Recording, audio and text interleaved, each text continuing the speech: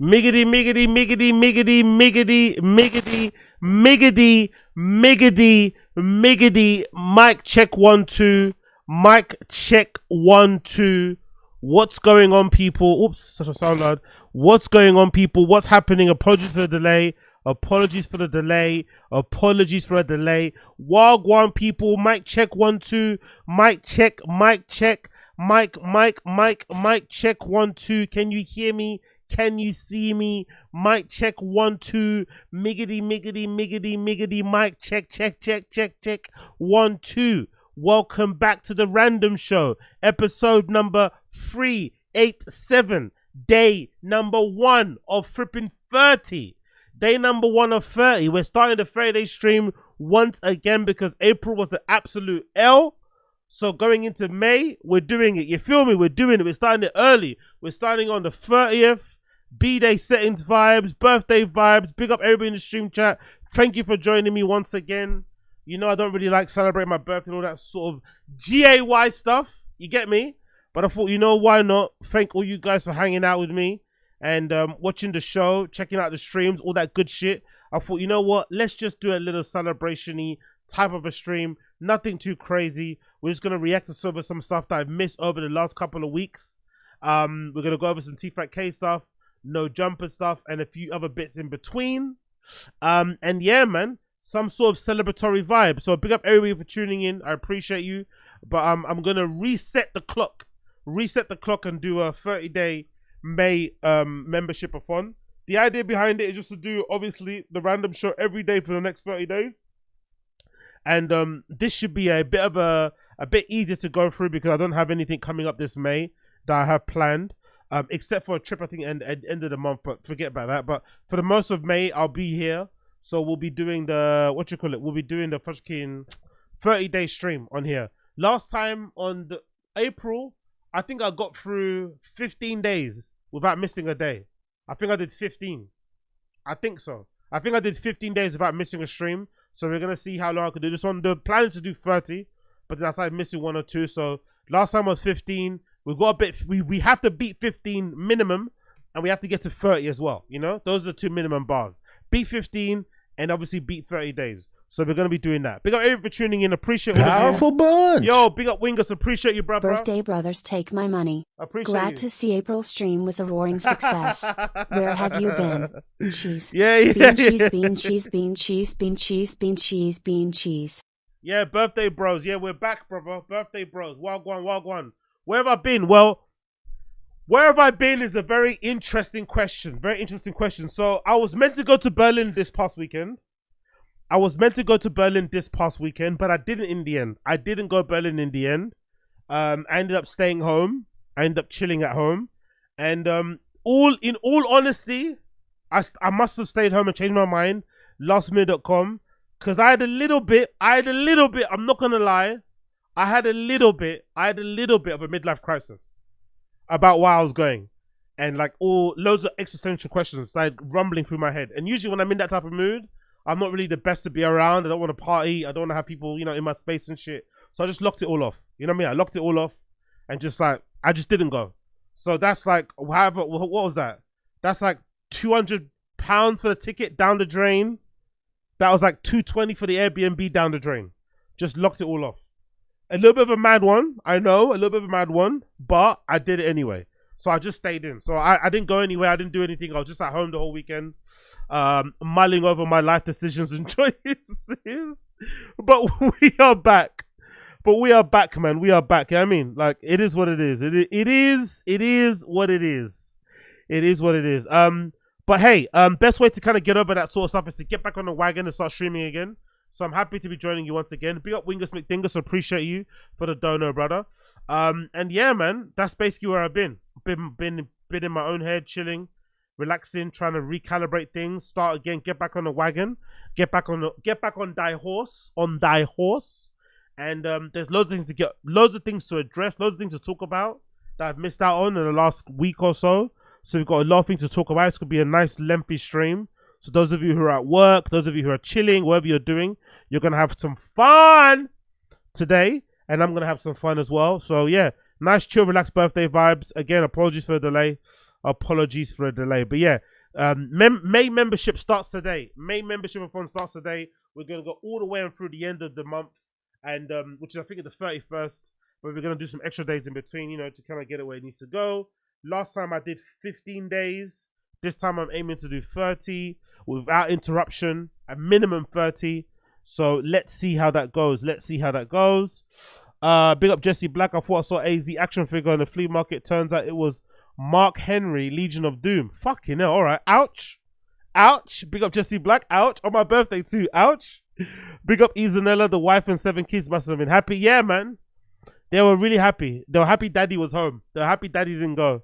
Daddy didn't go and get himself, didn't go get pegged out there in Berlin. I think the kids were very happy I didn't go out there and get pegged in Berlin. Big up 8-Ho Joy. AZ gonna hit the February 30. Big up Stevie M. Big up, yeah, Phyllis Compilanos. G, yeah. Thank you, brother. Appreciate you. Big up, who else is here? Big up old man Tibber. Yes, big up you. What else is going on here? Big up G-Ron Roger, Case of Moses, miss you too, brother. Abe Martinez, Wagwan. Powerful bunch. Yo, big up Abe Martinez, appreciate it, brother. HBD my ninja. Thanks for the years of random show goodness. Midlife crisis is normal in your 30s. Enjoy your day, go get your dick sucked. Big up. Appreciate you. Yeah, man. I don't know. Like, I've got like a weird thing in here with trips. Anyway, I'm sure most of you are the same because whenever I speak about these things on the stream, it's always nice because I always think I'm special. But then when I share my experiences, it's usually everyone feels the same way. But I've got this thing when it comes to holidays and vacations. Number one, I don't like taking them anyway. Number one, I don't like doing holidays and vacations anyway. I think. Yeah, number one, I don't like taking holidays vacation, but if I do take them, I feel like I have to earn them, if that makes sense. I feel like I have to be like, you know, I have to earn them, whether it's from grafting, whether it's from achieving something, whatever. I feel like I have to earn the right to go on vacation. And I didn't really feel like I did this past month, you know? You know what I mean? Like, it's just weird. It's just weird. And I don't, and again, big up Mr. Bob. I always get depressed around my birthday. I don't really get depressed around my birthday. I don't really celebrate it. I don't even acknowledge it. It's not even something that even passes my mind.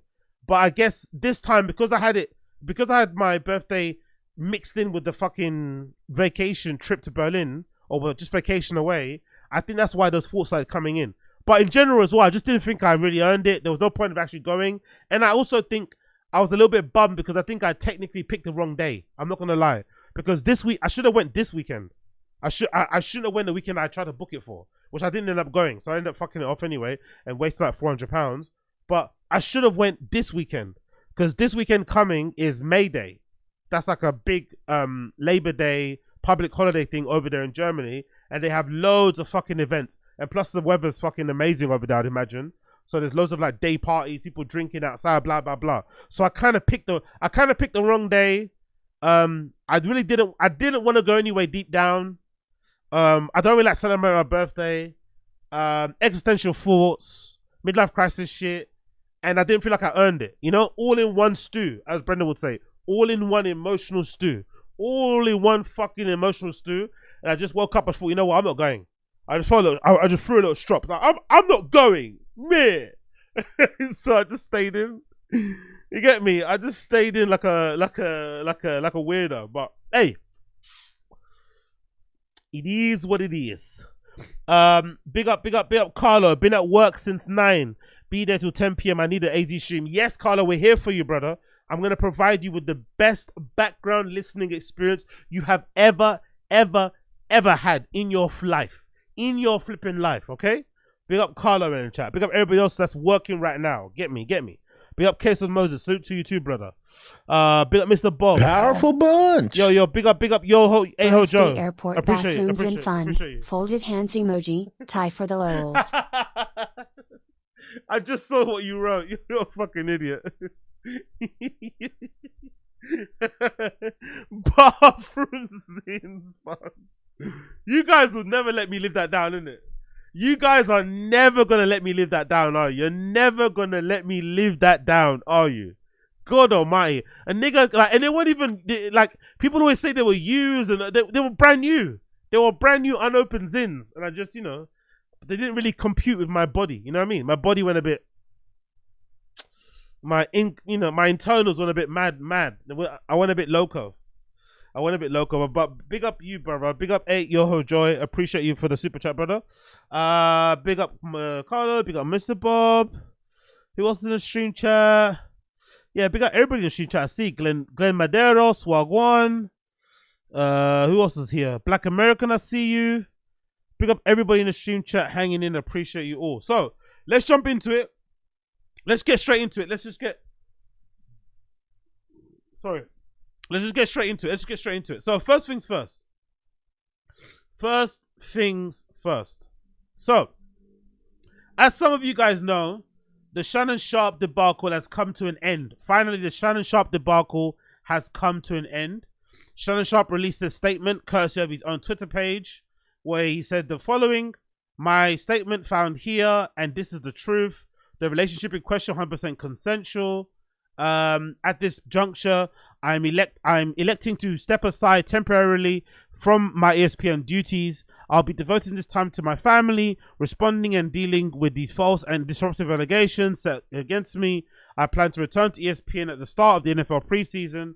I sincerely appreciate the overwhelming and ongoing support I have received from my family, fans, friends, and colleagues. Shannon Sharpe."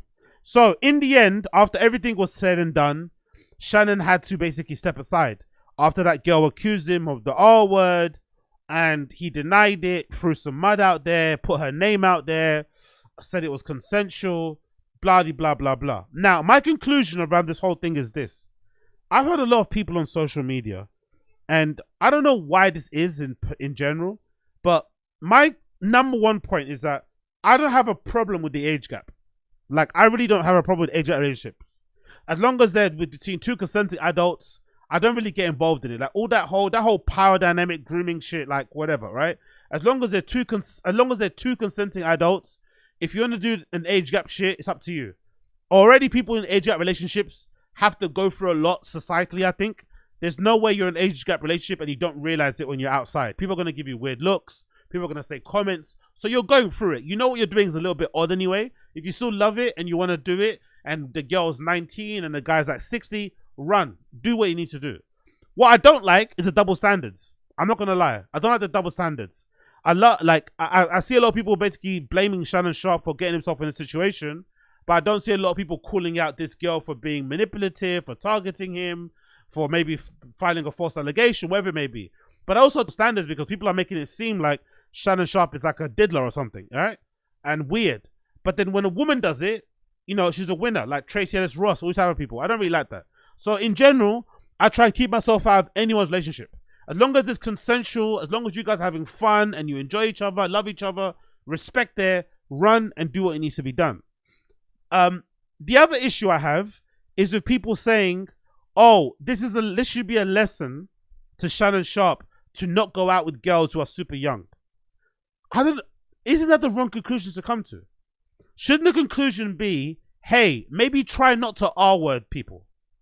Maybe try to not to push things too much sexually if the person isn't consenting or isn't comfortable. Maybe you know how to read the room. Maybe treat people with love, respect, honor, manners, and dignity. As opposed to, oh, just don't mess with young girls. I don't know about that because let's imagine what that girl is saying about Shannon is true. Let's imagine she's telling the truth. That's a pretty crazy allegation to get levied at you. And I don't think the conclusion from it should be, oh, don't trust these girls. They're nothing but trouble. It should be, let's maybe improve, change how we men interact and behave and treat women that we are into. And I think that applies across the board because I feel like for whatever reason, the internet has told guys, I don't know why this is, but the internet has almost like informed dudes that women who like engage or women who like are in the business of like, yeah, the internet I feel like has told men for some reason if a woman is involved in sex work or if a woman is on OnlyFans that she somehow doesn't deserve to be respected, doesn't deserve to be treated well. I don't really understand that. If you're treating somebody badly, you're treating somebody badly. Doesn't matter if you're paying them for your time or not paying them for their time. Just treat people well. Because I don't think he gets into position if he didn't treat this girl badly. Because she obviously felt slighted, hence why she went after him the way she did. Whether or not she's telling the truth or not, I don't know because I wasn't there. But I think that's another point to make. I think another point to make also is that maybe the whole fighting things in both barrels is the wrong way to go. Because I said it here before previously that, oh, if I ever got accused of the R word, you know, there's something I'd never ever do or ever done in my entire life, that I would fight it, you know, until the end, right? I'd exhaust all options, all monies, whatever. But I think Shannon Sharpe has proved, maybe if you are accused of what you got accused of, maybe the best bet is to keep quiet and let your legal team handle it. Because the way he tried to go after her on the front foot, maybe kind of copy what Jay-Z did with his accuser, with Tony Busby and shit. It kind of backfired, you know? Because Tony Busby called his bluff, you know? And leaked the information that he offered her a settlement before, leaked the text messages that essentially proved... No, what's that text message proved? The text messages made it look like he was an R word. I don't think he is, personally, but it made it look like he was. So... I don't think the right thing to do in these situations, if you're the one being accused, is to come out firing on both fucking cylinders. I think you just keep quiet, let your legal representative handle it. That's what you paid them for. And then just go about doing what you're doing. But this idea of like fighting and putting people's names out there, it's only going to hurt you. Especially when people are already looking at you a bit weird anyway, in a bit funny style. And I think Shannon Sharpe is already noticing that as well. A part of me also thinks as well, a part of me wonders, if a lot of this stuff has to do with his podcast, you know, and being like a chatty patty whatever thing guy. I wonder if there's an element of that in there. In that if you're a person who has a show where you're talking about people's mess and their stories, I wonder if there's an element where people are maybe even subconsciously waiting for your mess to come. You know, maybe there's a part of that. Maybe there's a part of that and maybe all that energy, all of that fucking vibes, it kind of, you know, it kind of gets out there into the universe. I don't know if this makes sense, but, and then that's how you attract this sort of shit, if that makes any sort of sense. I don't know. That's just a kind of a random thing that I kind of thought about when I was thinking about this whole case. But overall, the really crazy thing about this, what it proves to me is that it's just interesting how quickly things can change, isn't it? Because this man was on top of the world, allegedly about to sign a $100 million deal, killing it across the board, had one of the most, you know, influential, viral interviews of all time with the one with fucking, what's his name? Cat Williams. And then all of it essentially got taken away from him after one allegation. And also proof enough that, you know, you might be well liked, but you're only well liked in a moment. You're not really well liked across the board. If an allegation comes out that, you know, people don't really vibe with, they're going to ditch you very, very quickly. So things can change very, very fast. So I'm sure he's finding out now who his actual friends are. You know, you'll find out now in these situations who your real friends are, because now all of a sudden you're not good for business. Before you were, now you're definitely not good for business. So all in all, I think good lessons should have been learned, I hope, going forward. But I don't think the lesson is, oh, don't fuck young girls. I think the lesson should be treat girls good across the board. Treat them with respect treat them with respect across the board, so that you don't end up in situations where people are gunning for you, trying to harm you, trying to take you down, trying to destroy a relationship, try and extort you, run your pockets, whatever it may be doing.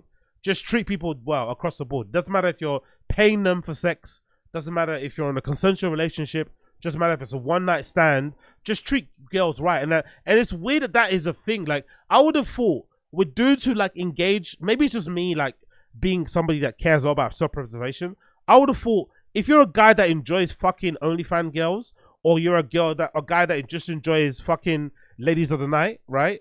Professionals, I would have assumed part of that world is making sure the people that you sleep with like that have your best interests at heart and want to keep your secrets. So you treat them well. There's an incentive to like treat them well, pay them on time, you know, make sure you kind of adhere to their demands, whether it's maybe sure you get yourself checked out, taking showers, booking at certain place. You know, you'll do certain things to make sure that you guys are cool, because they know a lot about you. They can really destroy you. But these guys don't seem to do that. They seem to like really like roll the dice and treat these girls who are professionals, quote unquote, in their field who also hold all their secrets, they treat them like absolute dirt. And it's like, bruh, like she could really F up your life if she wanted to. And this girl has proved it, you know? And nobody out of the blue just came out there and just said something about him. And now everything he's worked hard for has gone in a heartbeat. So, you know, he only has himself to blame, but I don't like the double standards. And I wish people would like stop with this whole like relationship policing or this whatever. Like, oh, this is not good for you because she, yeah, it's like, bro, at his level, I understand he doesn't want to like, you know, I get it. Shannon Sharpe at that kind of level. You work as hard as him. You don't want to go on dates, bro. You don't want to be whining and dining anybody, asking somebody what they do for work, what they like to do on the weekends, how they. You don't want to know that shit. You just want to text somebody when you're horny. You want to let them come over. You want to blow their back out and shit, and you want to keep it moving. You want to give them baby gravy and shit. You get me? That's what you want to do. I get the allure. I get the whatever of that. But you know, I don't know, man. Just treat them well. You know what I mean? Just treat them with respect. It's not really that hard. And you will be far better off from it. But maybe there's more to it than what we know. But so far, Shannon Sharpe is stepping away from ESPN. Most likely, I think, in my personal opinion, the ESPN thing is over. He's got too much smoke around his name. I personally was surprised he got his job back after that leaked phone call, that IG live thing. I'm not gonna lie. Like, I'm sure some of you guys watching will attest to this, but I've worked in some workplaces where if you go into a relationship with a fellow colleague, that's grounds for firing. I don't know if it works now with this new Gen Z generation, right? They're a little bit more socially conscious, and they've kind of changed how people behave in the workplace. Because I've worked in workplaces now where, like, I remember a girl emailing the team and saying, yeah, I'm taking a day from me or something. Like, things have changed. But I remember back in my day, if you go into a relationship with somebody at work, you could get fired. You weren't allowed to do that. You weren't allowed. So I was surprised that Shannon Sharpe got his job back after that leaked accidental IG live of him fucking the girl Michelle moaning and groaning. That should have been grounds for a termination already. He got brought back after that. I think some notes alleged something else about him. There's just too much. You know what I mean? There's too much smoke, too much noise, too much rah-rah around his name. And he's just not behaving himself correctly. So I don't think he's going to go back to ESPN. But I think he'll be fine anyway, because he's got his podcast and shit that he does. Unless that podcast he does with Ocho is via ESPN. I don't know if it is. But he's got enough of his own thing going on that he's not going to ever be broke again. But it's a shame because he was about to reach that, you know, pinnacle level, $100 million fucking contract with ESPN, probably doing a bunch of shit. And now that whole legacy's been tarnished because he got too horny, essentially, and didn't know how to keep himself in check. But, you know, lessons learned, hopefully. Lessons learned, hopefully. What are you guys saying here in the chat? What's up? AO Joe said, I had an interesting take, no opinion on it yet. He's into BDSM, she's into BDSM, and that's why he talked to her like that. She didn't use that audio. No, that's the thing. I don't, no. Rewind, brother, rewind. I don't think that's true. I think what happened, right? I think he did that thing that some of us guys do, where you're on horny time, but the person you're texting or DMing isn't. And when you read that message back, it sounds kind of nuts. It's happened. We've all done it. We've all kind of thrown a fucking, you know, a boomerang out there, or thrown a ball out there hoping someone's going to catch it, and they don't, because you're on some freak boy time, freak ball shit, and they're not. So I think that's what happened. And she just took advantage of it. Like, okay, cool. And then kind of used it to her advantage. Or she was genuinely pissed off about it and offended and still used it to her advantage anyway. But I don't think it was like a, you know what I mean? I don't think it was that sort of vibe. It was a weird thing. But either way, I still think he should have known how to read the room a little bit better and been a lot more smooth. Like, I was surprised at how, I'm not gonna say that makes any sense, but I was surprised by how unsmooth he is. That's the one thing that surprised me in this whole thing. Like, I don't know why I thought he would be smoother. I thought he'd be way more suave, more slick. Not really, you know. But it makes sense though. And if he's a NFL Hall of Famer, he's been a professional athlete most of his life, he's probably never had to rely on his game or riz. You know what I mean? He's just like brute force kind of shit. You know, I'm rich, I'm successful, I look the way that I look. Come, you know what I mean? What do you want to do? But I'm surprised. So I'm not surprised he's not been able to do that sort of shit. But Could you imagine the type of race play stuff he's done? I'm just thinking about it now. With the way that she was talking to him. Could you imagine the amount of race play stuff he's done in the bedroom? I'm sure he's into that sort of stuff, Shannon. Especially being from the South. Those guys are a little bit, you know what I mean? They've got their like, you know, they've got their deep lying trauma-based kink stuff that's a little bit troubling, you know what I mean? That's a little bit troubling. I'm not gonna say anymore because man them know what I'm talking about. Big up Mr. Still Your Girl. White girl's got a stranglehold on these cats. Yeah, it's just I don't like I said, I get it, bro. I get it. Professional athlete, super successful, you know, broadcaster guy, does his own content. Like even myself, like there's not a lot of time in day to do stuff, you know? And I'm not as busy as Shannon Sharpe. So I can just imagine how busy he is. You don't have time to date normally, man. You just don't have time to date. You don't have time to go through the whole, like, you know, whichever courtship, whatever thing. You just want to fuck when you want to fuck. And I guess when you do that, or when you're in that kind of mood, when you're in that kind of mode, you'll be yourself for issues, and that's the only problem. But you just have to be a little bit, you know, I don't know. Bit of Black America, most people don't believe it was great, so they took past that. Yeah, but anyway, let's finish it. Let's finish it. That's it, done. I don't really give a fuck. Hopefully he gets back on his feet. If he doesn't, it is what it is. Let's get on Tfatk K. Tfatk K episode number 1084 featuring Jeff Dye. Let's fucking go. This is really the fighter and the kid. Come on, baby. Yeah, Donnie's your buddy now. He was barking earlier. We got the great Jeff Dye. What the up, great guys? cowboy Jeff Dye. Team player Jeff Dye. Dude, let me tell you Handsome. We're talking about how Jeff had a vasectomy. Dude, and I was telling you, you'd be a great dad. Dude, you as a baseball dad? Oh, Hold on. You think you like love that. You think you like baseball now? Yeah. Listen, dude, I didn't give two flying fucks about baseball. Yeah. And my son got into baseball. I'm obsessed with baseball. It's the best, isn't it? Bro, there's my so many Friday, things about Saturday, Sunday, when he has a tournament, bro, you would be the ultimate dad. Yeah, yeah. The ultimate dad. I'd also be like, let's just spend the money, make him the best. Like, let's get the bat. What's the new bat? We got that. Oh, dude, they'll be like, there's this new. I wonder if this is like what happens like when you're like at the bottom. Do you just attract people? Like what is there like friendship with this Jeff Dye guy all about? Is it just like them being at the bottom, they're just attracted to him?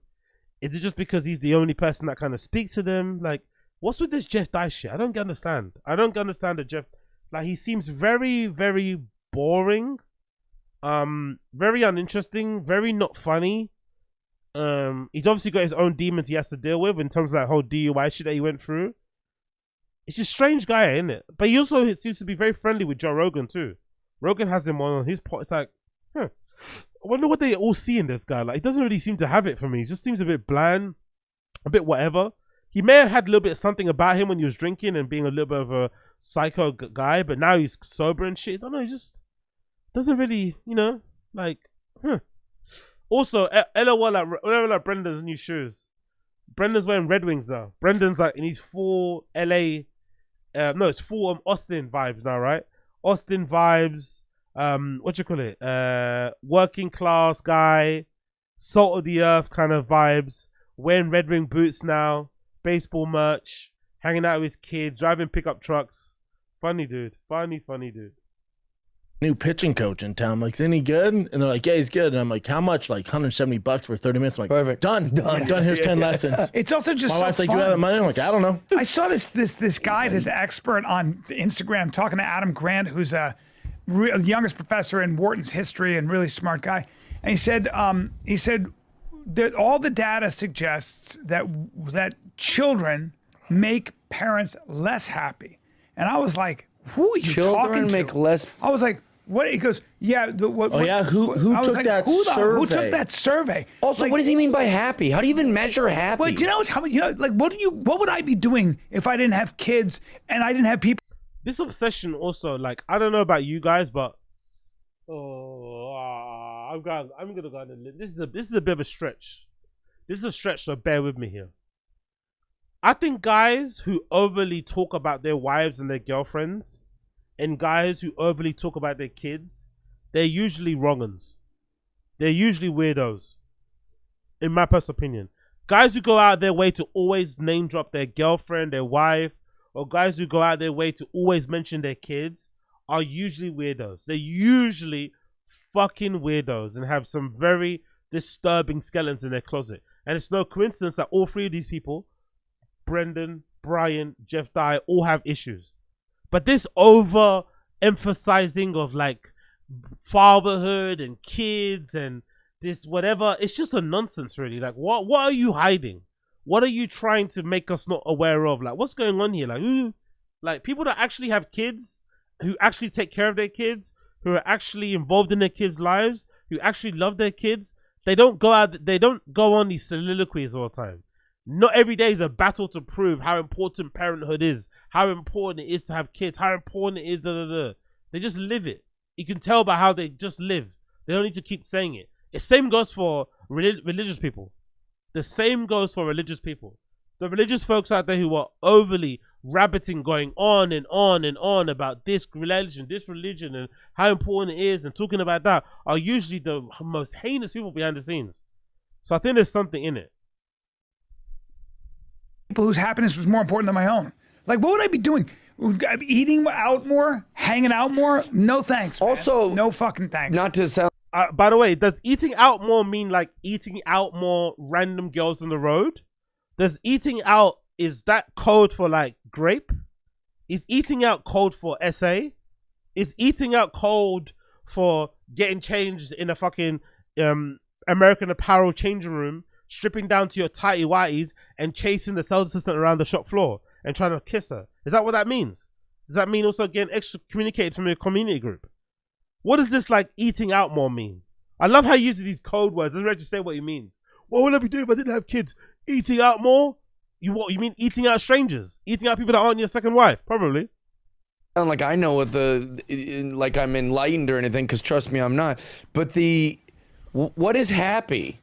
Like, right. The point of life is not to be happy. God's not calling you to be pious. The point of life is meaning. We're talking about God now. God, look at where we are, man. Look at where we are. Look at where we are. The meaning of life. Religious talk on Tfatk. Just what we wanted. Comedy podcast, by the way. You're not a puppy. You're supposed to have purpose. If you want to be happy, just get high and just sit around. Kids give you purpose. Yeah, if you want to be happy, just jerk off and smoke weed all day. Dude, once I have kids, I stop caring about so much shit. Notice I don't. By the way, I love this voice he does all that. Where you like I have that voice is fucking weird. But bro, you know the actual real story is actually way better. You know the real story of like, you know, I was putting all my focus on my career. That didn't work out in stand-up. You guys know what happened there. And then I realized once I had more time to spend at home with my family, just how dope it was to be a family man. It's not the same as being on the road, doing comedy and all that shit, but I do enjoy it. I think I enjoy it even more. I gotta be honest. That's actually a way better story than being like, you know how happy I am that I have kids. Like, bro, you had kids when you were doing stand-up. You had kids when you were like in the, you know, sitting on fucking Rogan's lap and he was playing with you like a fucking ventriloquist doll. You had kids then and you weren't the best person in the world. So this idea that kids changed you overnight is not true, because you had, you know, plenty of kids over the years and none of them really changed you. The only thing that really changed you was the fact that your career got gadooshed, and then you had to kind of figure some other things out and make yourself happy with the things that you had available, which is fine, because in the end, you know, the kids get an active present dad, so I'm not going to hate on that sort of shit. Brendan's kids get to have a much improved version of him. But this idea that his kids changed him overnight is like, but haven't you had these kids for like 13 years odd? And it's only recently now you become like a dad. Interesting. I go on other pods. People are like, man, this would be really good for your image. I don't do it. Yeah. I just don't. I'm like, you know, I didn't like D'Elia till he had kids. Facts. Watching D'Elia become a... Wow. Hello, Jeff Dye. Absolute bombs. I love this. I'm not mad about that. Look at... Why is Brendan saying facts, by the way? Isn't that your boy? But yeah, big up Jeff Dye. That's a pretty interesting line to go down. A dad was the most beautiful change ever. And what do you mean we said? Like, I love how they're acting as if like their opinion or their judgment of Chris D'Elia was the real decider. Like, they're the ones that are saying whether or not Chris is a good guy or not. I'm sure most people have made their impression of Chris D'Elia based on what they've heard him say, what they've seen him do, what they've heard him do, what they've heard he's alleged to have done, and everything else in between. They don't need to have the impression of these biased motherfuckers to inform their decision of whether or not they like Chris or not. Like, I love how they're acting as if they're like the moral arbiters of what is good and bad behavior. Like, we're waiting on their impression. We're waiting on they had to say with bated breath. It's not like I hated D'Elia. It's just we were cut from a different cloth. We're not the same guy. Completely different. But then being humbled, he got very much humbled by the. Fucking hell. That sounds like hate. I'm not gonna lie. That sounds like hate. So you didn't like Chris D'Elia before because he was very cocky and arrogant, because he was doing very well. But in the moment he was cancelled, he stopped doing well, which made you like him more because he wasn't as successful and cocky and arrogant. I don't know, Jeff Dye. It sounds like hate. That sounds like hate to me, bro.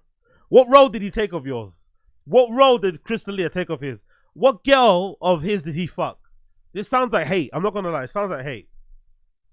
Industry and getting in trouble, and then he had 2 children, and he's a totally different guy. He's still autistic, but but he's actually a good autistic. I called him up after seeing that special and seeing him talk about his dad and stuff, and then seeing him with his 2 kids. Oh yeah, and how much he loves them. And you know what I said to him? I said, Chris, I know you've been through. First of all, let me just state this because you.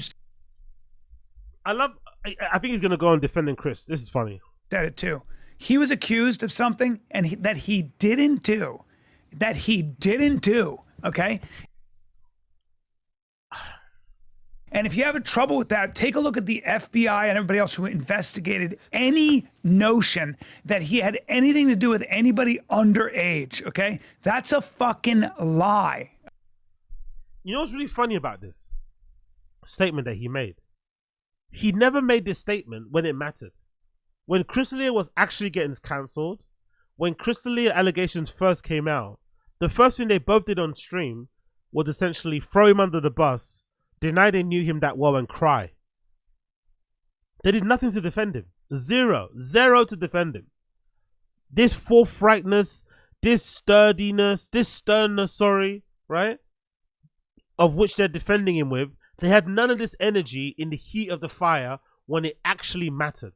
Now that the fora around him has kind of cooled somewhat, people don't really give a fuck as much about Chris D'Elia as much as they did in the past. I think most people have made their impressions or made their conclusions about his allegations, and he's just doing what he's doing, right? No one really gives a fuck, to be honest, when it comes to whether or not he did it or didn't do it. People have their impressions, but no one really cares to dig in that deep. The evidence or the allegations that you want to see are out there. Documents, court documents, documentaries, they're all out there. Videos, all that sort of shit. So you make up your own mind. So it's far easier now to defend Chris D'Elia than it was back then. Also, Brian Callen didn't even defend himself with this level of sternness and straightforwardness when his allegation came out, which I find hilarious. So he's, I guess in a roundabout way, he's defending himself while he's also defending Chris. So, typical fucking narcissistic comedian behavior, where in an effort to kind of defend your friend and speak well of him, you're still thinking about yourself, super selfish. But this is a little bit too little too late. You had a chance to do it, to defend him, to put a good word about him out there whilst he was getting his back kicked in all over social media. And Chris, you didn't. And now all of a sudden you want to say he's this amazing guy because he put out a special, which was, in my opinion, garbage, fucking garbage. One of the worst specials I've ever seen, Chris D'Elia's one, where he admitted to the things that he has done has affected his family. And that makes him a much nicer person now. It's like, what? What about the allegations? What about the victims? What about them? Don't their feelings get included in this? Are all the victims in that are accused Chris of what they accused him of? Are they all fucking are they not to be believed? Is there no part of that story that is a cause for concern? That make you worried about that guy? That make you want to make you concerned that guy might have to seek help? All this malarkey? No, that's not the problem. Okay, cool. Okay. Yeah, 100%. He's guilty of being an asshole. Sure, a They're guilty. womanizer. And we told He's guilty of being an asshole, you know. Imagine Brendan calling you an asshole. Considering all the things that Brendan has done, considering the mess he's put his friends in. Brendan was the one that essentially got Brian kicked out of the comedy community by, you know, accusing Bobby Lee of being the mastermind behind the Tfatk subreddit, which then sent, you know, Brian Callen into a cuck fury, a cuck blind fury. He went off on Bobby Lee, which then got him fucking excommunicated. So imagine him calling anybody, whatever he called him, considering the stuff that he's got involved in. Crazy. All that stuff. We warned him how many times? Great. But I thought you didn't see it. Wasn't their original defense of him when they were crying that they never saw anything like that? He's never done that in their presence. Now all of a sudden, they warned him a million times. Okay, cool. Sure you did. Sure you did. When did you warn him? While you were also texting addies and baddies? Is that when you warned him? Fair? what stuck was this myth that somehow he was a pedophile. Or well, it's fun to tear things down, and that's what people like to do. But you can't jump on the other stuff. You can't jump on, oh, he fucked all these hot girls. Right. Well, that was the funniest thing to me about that documentary. Which wasn't a documentary; it was a hit piece. Yeah. And in the hit piece, like I'm watching, I go, all right, let's see what my boy did here. Like, let's see where I fall on this. You know, I'm gonna be reasonable. I'm gonna be honest. And I'm watching it, and they're like, he had a girl come to his room and suck his dick, and then he told her to leave. And I'm like, wait, where's the crimes here? If you Let's get to the crimes. Yeah. If you were ever, I mean, he's not romantic, I guess. If you were ever at the Comedy Store, and you can attest that, if you were at the Comedy Store back in the day, when you saw 8 women at a time in groups would come to do that for him. Yeah. 8 women were like fighting over, like Rogan and I used to talk about it. I was like, I've never seen. Whoa. Brian Callen, man, you talk too much. Why are you getting Rogan's involved in it? Rogan's like, what the fuck? Why are you getting Rogan's name involved in it? Rogan and I used to talk about it like, whoa. Has Rogan talked about it? I don't think so. Relax, brother, relax. Women throw themselves on that. But you and I used to always tell them, like, but you don't hang out with me much. That's the problem. Well, you're a very handsome kid. You're a handsome kid. But when at the height of his powers, I've never seen anything like it. Never. Yeah. But I warned him. I would. I'm sorry. This is all bullshit. Again.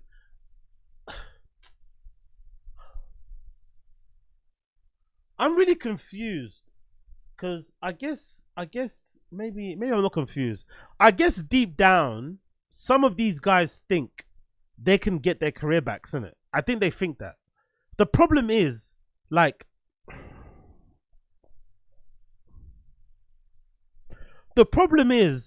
most likely, even if Brian and Chris were never accused of what they're accused of, and they never got cancelled when they got cancelled, I think their careers would have come to a screeching halt now anyway.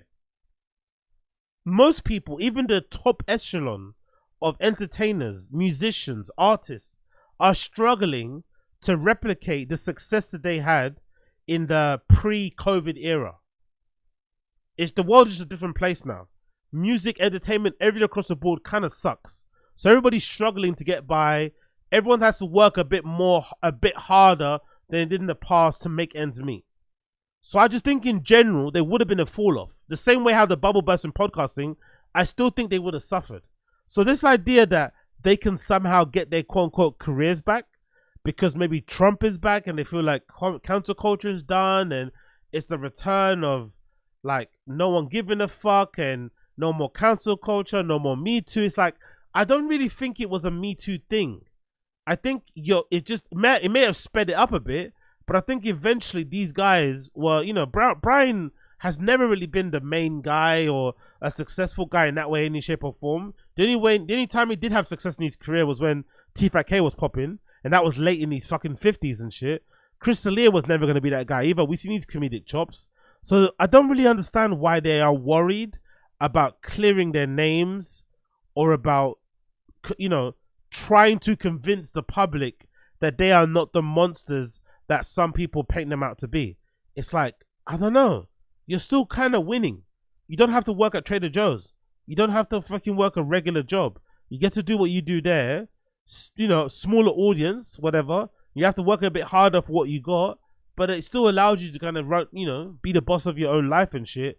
and do things on your terms. But this idea that if they keep talking about it, that somehow we're gonna forget, or you know what essentially happened, is a bit dumb in my personal opinion. But I could be wrong.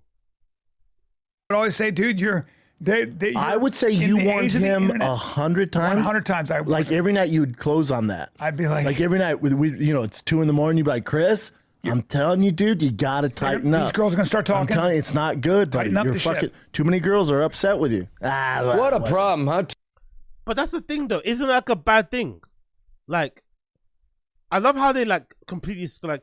Let's forget. Let's imagine Chris did nothing wrong apart from just fucking loads of randoms. But you have a wife, you have a family, and you're also allegedly treating these girls really badly during these interactions. So much so that they're going to report them to the police. They are, you know, sending anonymous, you know, fucking accounts to other people to read out for them. So they're clearly like put off and annoyed and pissed off by your behavior. So I wonder why they're not pissed off about that too. Especially for the guys in the room who have daughters, who have children themselves. Why doesn't that annoy them? Why doesn't that piss them off that he was treating these girls really badly? In these consensual, you know, fucking exchanges, he was treating them badly. Why isn't that a concern? Why is that completely just skirted over? Oh, it's just fucking. It's just like, but why has every girl got a bad thing to say about him? No one came out really and defended him. I don't think, if I'm not mistaken. Too many girls. Because they like you, and then you know. But that's such a funny warning Callan's giving them. Hey, you better figure out something. You got too much money. But I called them up after I saw that special. All this joy you're having. People in there laughing. That's what happens. People in the comedy store are laughing a little too hard, Chris. Be careful. Yeah, crushing rooms. You could be a king, but don't be too much of a king. But I would say now that Chris went through all that. Of course, Brendan finds this guy funny, innit? This guy's like fucking. This guy's like Brenda's Lucy K, innit? He really loves Jeff Dye. He really thinks he's funny. This is his type of humor. So, and he has a family. I said to him, I said, because I know he is, I said, I know this is a crazy thing to say, but it was worth it. I'm talking spiritually, morally. I'm saying. I think for him as a person, because created if you ever hung out with Chris, and you've done that more than anyone.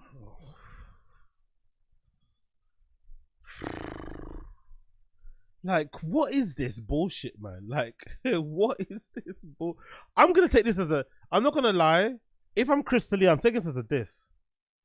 I'm taking this as a diss that all my friends now like me more because I'm less successful. They think I'm way more likable. They think I'm a better person now because I don't have as much money, because I'm not on Netflix as often, because I'm not traveling around the world, because I'm not selling out many. Like, I'd be a little bit offended. This is a bit of a backhanded compliment. I'm not gonna lie. I won't take this too well. Like, they are really overjoyed about my downfall, and essentially want to keep me here because it's keeping me humble, keeping me honest, relatable. Anyone could know him longer, but you know, me and Chris do a show together. No, he doesn't know him longer though, did he? Yeah, Brian didn't know Chris longer though, did he? They only met each other once before. Remember? I don't know him that well. We met each other once. We never really hung out outside of comedy. I don't know him. Like, remember how he threw him under the bus? And all of a sudden, you know him way more.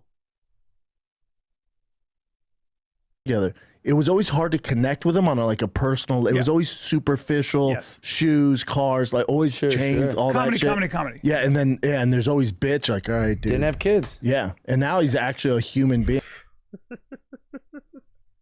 Wasn't he cheating on his wife and smashing all these randoms, and you know, creeping into fucking young girls' DMs when he had kids anyway? What didn't that one girl with the tattoos say that he was texting her while he had his first kid? So what is this whole thing about he had kids and suddenly he had an awakening? That isn't true. Like, we all know it isn't true. Still autistic. I want to emphasize on that, but Chris is great. Yeah, I would. Brendan calling anybody autistic is fucking insulting when he legitimately like has issues. Chris, like, you know, Brendan labeling anybody autistic, anybody, as an insult, as a diss, as a joke, as a bit of ribbing, considering his inability to pronounce the most basic of words, his inability to construct or put together sentences, is incredibly insulting. Experience with Chris was always at the clubs. I was just older, so I wasn't going to go out. I wasn't hanging out with him, you know, outside. You see, he had to stress that, you see? Look at this fucking sniveling, spineless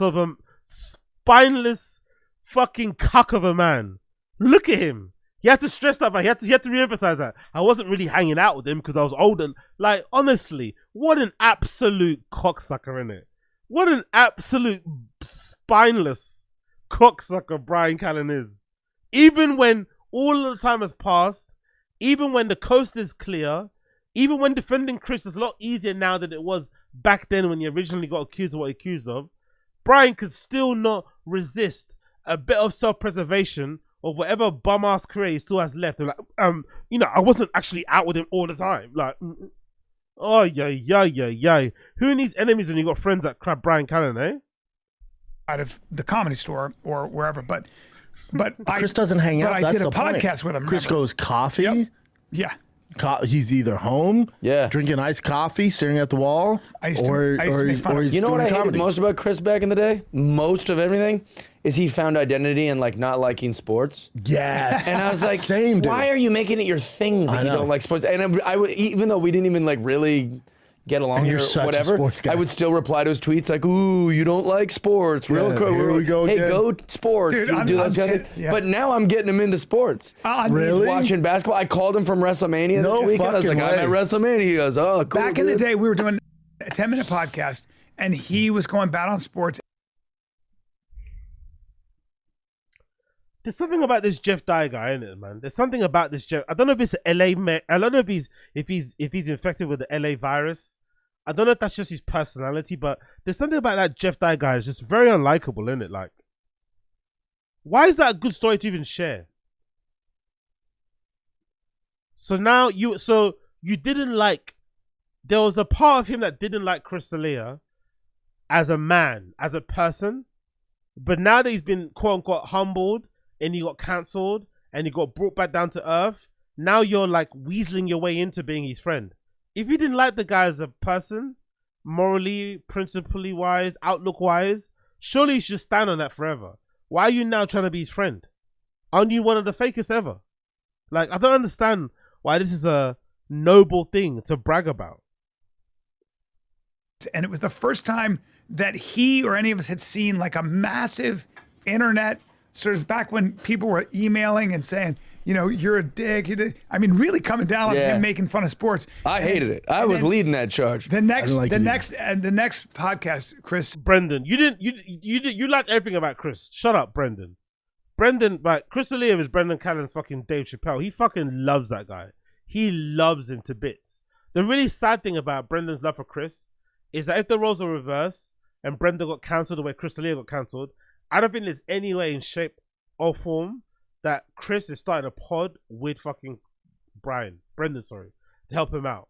I don't think he's doing. That's a really sad thing, because I think Brendan did do a good thing by getting, you know, Chris on King and the Sting at first, and then getting him on fucking Golden Hour, which is obviously, you know, beneficial to him too, because I'm sure it added money to the fucking bank balance. But the really sad thing is that the roles are reversed. There is no freaking way Chris would extend his hand back to help Brendan when he was like charging through his fucking Netflix and other stuff. He wouldn't do it. It's definitely a one relationship. Said, hey, let me just take a minute. This is important. I made fun of sports. I got a lot of shit for it. I didn't realize the kind of feelings it would evoke. I didn't realize the kind of tidal wave of emails that we've gotten as a podcast. I didn't realize that I offended so many people, because sports are part of the American experience, a part of being an American. It brings out the best in people. Yeah, sports rule. And I had it explained to me on such a deep level. And I just want to say from the bottom of my heart to all of the people out there to eat a red dick. Red dick. Eat a big red the best. dick. And just, we were like, please stop saying red dick. Well, I think that the crazy part about it was like, I was with some people in this like suite at WrestleMania, and they were like huge D'Elia fans. And I was like, hey, he's like my friend. And they're like, no. I swear to God, I could call him right now if you want. Yeah, I love to do that. I love to do that, by the way, because my life has been so fun and blessed that like often I'll tell a story, and if I don't show a picture to prove it, people are like, he's making this up. So I was like, I'll call Chris right now. And they're like, all right. And the guy, before. By the way, people don't believe your stories because most of your other friends lie, including everyone in that room. and including you yourself. So I'm not surprised that most people you tell your stories to would not believe you. You know, it's no surprise. It's no surprise at all.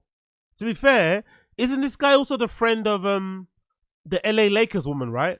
The one that owns the LA Lakers, which is also unbelievable. If you looked at him and you spent time watching his content and listened to what he had to say, you know, he just comes across a little bit of a, you know, a little bit of a suck ass, a bit smarmy, but you wouldn't believe immediately that he's friends with an owner of an NBA team. So it makes sense how people would be thinking he's full of shit, because he does sound like somebody that's full of shit. So, you know, it's not that, oh, you had this amazing life, it's unbelievable. You just sound like a liar.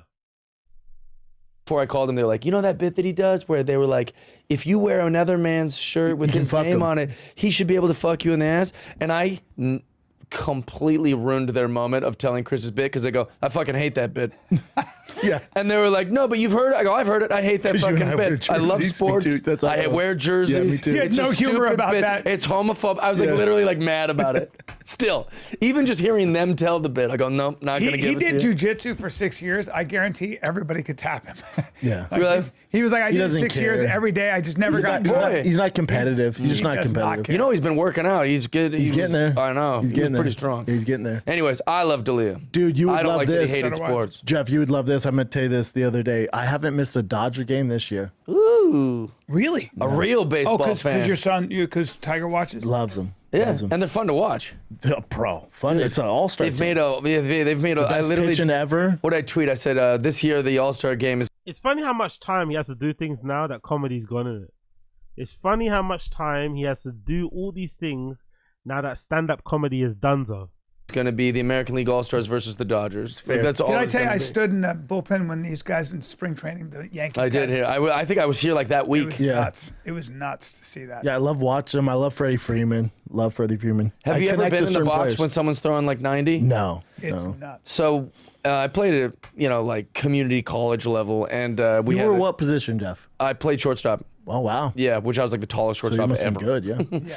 And but so I stood in the box. It was the first time I Just for ever Brian, saw. so shortstop's usually like the Speed. You got to have speed. well, right? but also like Good glove. good. Just for Brian. Just for Brian. No, just so you can interrupt. Just let him tell the story. Who cares what shortstop is? Who fucking cares? People that know it know. People that don't care. It's just a story. Let him tell you a story. The interruptions, man. You just can't sit down and let somebody be the center of attention. He has to make it about himself at some point. Just for Brian. It's for yourself. You love the sound of your own voice. It's weird because you sound like a, you know, but hey. Gloves. Yeah. The best athlete. I always say that I'm like I was like Ray. right? Yeah. I was like Ray Ordonez. Like I would go 0 for 4, but catch anything. They'd be like, "We need him in the field, but this fucker can't hit," you know. So but anyway, so one time we pitched or we faced a guy who could throw in the 90s, and you know I've always been the silly guy. So when I saw the first pitch, I looked back, and then all the parents and girlfriends and shit like were laughing because I just looked back like I don't know, you know. And then the next pitch comes in. I mean, I've never even heard a catcher's mitt make that sound. Yeah, it's whop, and I was like, ugh. And so I made some noise, and everyone laughs behind me. And then the third pitch comes in, another fastball, 3 straight fastballs, and I just struck out looking. I walked back to the dugout, and I went like this to all the people in the stands. Like, I don't know. What's going on with this guy? He loves you. And I walked back to the stands, and I go, I just was like, I don't know what. I can't see it. How am I going to hit it? Got a big laugh. I go in the dugout. Coach yelled at me.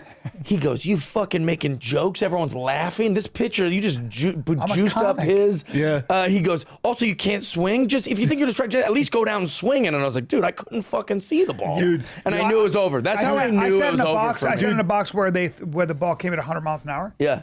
And They're that not was hitting that. you have to start your swing. Sure. So, literally. Yeah, your load. So. But also, when I was there with those Yankees guys, one of the guys is a starter now, just standing there while they threw change-ups and It's so curveballs impressive. and fucking fastballs. It's amazing.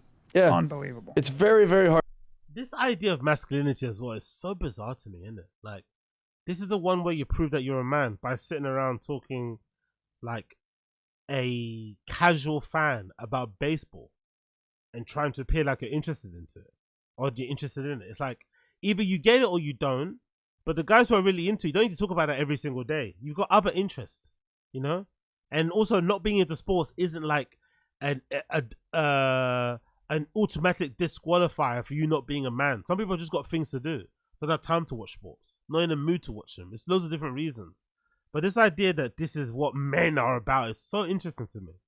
Jiu-jitsu, Muay Thai, talking about sports. Like, okay, cool, man.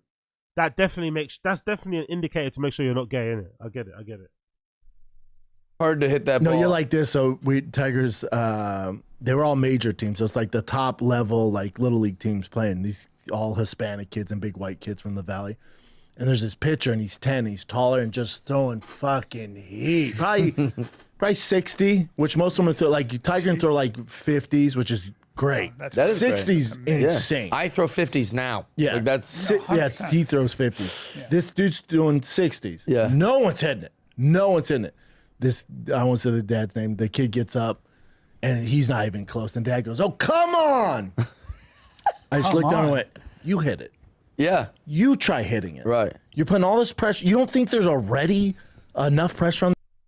I love when he does this, by the way. I love when he does this because he has shared many stories himself where he has been annoyingly critical, involved, and pushy with his own kid.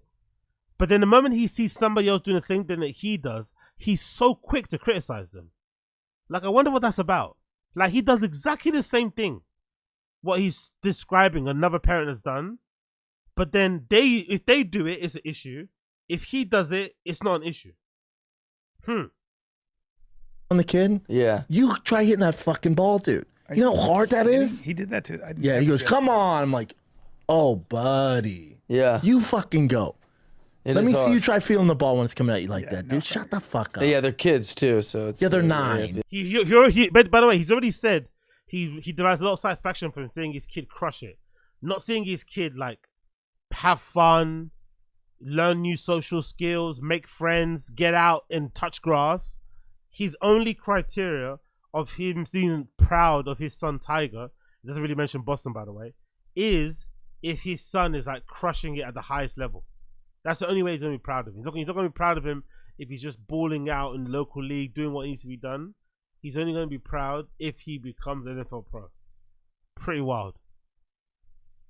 Gotta give him a break. Dude, you would be such a good baseball dad. I would love to be a baseball dad. Great. My dad was a terrible baseball dad. Ill, by the way. Ill. Wanting to have a son, wanting to have a child solely so you can be a sports dad is incredibly deranged and very toxic. Yeah, he's giving advice like swing harder. You're like, that's not good advice. Swing harder. I see that in UFC when coaches are sometimes really bad. They're like, you got to mix your punch stuff, get him out there. You're like, hey, there's dude, not much you can do. Give him a fucking. There's not much you can do. There's not much you can do. Maybe like, I don't know, he's winning that corner. Boxing coaches are really detailed, right? They'll be like, you see how he's catching that jab? You got to win the corner. You kind of already know what you're doing, but I feel like a lot of these things, baseball, martial arts, or any of the things, is like a lot of the battle's done when you're not playing. 100%. It's like mental, how you're preparing, how you're practicing, like when you're alone in your mind, like, all right, how we got to, like, all that stuff. And my son gets mad when he strikes out. Like, he went 1 for 3 and was like so mad, like ruined his day. We're in Santa Barbara, he's all pissed off. And there was the Dodgers playing the AKA he was pissed off. Texas Rangers. There's a guy in the Texas Rangers, Brian, who's 0 for 58. There's slumps. And then there's fucking slumps. Yeah, but set back down. I'm like, I can't believe they let him ride this fucking slump out. Who is it? I forget his name, but he used to be on the Dodgers. But apparently he's a great clubhouse guy. He's like a leader. What does that mean? He has a great glove. Like, he's great for the team. He's like a leader, great glove, good clubhouse guy, and so they're allowed him to ride it out. But I told T, I'm like, dude, think of you're in the pros, you're on TV. Yeah. He is not got to hit 58 at-bats, dude. Yeah. Man. You see him pouting and crying all the fucking time? Well, and that's another thing. Here's how hard baseball is. If you can hit the ball 3 out of 10 times, you're one of the best baseball players ever. But if you hit the ball 2 out of 10 times, you can't play. You ain't shit. And that's how hard it is. The margin. But this is the problem. This is the problem because I coach the Little League team. Some of the parents, some of the coaches say, if you just get 3 out of 10, you're in the Hall of Fame. I'll go, no. Yeah. At this level, if you're not 8 out of 10, you probably should go do something. Yeah, and they shouldn't be thinking about the Hall of Fame yet. Yeah. why should you be dominating at little league level? What? It's never having fun when you're a kid. Like, what is this, bro? The kid isn't even a teenager. Like, I don't understand this pushiness. Unless the only way this will make sense, maybe because, you know, one of my 7 kids isn't playing sports, but wouldn't this whole way of thinking only make sense if Brendan's kid was already playing for like a professional team or in some way, like he was in an academy or something? I don't know if that exists in the US when it comes to baseball. That'd make more sense, right? If he was this pushy. But the kid's just playing like park baseball, no? Like, why does it matter if he strikes out 9 out of 10 times? If he hits the ball 10 out of 10? Like, why does it even matter? Like, surely at that level, it doesn't really matter at all. Because no one's really watching anyway. And it's insignificant. Like, who cares? It's just about having fun and being outside. Yeah. I'm like, that 3 for 10 is at the professional level. Yeah. Here, you bitches better be getting hit. Right, yeah, exactly. You're throwing 10 miles an hour. 100%. Yeah. All right, kids, let's take... Yeah, be up Bare Nips. Be up Black American. So how old is Tiger again? I think, if I'm not mistaken, Tiger's like 10 in it. He had a birthday recently. I think Tiger might be 10. I think he might be 10 or I think so. I think he's 10. Big up Bare Nips. I feel like high school is when you should be taking it seriously if you want to play in college and pros. Little league should be for fun and just getting used to the sport. Exactly, yeah. Like the only way I can think it will be not be like that way is if, like I said, maybe at little league level, I don't know if that exists actually. Maybe if at little league level, this kid was already playing for like a professional team or was on like the kids roster of a professional team. That'd make more sense.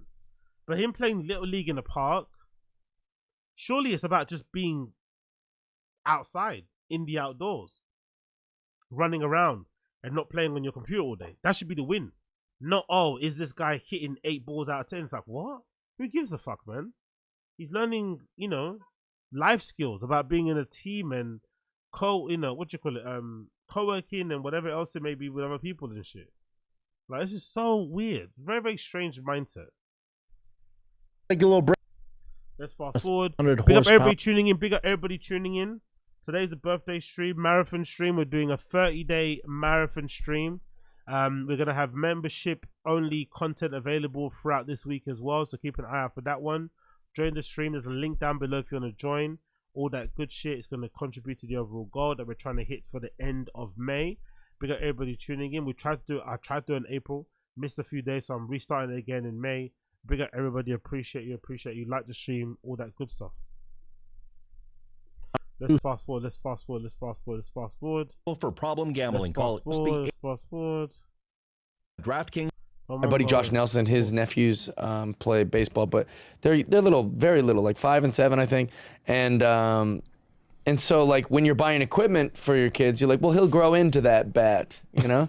But, like, now the bat's just too heavy for him. So he's striking out left and right, but it's because the bat's too big. But the parents, you know, they don't got scratched like you guys. So they're going like, well, I can't just get him a bat every 3 months. You have to figure it out. Yeah, so they're like, we got him a big bat, and he can just use it. So he's out there just going. It's kind of funny. He's wearing too big of cleats. He'll grow into those cleats. He'll grow into it. I remember those days. You'll grow into them. That'll be fine. Who cares? I know. But the whole thing, I've never seen it in any other sport. No. You didn't have those. You didn't remember those days. Brian Callen lying. Liar. You're growing to him. You didn't have those days. Don't lie, Brian. You are rich. You grew up rich. Other sport. The whole baseball, everyone warned me. Baseball dads. I've never experienced it. Really? Now I'm in it.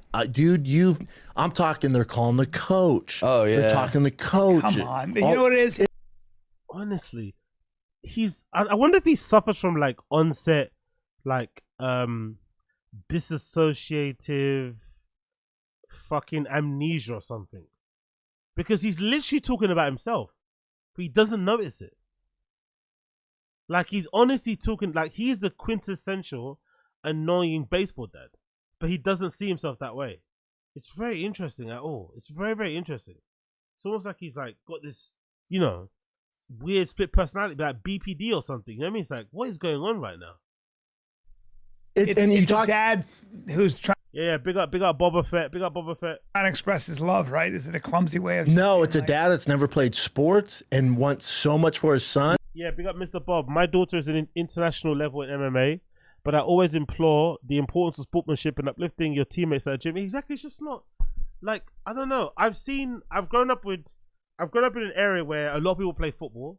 I've grown up with a lot of friends who became professional footballers, and for the most part, for kids who I saw play professional football, kids I saw that end up playing rugby, cricket professionally, tennis, or whatever, they just had fun.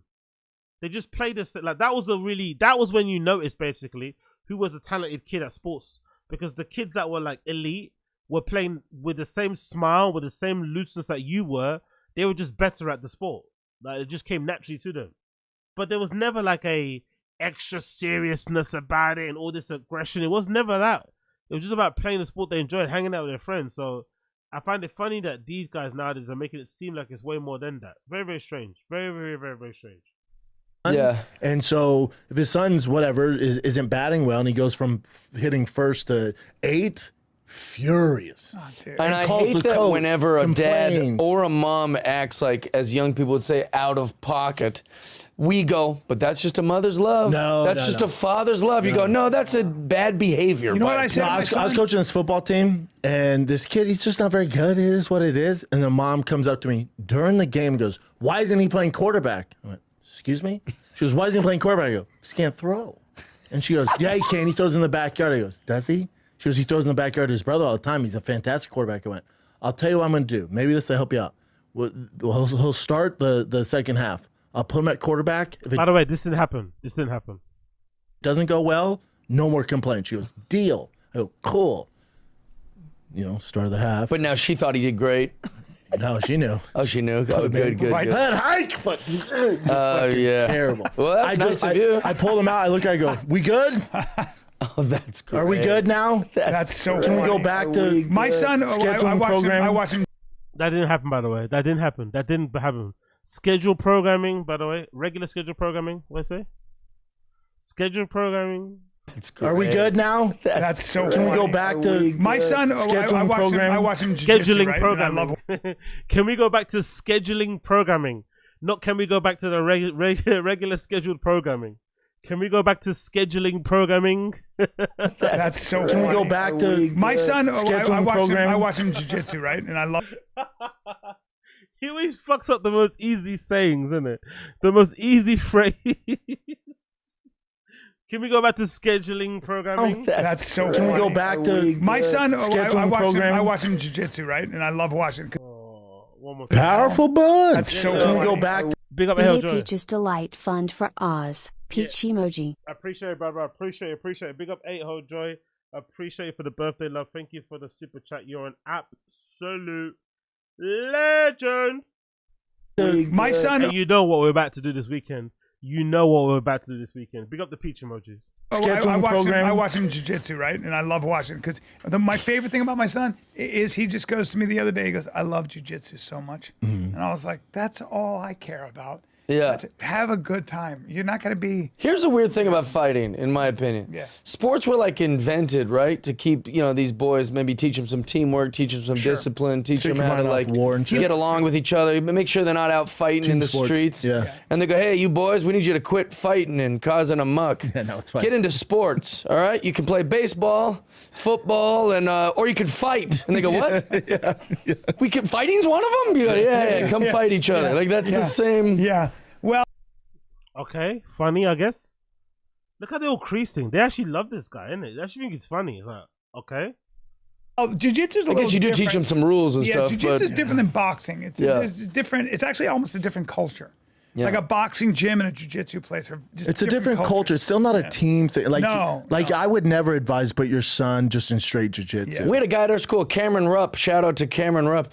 His dad was an animal who would make his brother Garrett and him, Cameron, fist fight, and in the house and shit. Like it was just crazy. And all it taught them was that they could beat the fuck out of us at school. They just went to school with this new confidence, can like, do oh, well, this. now we'll just beat the shit out of everybody. We were so afraid of Cameron. He could have done anything to us, and we're like, we got to just wear this. Dude. He can fight. Yeah.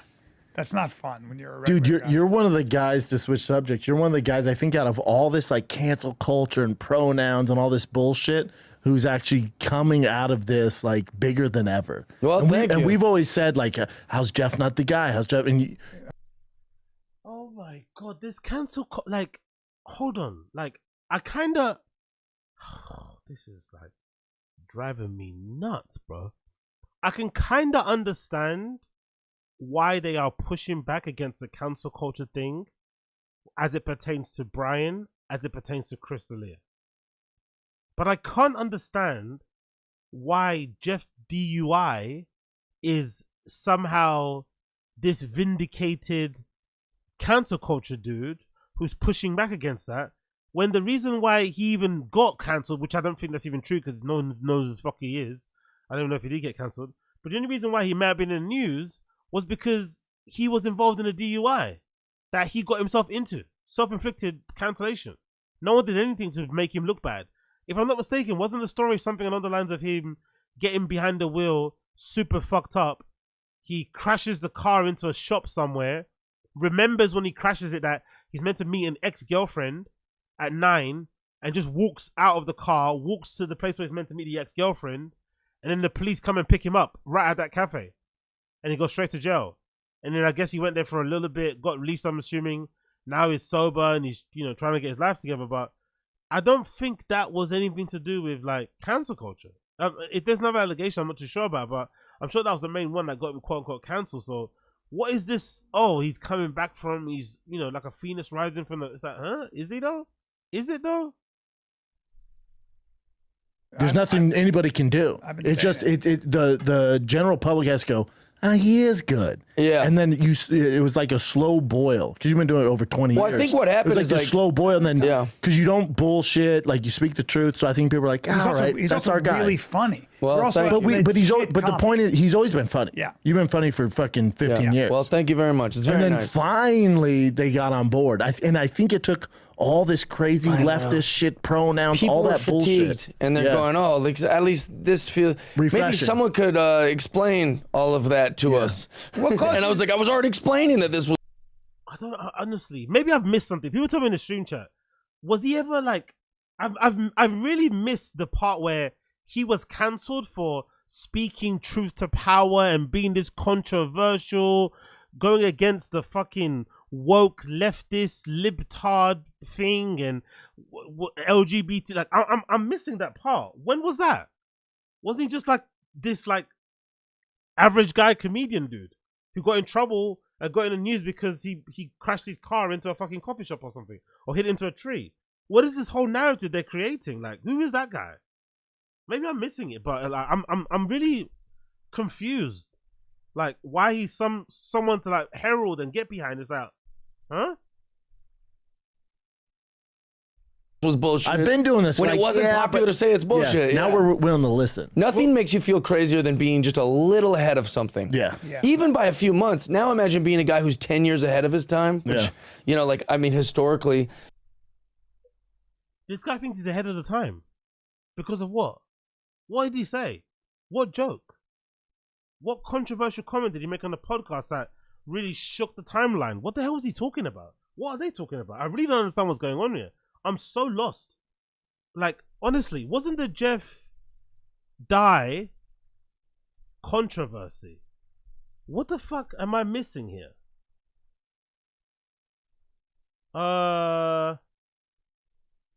What did Jeff Dye say about Christina Cavallari? Jeff Dye called out Christina Cavallari for exposing his DUI story, also claiming she led him on and treated him like a puppy. Okay, cool. So he called out a fellow actress. Who is Christina Cavallari? She exposed his DUI story. So who the fuck is that? She's an actress, I'm assuming, right? Okay. Like, what's the beef? I don't understand why he's making it seem like, as someone said in the stream tag, like he's a freedom fighter. No, he isn't. So she's the one that exposed. Hold on, let's see here. Jeff Dye claims. There we go. Let's see here. I don't know where this conversation is coming from. Like, you're not controversial, bro. You got done for fucking drink driving. Like, I don't know, man. Just is it that deep? From Us Weekly, comedian Jeff Dye spent 20 years as a high-function alcoholic and is now working on his sobriety. I'm an alcoholic, said Jeff Dye, 40. Revealed on Thursday, the December 21 episode of Smoochie. What's that show? What's that show called? Smoochie with Marco Del Vecchio. I have 36 days sober now. I admitted to drinking every night since 2005. explaining that he would start his evenings at a bar before moving to a comedy club and possibly ending up a second bar afterwards.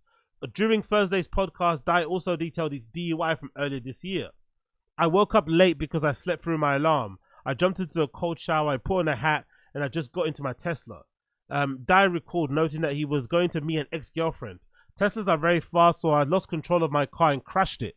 This was 9 hours after I went to sleep. It wasn't like I was leaving my bar. I wasn't hammered. Oh, obviously you were still drunk. Look at this lack of accountability. Obviously you were still drunk if you crashed your car. Obviously you were still impaired. Obviously. While he didn't feel drunk at the time, Dai also was still concerned about some alcoholic being in his system, so he ran from the car. Then they arrested me at the coffee shop in front of my ex, in front of everyone at the coffee shop too. It was wildly humiliating. Last week, I confirmed that October, Deaf Dai had been arrested for fleeing the scene of the vehicle. I guess that's the smart thing to do, right? If you crash a car, I've heard that if you are involved in a car crash while you're drunk, I've heard the actual way to try to get away with it is to get away from your car, because then they can't give you a breathalyzer, right? Is that true? Not sure if that's still the same thing, but I've heard people say that if you want to get away with it, that's how it happens. Dai's aforementioned ex, Christine Cavallari, who recounted the same incident on her Let's Be Honest podcast weeks after the incident without using his name. Can you guys tell me what is going on? Cavallari recalled an October 24th episode revealing that she spoke to the rest of the officers. One of the officers goes, there was a report of a hit and run down the street, and he mentions the description of the guy. Dai wasn't too happy that Cavallari spoke publicly of the incident and subsequent DUI. Honestly, I don't understand. Like, I understand not being happy about it, but imagine being upset about it. Imagine actually being annoyed and thinking your ex-girlfriend betrayed your trust when you got fucking arrested in front of them after just crashing your car into a tree a couple of hours before that. Imagine the level of fucking ego, the level of entitlement, the lack of self-awareness that you would have to be upset that your girlfriend shared a story about you getting arrested in front of a public coffee shop. Like, what? Maybe don't crash your car into a fucking tree. Like, how about that first? Christine telling the story on her podcast for clicks, which fuck her. It's not her story to tell. Yes, it is, mate. You've involved her by going to meet her after the DUI. It is a story to tell. You made it her story. Cavallari said a terrible person for posting photos of his totaled car on her Instagram story. Oh, this guy's a fucking idiot, innit? It was very terrible. It hurt my feelings a lot. I don't think people realize how horrific that made me feel. Like, I don't know if anyone will ever know. I don't know how to explain it. Again, he's the victim. Classic LA shit. Somehow he's the victim. He could have killed somebody, right? He could have really hurt somebody by getting behind the wheel when he was clearly still fucking drunk. He crashes the car. He goes to meet his fucking girlfriend or ex-girlfriend after it. And then he gets annoyed that his ex-girlfriend spills the beans, even though he got arrested in front of her. Like, what? Anyway, whatever. I'm still confused why he's this like hero, by the way. You know, the guy who he had a theory that like there might be germs on our hands that we can't see. I'm just confused why they talk about him like he's such a great guy when he doesn't seem like a great guy. You know? Not that he doesn't need to be a great guy. I don't give a fuck if he's a great guy or not a great guy. Not my friend. But it's interesting how they make him sound like he's a great guy when he doesn't really sound like one at all. It was like, oh, maybe there's like something on our hands. Maybe that's where infections are coming from. That was a guy named Leeuwenhoek. They put him in a mental institution. Well, he invented the microscope. What he noticed was he would spit and he'd see these little organisms in his spit in the morning. I don't know if this is the same guy, but go ahead. Because Leeuwenhoek was the guy who actually started the ice. Oh, Mr. Bob, Christian was a former star of teenage show The Hills. Okay, cool. I remember The Hills. I remember that. Slate and created a big ground glass until they created a microscope. There was a guy who your guy came up with hand literally sanitizer? Was like, I have an idea that maybe the reason infections, he was like, so maybe we should wash our hands before we do these operations. They locked his ass they up. put him in a mental institution. Long after he died, they're like, that guy was right. Wow. You're gonna catch some strays being out there. And so he went to his death going, maybe I am a crazy person. I just had an idea that there was these invisible things. Now if you said germs aren't real, they'd go, you're crazy. Yeah, you're crazy. So I just think like, I happen to be a few. Doesn't Brendan think that, by the way? Isn't Brendan like a known believer of not washing your hands? So I find this conversation pretty interesting. Isn't he one of the type of guys that say washing your hands doesn't matter? You don't need to wash your hands and stuff. Months ahead on being like, I think this COVID stuff is bullshit. Yep. And I think that generalizing all of straight white guys is called prejudice or bigotry. Yeah. You know, you're like, I have like a circle theory. Yeah. Well, you were doing it when it wasn't safe to do it. Right. You didn't safe mean you demonetized. I don't remember this. I'm not gonna lie. Maybe he wasn't famous enough, but I don't remember him being a very strong anti-COVID guy and being very much against the woke. Like, I don't remember him being that early. I really don't. There were a bunch of people that were early on it, but Jeff Dye is not the first person that comes to mind that was really staunchly against COVID. Like, I don't remember that in the slightest. And him trying to act like he was like, you know, this. He was speaking about this before, and he was like, bro, no one knew who you were though. Like, so what does it even matter? Monetized on YouTube. Yeah, Clubs aren't booking all you. of it. Like all that shit. 100%. So I can see why a lot of people are like, I'm gonna lay low, man. I was just a little ahead of all that stuff, and by only by like months. Yep. But it did affect me then, but now I feel like it's good. It's good. I feel like there's like a circle thing that happens too. I don't know how to just articulate it really well, but it's like sometimes the intentions are good, you know? Like someone wants to fight sexism. They're like a woman who's like very passionate about the patriarchy and sexism, but then slowly they become the sexist. Yeah. Because then they start to hate men, and then they start to hate the thing. Or like you're so against racism that... Hey. This is meant to be a comedy show, by the way. I don't care what we have to say about this stuff. Really and truly, I do not care what free white dudes, especially Jeff Dye, has to say about any of these topics. I do not give a fuck. You're not going to say anything informative, anything insightful, anything interesting. Nothing. Zero. And also, this topic has been beaten to death. Like, oh my God, bro. Please just try and be funny. that you just slowly become the racist. You know what that because you're like is? so against it. That expression is the revolution eats its young. That's what happens. Anytime there's a revolution, it will eventually eat its young. It'll turn in on itself. Brian knows about eating young people, right? It becomes a circular fire. Yeah, it's like a snake eating itself. Yes. Almost. It's like this weird snake eating its tail. I don't even know how to explain it, but like it's like I think that they were well intentioned, and then eventually they get to a place like, wait, how did I end up It's out of control. with all my hair cut off, hating men? Like they have nowhere I to just go. wanted to say women are the same. Because they were presented a model of the world that didn't exist. Right. They were also presented the problem with woke culture is it's reductive. It's like good. Oh my God! I hope the last we've heard of woke culture, it happens this year, and in 2026 we get over this shit. I know there's some people still talking about COVID until this day, but I hope we move on from this. This is so fucking boring. Even Brendan's bored. Look, even Brendan's bored. He's checking his fucking phone. Even he's bored. Like enough of this woke thing. Enough, bro. Enough. And also they're just using it as an excuse to blame woke, the woke quote agenda for their downfall. It's like, bro, maybe your downfall was a long time coming, because you treat people like absolute shit for the longest time, and then the Revenge of the Nerds quote unquote era came and you paid the price for it. Maybe that's just a simple fucking explanation. Maybe it's not even any more deep than that. Maybe it fucking hastened or quickened the fucking downfall, but this is where you'd eventually end up. Who fucking knows? It's not that deep either. It really isn't. Good guys, bad guys. Power, powerless. Yeah. Oppressor, oppress. Predator, prey. Right. And they break it down into the most rudimentary things. It was also run. They also need an enemy. They need an enemy, right? Yeah. Like they always need someone to focus on. So it can't be just white male. Yeah. Now if you big up Key P. We're gonna talk about the Euro stuff later. After this, we're gonna talk about the Euro stuff. Now, it can't be enough if you're just not racist. You have to be anti-racist. Like, what's that even mean? Well, Everybody tuning in, make sure you like, subscribe, join the fucking channel, all that good shit. We're trying to hit 500 members by the end of the month. Join. We're all anti-racist. That was Ibram Kenny, that hustler. But also what happened was, I'm sorry to say this out loud, but it was a lot of women in academia who didn't have children. And the theory would go that they still, so they replaced the care that they would have for a child with infantilizing the whole thing. Yeah. So in other words, you need a safe space. You're upset and all that. We have to be careful. It's got so it all became about Is it fair? Yeah. Does it cause harm? But think about it, they were doing that to make them kind of the it group because they've never been the it group. So all of a sudden it's like, oh, look, we need attention now. But what's so crazy is like we've made it so complex that we've just lost our basic chimp brains. Yeah. Like, did you ever think that children would be smarter than grown-ups? Yeah.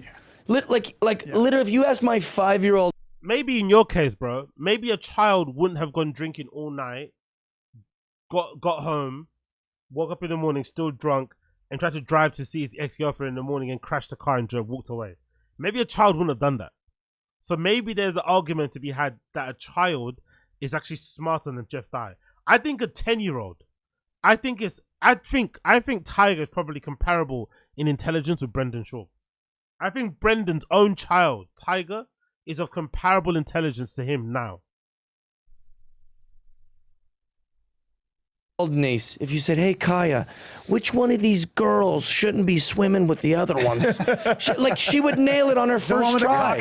She's 5 and she'd be like, the one with the shoulders and the 5 o'clock shadow. You'd be like, you nailed it. You're smarter than every adult I know. What was that? I knew we were living in crazy times when, like, I was getting texts when Trump signed that bill saying, men can't participate in women's sports where there's 2 genders.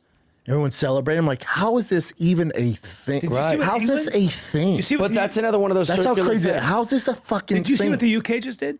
They passed a law that said your gender is what your biology was. Do you see this? That's Look great. at the UK, yeah. But here's another one of the circular things. UK. Just like what. Oh my god, man. Have you seen what the UK did? Doesn't even know what the UK did, by the way. Doesn't know the details. Doesn't even know the fucking details, right? Did you see what the UK did? Doesn't even know the fucking details. If you don't know what you're talking about, shut the fuck up. What we were just talking about. This is. Yo, Wagwan Josie. Thank you so much. Appreciate you. It's the same circular thing. Who understands, fights for, and tries to justify every minute of their existence for safe spaces? Who does? Trans people, right? Or like woke people are always the front lines of talking about safe spaces, right? So how can they not understand that biological women wouldn't feel safe when they're in a locker room or a bathroom? Wild. That they should be understanding, oh, maybe that is where a woman wants to undress or where a woman wants to go to the bathroom. It's one of the only places women are alone, right? Like, can anybody explain to me why comedians care about this stuff so much? Like, when has a trans person, a gay person, a lesbian, and in between whatever, when have they ever affected their ability to make money, to tell jokes, to go on tour? Like, when? The only person who I think has gotten any kind of actual blowback has been like Dave Chappelle, and he's like constant jokes about trans people. That's a long running bit. But I can't think of a single comedian whose life has been negatively affected by LGBTQ plus folk. So I don't understand why they're affected by it. And if they don't like them, like imagine if it's some straight up homophobic shit, right? Move. If you don't like them and they live all around you, leave wherever you're at. You're a comedian. You have a pretty popping podcast. You have a pretty decent comedy career. You have money. You have the means, the resources, the time. Go somewhere else where you're not around them. Like, what is this constant going on and on and on? Like, it's so weird. Like, the people in that community don't listen to them. They don't actually, like, who are they talking to? That's what I want to know. Who are they talking to? You're not talking to these people because you don't see them day to day. So you're only responding to like conversations or talk or news you see on the media. They don't listen to you because they don't listen to you. So who are you actually talking to here? It's so fucking odd. They're so obsessed with this. So obsessed. Some people will go down some lines of saying, oh, maybe they're interested in that world, maybe slightly in a bit. I don't know, but there's just way too much attention being put on a particular group of people that they don't give a fuck about and who don't give a fuck about them either. It's like, just leave each other alone. Why are you constantly talking about them for? They can't bring a What about in big jail? What about men in jail? Yeah, so they should understand more than anyone a safe space for They biological just women. went too far? But they don't care about their safe space. No. They go, oh, but it's my safe space. want the There's attention. always like this circular thing, which is what I try to do in my comedy. I have a thing that I did where I'm like, I'll make fun of trans stuff or LGBT, you know, playfully as jokes. And then I get all these comments that are like, people like, oh, he's just doing this because he's gay. You know, Jeff Dye's probably gay. That's why and I go, if you believe that I'm gay, and that's why I'm doing all these gay jokes, you believe I'm a closeted homosexual, then why are you being so mean to me? Yeah. If you think I'm a closeted homosexual, why? I am in a very... Oh my God, man. Can you not... Are there not anything else you can be funny with? That's a good challenge, though. If you don't like these people so much, stop talking about them and stop making jokes about them. Try and be funny talking about other shit. How hard is that? vulnerable part of my journey. Yeah. Well, Like, this is sure. some... Big up Craig White. Appreciate you. Big up Black American. But if they say they're allowed to exist, they might bump into them on the street. Yeah, I don't know, man. I don't know. I just like, I kind of understand the worry around a lot of that conversation. Like, I understand because I remember when I was a kid, we all went through it, right? Remember in school, I think you guys had the same thing. I think in our schools in the UK, it's called RE. Is it RE? Yeah, I think it's RE in our schools, in secondary school. You get it between the ages of like 11 to 16, and you usually have that conversation in class around around 14, 15. And usually has a conversation around like sex and shit, right? And in some schools, or no, in most schools, they'll give you a permission slip to get your parents to sign it to allow you to be able to go in that classroom. Most parents would sign it, but there will be the odd parent that wouldn't be into it. They'll be like, nah, I don't want my kid to learn about sex and all that stuff in school, which is understandable. But when I was in school, I think it was less about the school indoctrinating your kids into being gay and shit, and just more so about the teacher or people in school being a neutral party that could maybe talk to your kids about sex and stuff in a responsible way without the parents being involved. Because maybe some parents feel a bit awkward and weird about speaking about these type of things with their kids. But I understand nowadays, with given how progressive everything is, if a parent is like really concerned about that whole LGBTQ woke shit, whatever it may be, because they're afraid that their kids are going to be exposed to too much too soon, right? They're uncomfortable with that sort of stuff. I get it. I still think it's a little bit, immature and a bit naive, because it's as if you're thinking your kid hasn't seen porn already, right? It's strange because the internet is fucking crazy now.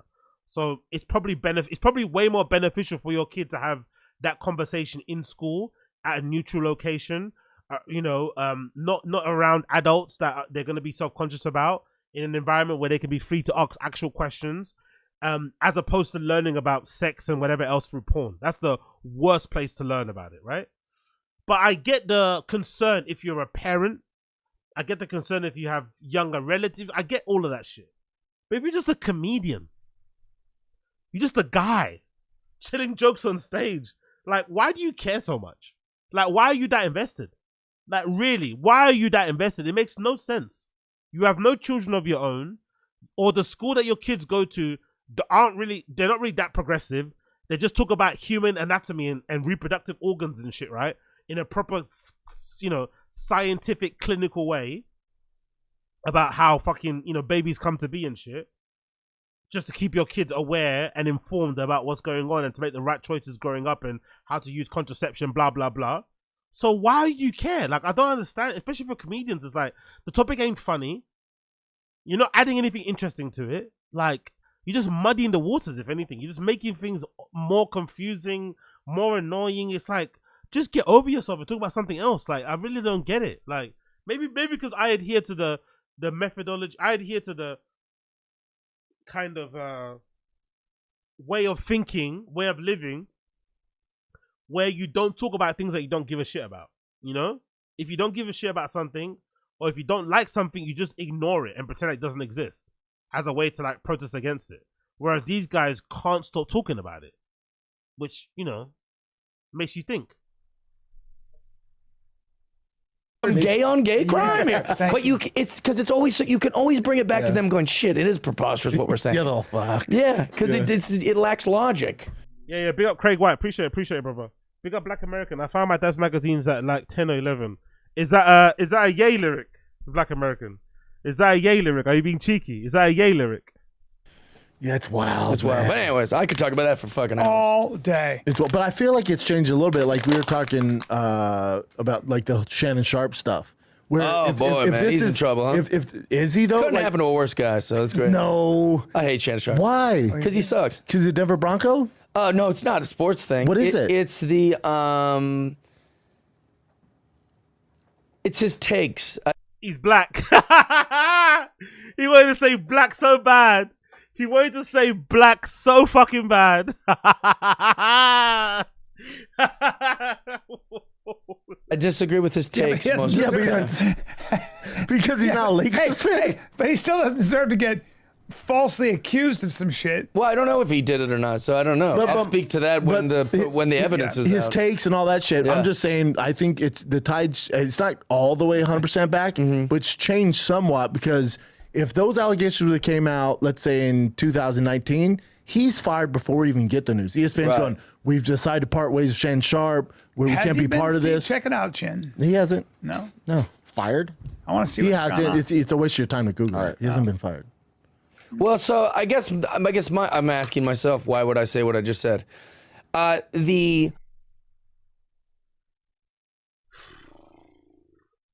could have actually been a funny bit, right? Not liking Shannon Sharpe and kind of being, after everything you said about Chris D'Elia not being cancelled, and him coming back and fighting against canceling and Me Too, actually going on a rant and being anti Shannon Sharpe in like a funny way would have been a good segue.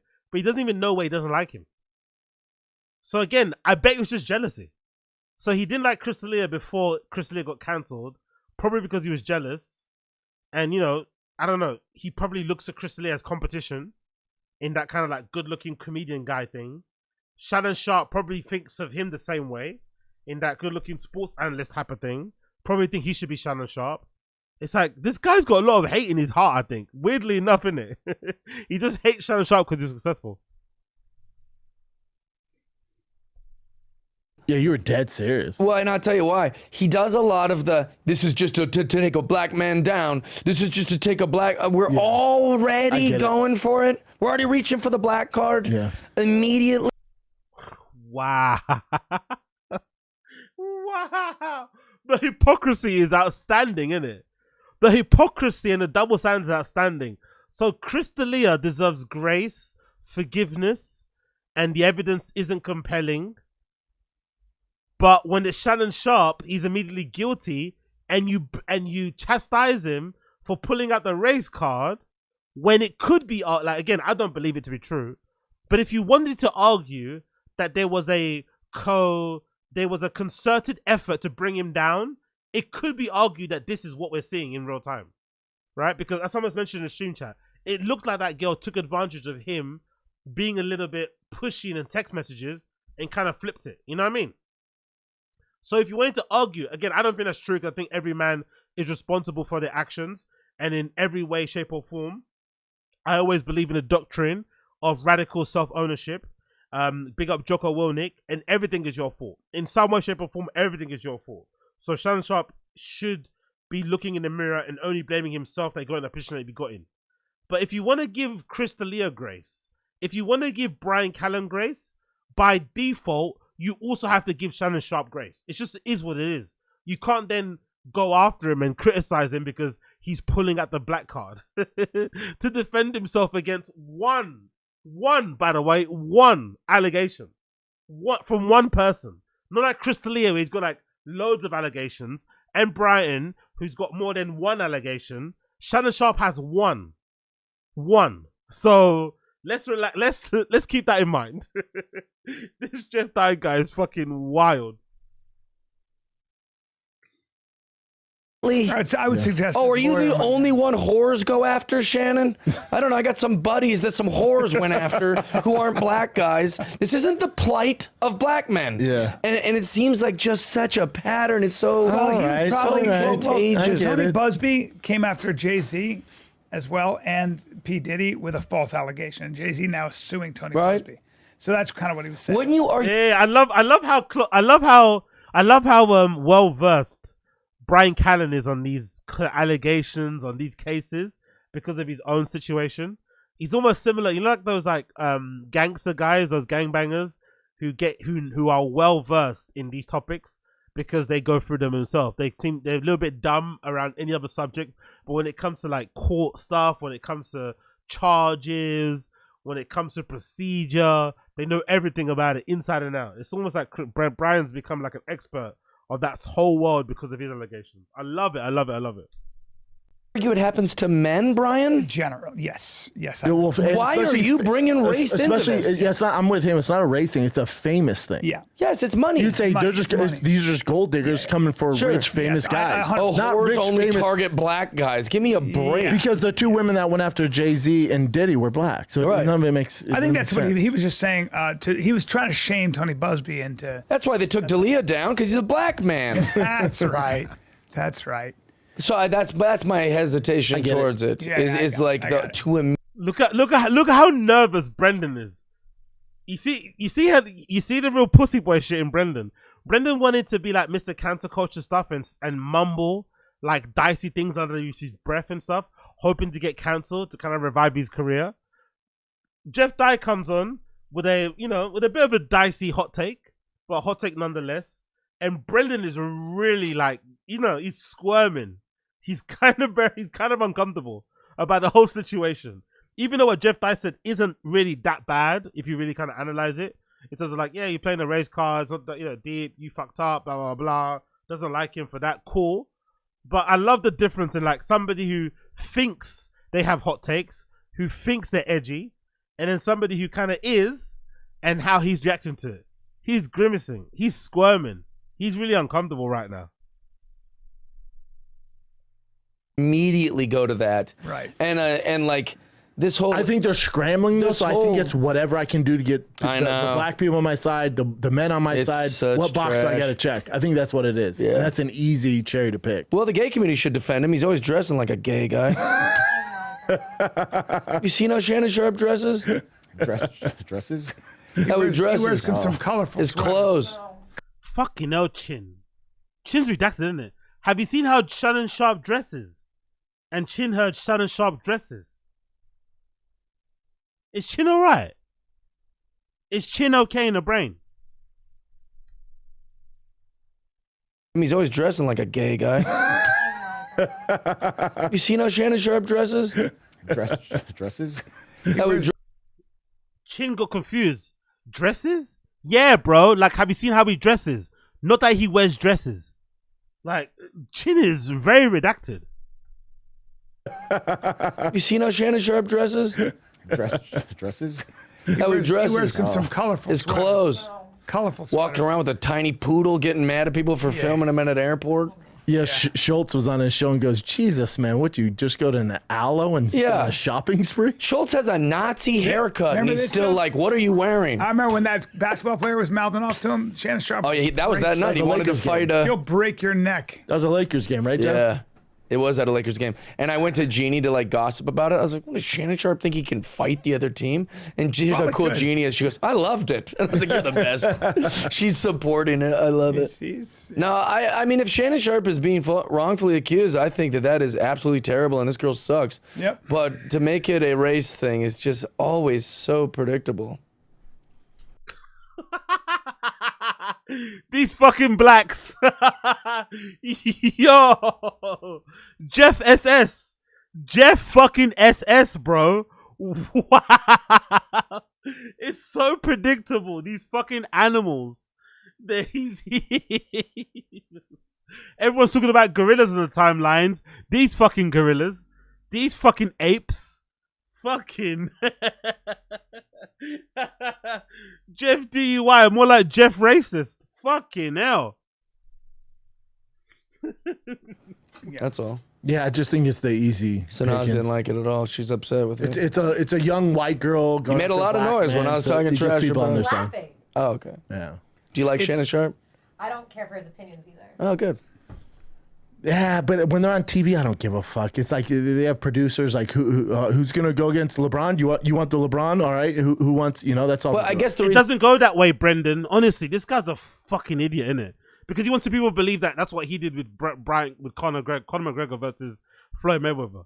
Like, it doesn't work that way. They don't tell you to do this and do that. You have your points of view. They elaborate on it, maybe help you fucking punch up in that. But they don't say you're the anti-LeBron guy. You're either LeBron or you're not. Like, fucking hell, this dude, with the way his brain works. Like, he thinks people just get fed what to say. Like, no.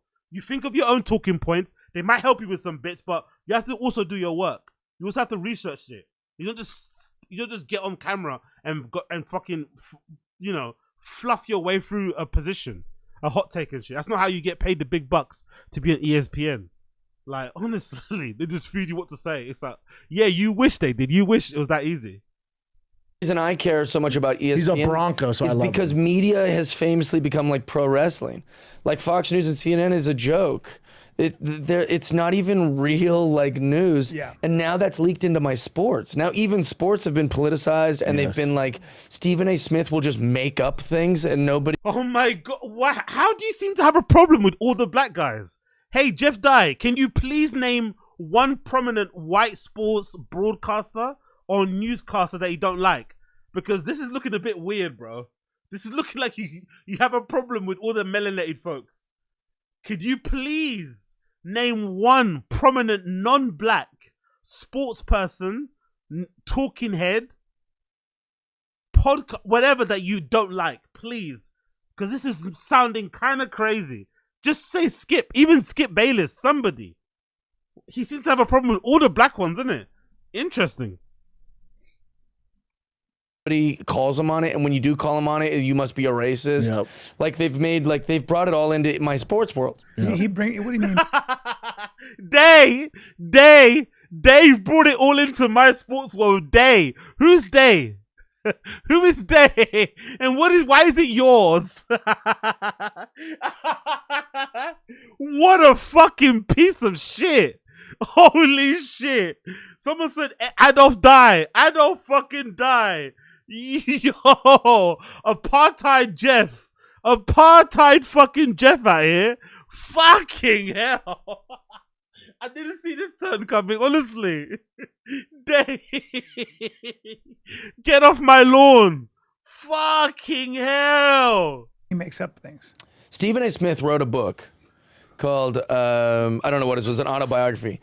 And he even read Stephen A. Smith's book, bro. He even read Stephen A. Smith's book. That's how locked into racism he is. He's so locked in. Wow. Yo, big up Elephant Graveyard in the stream chat. Wagwan, my jigger. Hey, yeah. Jeff Dye, come on, bro. Claims like, I made 75 three-pointers in. Wow. We're even doing the black scent. Oh my God. He's going for the kill. He's going to start dancing in a minute, isn't it? He's going to start dancing. He's going to start doing fucking monkey noises in a minute. Oh my God. In a row. No one ever saw it. No one ever heard of it. He was like, I played in this many games. Now, I'm not saying I was Jordan or nothing, but I was good. I could shoot. And so then... In stats, he averaged like 2 points a game. No, he averaged... You can't find any stats on it. There's no evidence he even played at that school. He's not an athlete. You see so what happens is a very petty guy at ESPN named Jason Whitlock, who I like but he is very petty. Oh, of course he likes Jason Whitlock. Of course he likes Jason Whitlock.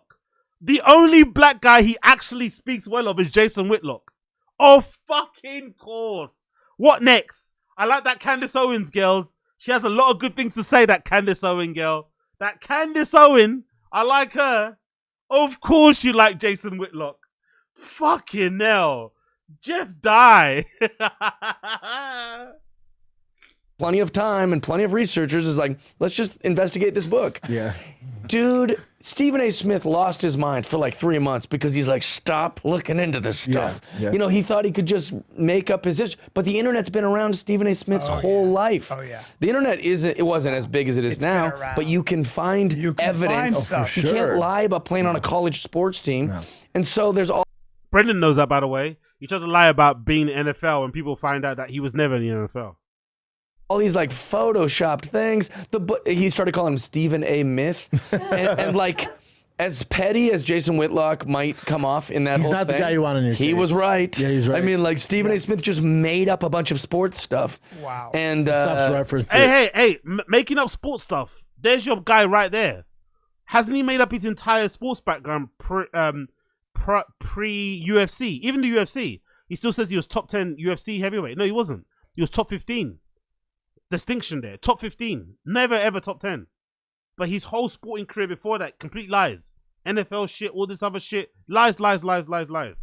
So it's interesting that he's saying Stephen A. Smith is a liar, that he's supposed to, you know, he's sporting the cheap, which maybe he is. But this is another person that lies too about their sporting achievements or lack thereof, right in front of you. Now, yeah, okay. And so I just don't like that. I don't like when media is dishonest, especially for their own. Well, you don't get away with it.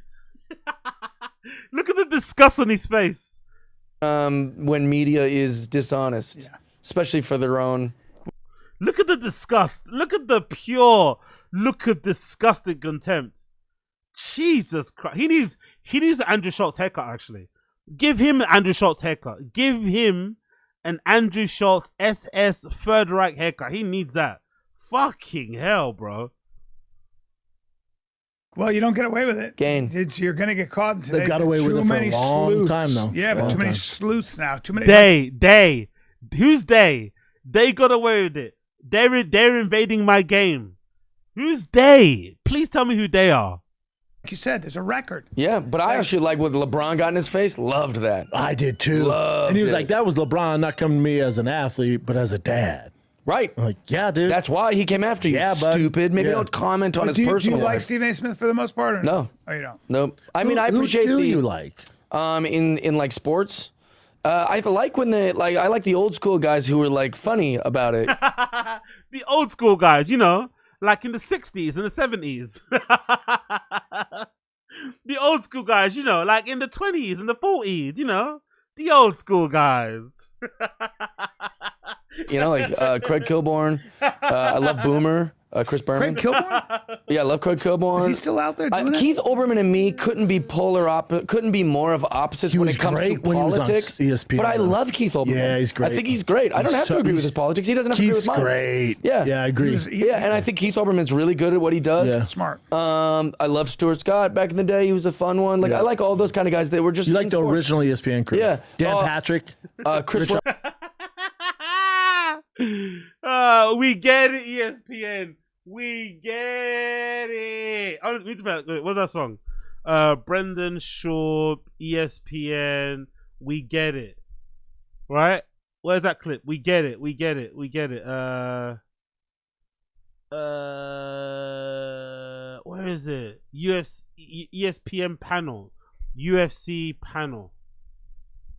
We get it. What did he say? Where was that thing he said?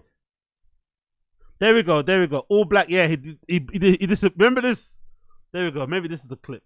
Hopefully someone's got the clip. There we go. Is this the clip? Yeah, Brendan disapproves of the all black UFC commentary team. Yeah. Listen, let's watch this. This is legendary. Legendary moment. And like sometimes you look at UFC tonight and like, all right, is that the best panel possible, or are you just trying to check off the boxes? We get it, UFC tonight, Fox. You're not racist. We get it. You have an all black panel. We get it, man. You know, now I'm going to ask you again: are those the best brains and speakers for the art to the general audience? Fucking hell. Pure and utter racismo. We get it. No wonder him and Jeff Dye are such good friends. No fucking wonder. Oh my god. I'm trying to think of who else is like doing it. Oh, Bill Simmons. Michael Amazing. Wilbon. What's up? Michael Wilbon is great. Tony Kornheiser, I love their show. They're baseball heads. Yeah. Well, and also they're just baseball heads. honest. A lot of white guys named, by the way. A lot of white guys have been named. Those are two honest dudes. They're old. No give Yeah. a fuck. All those guys. I mean, I like most of them. Yeah. I just find this new I don't like era- to yell. Like I don't like to start my mornings. I used to put on like First Take or whatever it was, when they're like yelling at each other and you're just like, Yeah, I God, know. shut the fuck up. Well, I man." think that Michael, or sorry, started I like think these Stephen A. debate shows Smith started. thinks if he speaks tenaciously, we have to agree with him. Yeah. And that comes off as very immature. You started as a writer, right? Just Wasn't because he a you're sports writer? shouting does. He hates niggas. He hates niggas so fucking bad. He was about to go into Michael Irvin. Let's ask him about Shaq. Ask him about Lakers legend Shaq. I want to hear him about fucking Shaq. He absolutely hates niggas, innit? He hates them. God almighty. Yeah, sports writer. Yeah, he's very. Also, Stephen A. Smith has the Bill Burr thing, where it's like you're not allowed to disagree with him. Yeah. Have you ever talked to Bill Burr? Like you're not allowed to disagree. Holy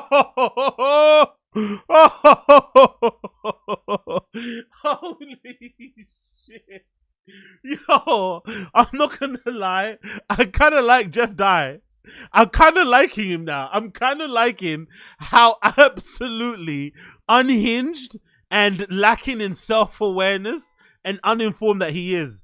I love that he thinks you can't disagree with Bill Burr just because he doesn't agree with his point of view. Isn't that what you're doing to him? Aren't you saying he can't disagree with you? Because Bill Burr has a different political leaning to you, he's now undisagreeable with. Like, isn't that the same thing? Like, honestly, this is so unhinged. I would love it. I would love it to hear Bill Burr rip this guy to pieces. I would love it. I would love for Bill Burr to rip Jeff Dye to pieces to get him so close to fucking breaking his sobriety and fucking relapsing. Because you know he would. Bill Burr could rip this guy to pieces and get him to relapse within an hour. Honestly, it's so fucking hilarious. Please, Bill Burr. I hope you see this. Disagree because he's Bill Burr. Yeah. He'll be like, who do you think is going to win the Super Bowl, Dye? And I was like, I don't know. I think, the Seahawks. That's the thing with you. It's always Seahawks with you. You're like, all right, sorry. I just had an opinion here. I guess because you're more famous and have a better career. I have to just listen to you talk to me about. I'm not gonna lie, I kind of like this energy because he's talking honestly with these type of things, because these guys don't talk honestly about interactions with their friends or their famous friends and stuff. But I also have a stinking feeling, I also can smell it, that I don't think he said this stuff to Bill. So it's one thing to complain about Bill's communication skills on another podcast, but have you said it to him in person though? You know? Have you pulled him up on what he said and how he says it in person? He started out. He had a show first with Skip Bayless, right? Who? Stephen A. Smith. Yes. No. Yeah. Oh wait. Yeah. Shannon Sharpe. No, Shannon Sharpe. No, was Skip Bayless. but I thought before. No, Shannon. it was Skip Bayless and Yeah. Stephen A. Smith on Yeah. First Take. That's the original First Take. I didn't know that. Originally called Cold Pizza. Yeah. Yeah. But and then Stephen A. Smith got Skip Bayless his start. But he's become very wealthy, Stephen A. Right? Oh yeah. Oh yeah. I mean, he's supposed to run for president. Oh, he'll never. Again, I don't understand this like love of Jeff Dye, because as much as I appreciate this chaos, kamikaze energy, he doesn't seem that likable. He seems to have a lot of jealousy in his heart. He's a very bitter, jealous person. He doesn't like a lot of people.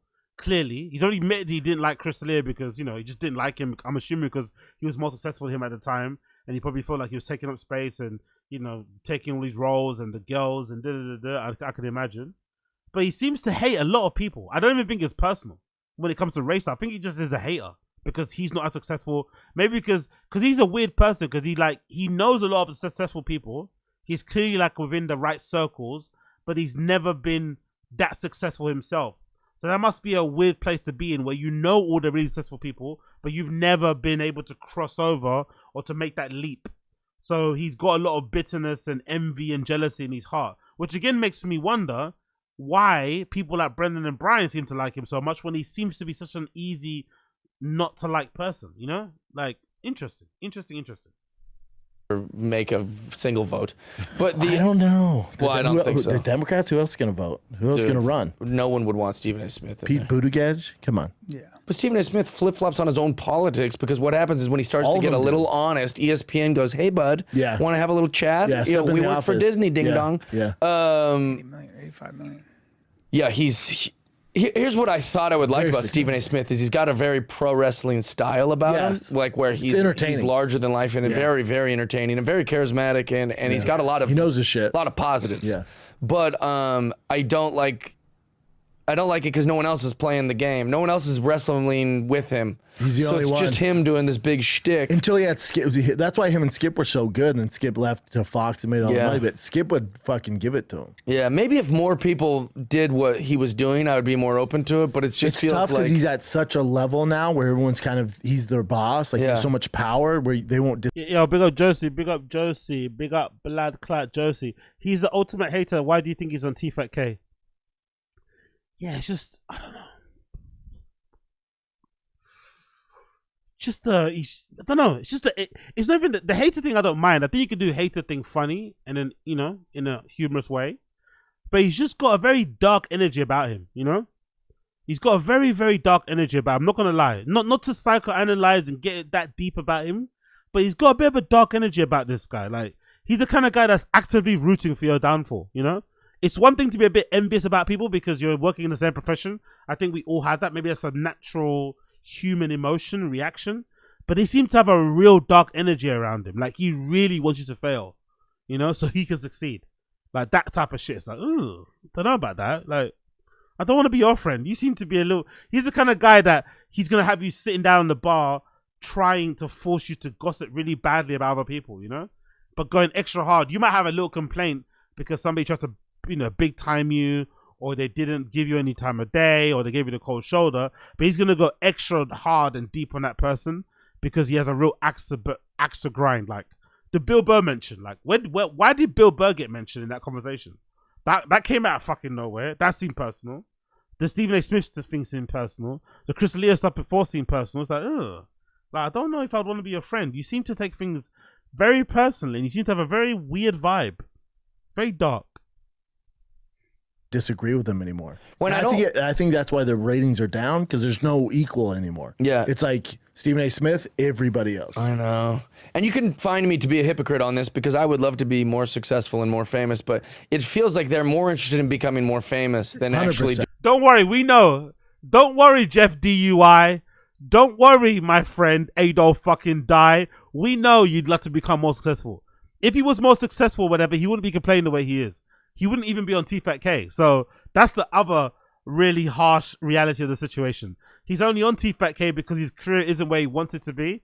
And he feels like he's deserving, entitled to more, to better. And he hates that people that he doesn't rate, people he doesn't respect, people who thinks he's smarter than, are more successful than him. You know, it's pretty evident. We know exactly what time you're on, brother. We know.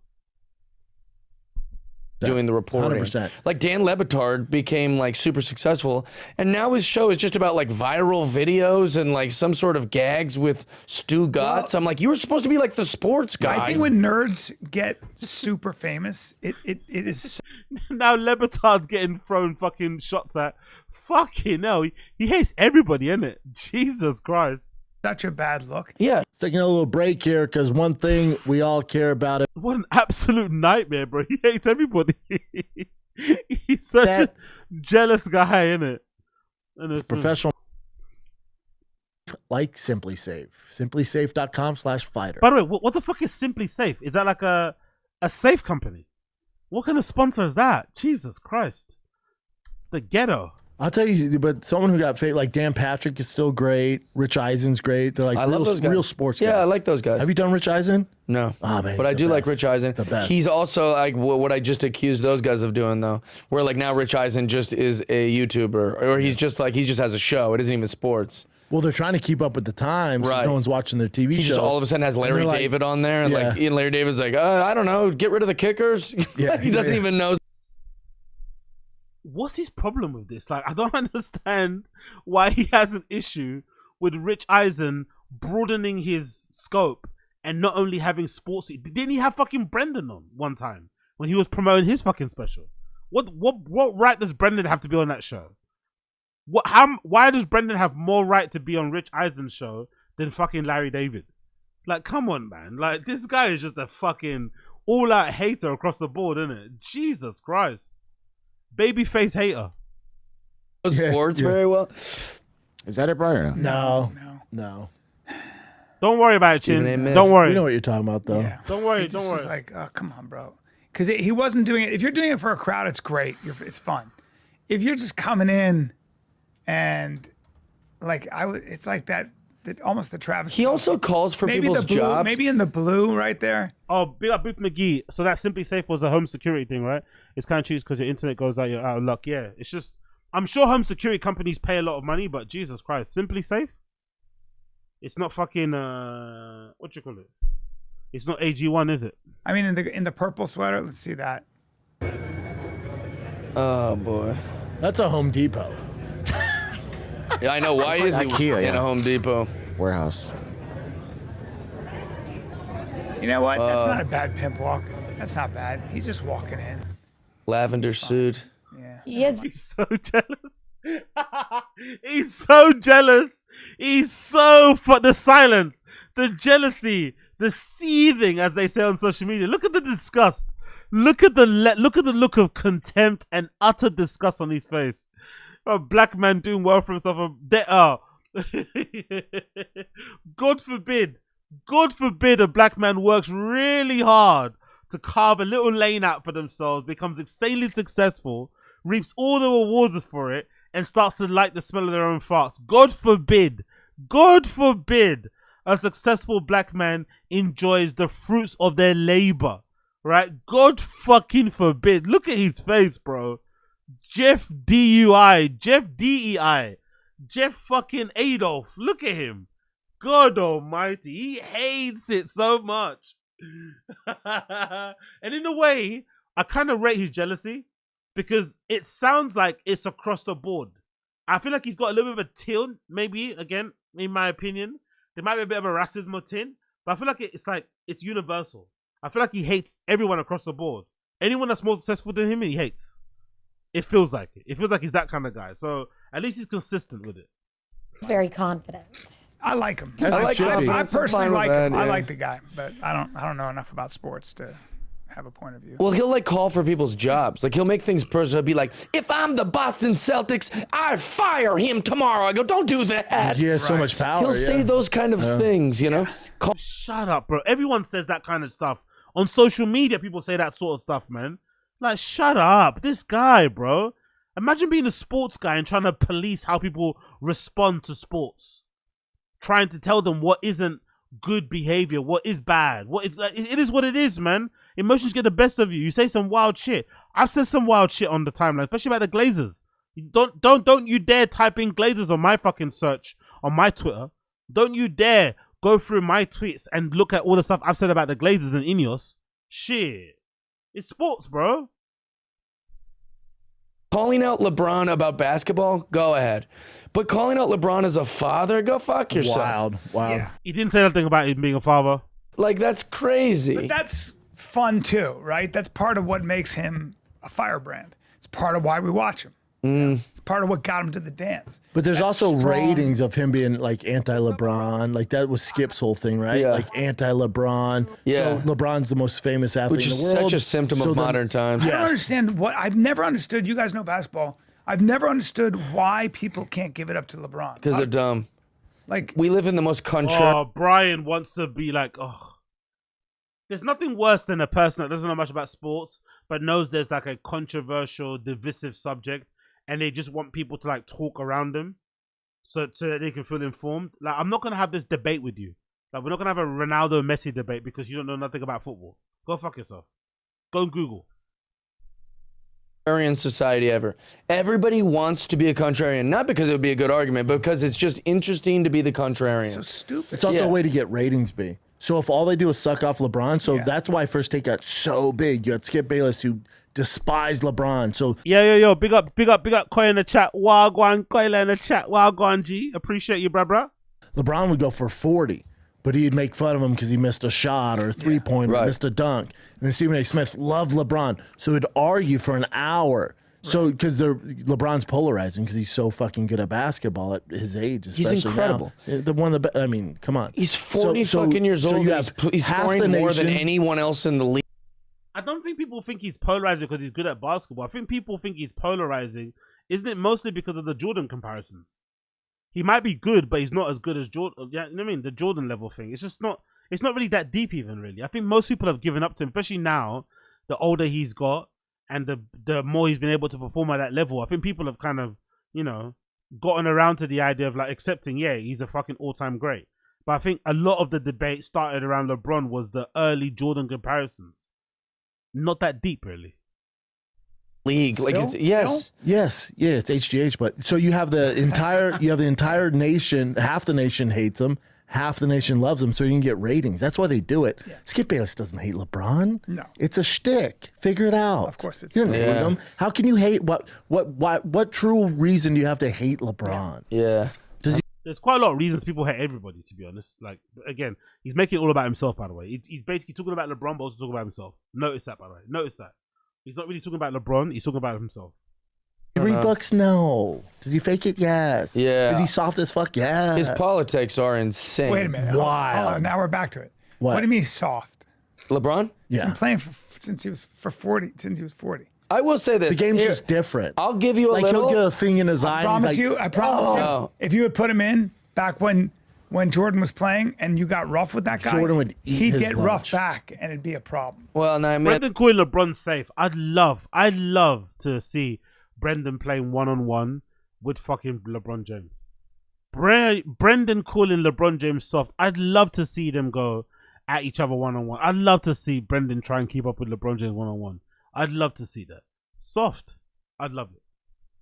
And you wake up that sleeping giant. Here's something I'll give the fans. It's just a and different I'll let the fans know they're right. When you complain that LeBron is a baby, I submit. But he is one of the biggest babies in the league.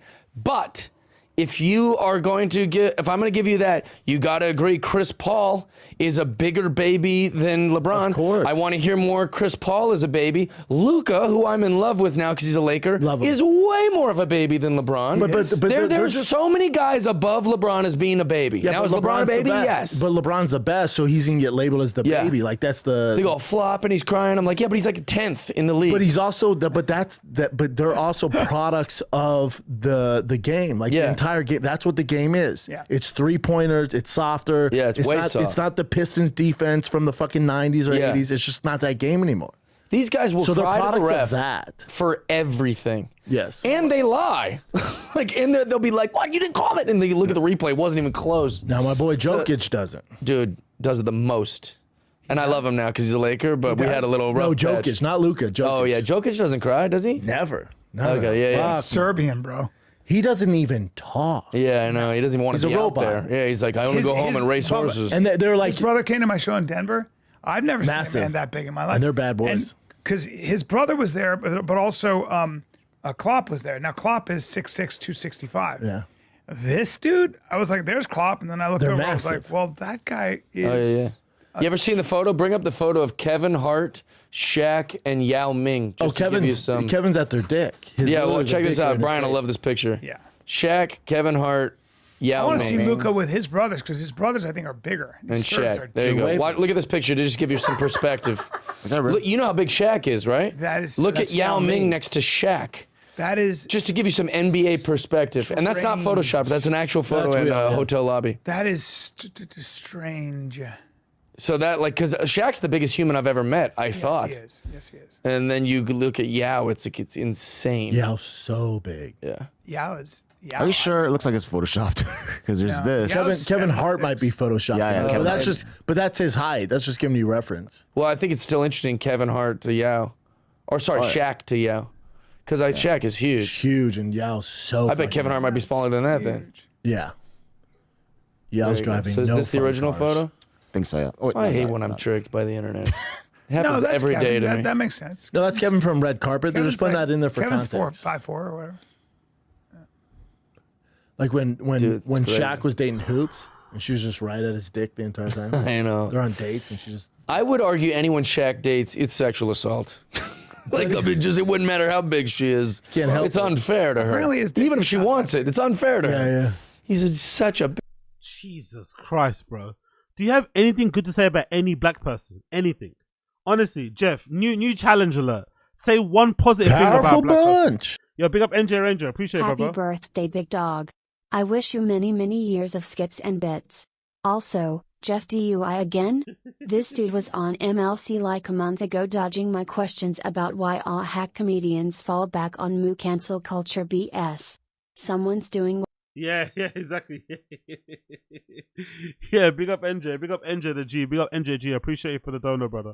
Yeah, Jeff D. I was saying it earlier, like, what the fuck is up with him? But Joseph made a good point. Like, he's basically the ultimate hater. That's why he's on this show. Do you know what I mean? And his career is also in the dumps. That's why he's on this show. But yeah, I don't know. I don't know what's going on. He doesn't seem very likable. That's the thing that really sticking out to me in this regard. Is that he doesn't really seem that likable. So I'm curious to see why he's even got any friends. He seems to be a bit miserable. Like, he kind of, you know what? He kind of, you know who he kind of reminds me of. Weirdly enough, he's like he's a more jovial, handsome version of Eric Griffin. Because Eric looks very dour. Eric's got those like miserable eyes. He's got dour expression. He's fat. He's frumpy and shit. So he looks way more miserable. But Jeff, if you close your eyes and how he speaks, he comes across as miserable, as hatey as Eric Griffin. They're kind of two pieces on the same pod, weirdly enough. Big up NJ. Big guy. Giant. His first wife was like tiny too. She was tiny by like our standards, let alone Shaq's. But he's probably not into like big girls. You know? I know, but I feel like he has to. That's his burden to bear. But even if she's 5'10", which by our standards be a big girl, he's like, oh, she's he should have to date WNBA chicks that are like 6'5". Yeah, there's some pretty. And he's not even like, because I quite like the Red Bar, Kevin Brennan, Black Pill hating everything type of vibe, because they're also very self-deprecating, right? There's almost like this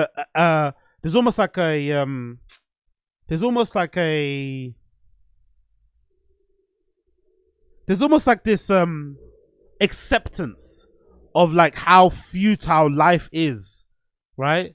Like there's almost an acceptance of like how futile it is to even try. Only certain amount of people get picked through. What are the odds? Everything is terrible, right? There's that, and they're also funnier with it. Red Bar and Kevin Brennan, like in that way. But I think the problem with the Eric Griffins and the Jeff Dye types, like they are really they're really angry at the world. Like they really think they're owed more. They deserve more.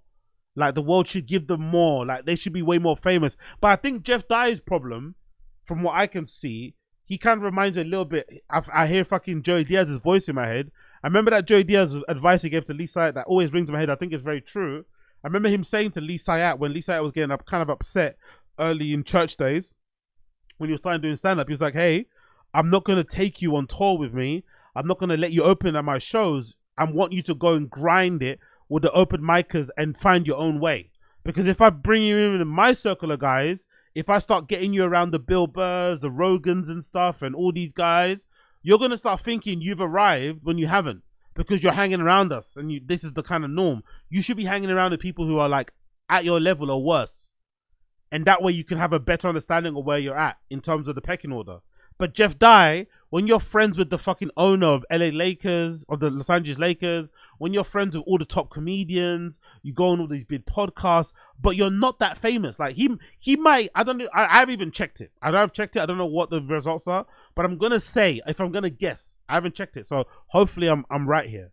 But it wouldn't surprise me if Jeff Dye gets the same videos, YouTube view numbers as like an Eric Griffin. In that type of, I don't know what that level is, like 5,000, 10,000 views here and there on the video. So he's way more famous adjacent, but his career isn't where he thinks it should be, which is his own kind of nightmare for a guy that's really a hater. So there's a lot of, again, like I said, there's a lot of dark, negative energy around this guy. He doesn't seem like the nicest, coolest, funnest guy to be around. So yeah, interesting human he is. Very interesting human. He wins. Unbelievable. I bought it for a second. Is he the most dominant center of all time? Who, Shaq? In his prime, he's I think so. Yeah, I think he's number athletic, one. Yeah, could run the court. because you watch these guys that come down on their legs, and you just go, "Oh fuck." Well, I didn't know how athletic. Yeah, you go, I don't know You know how. where you see how Shaq athletic had no Shaq is? problem. You know where you see how athletic it is? I never saw this.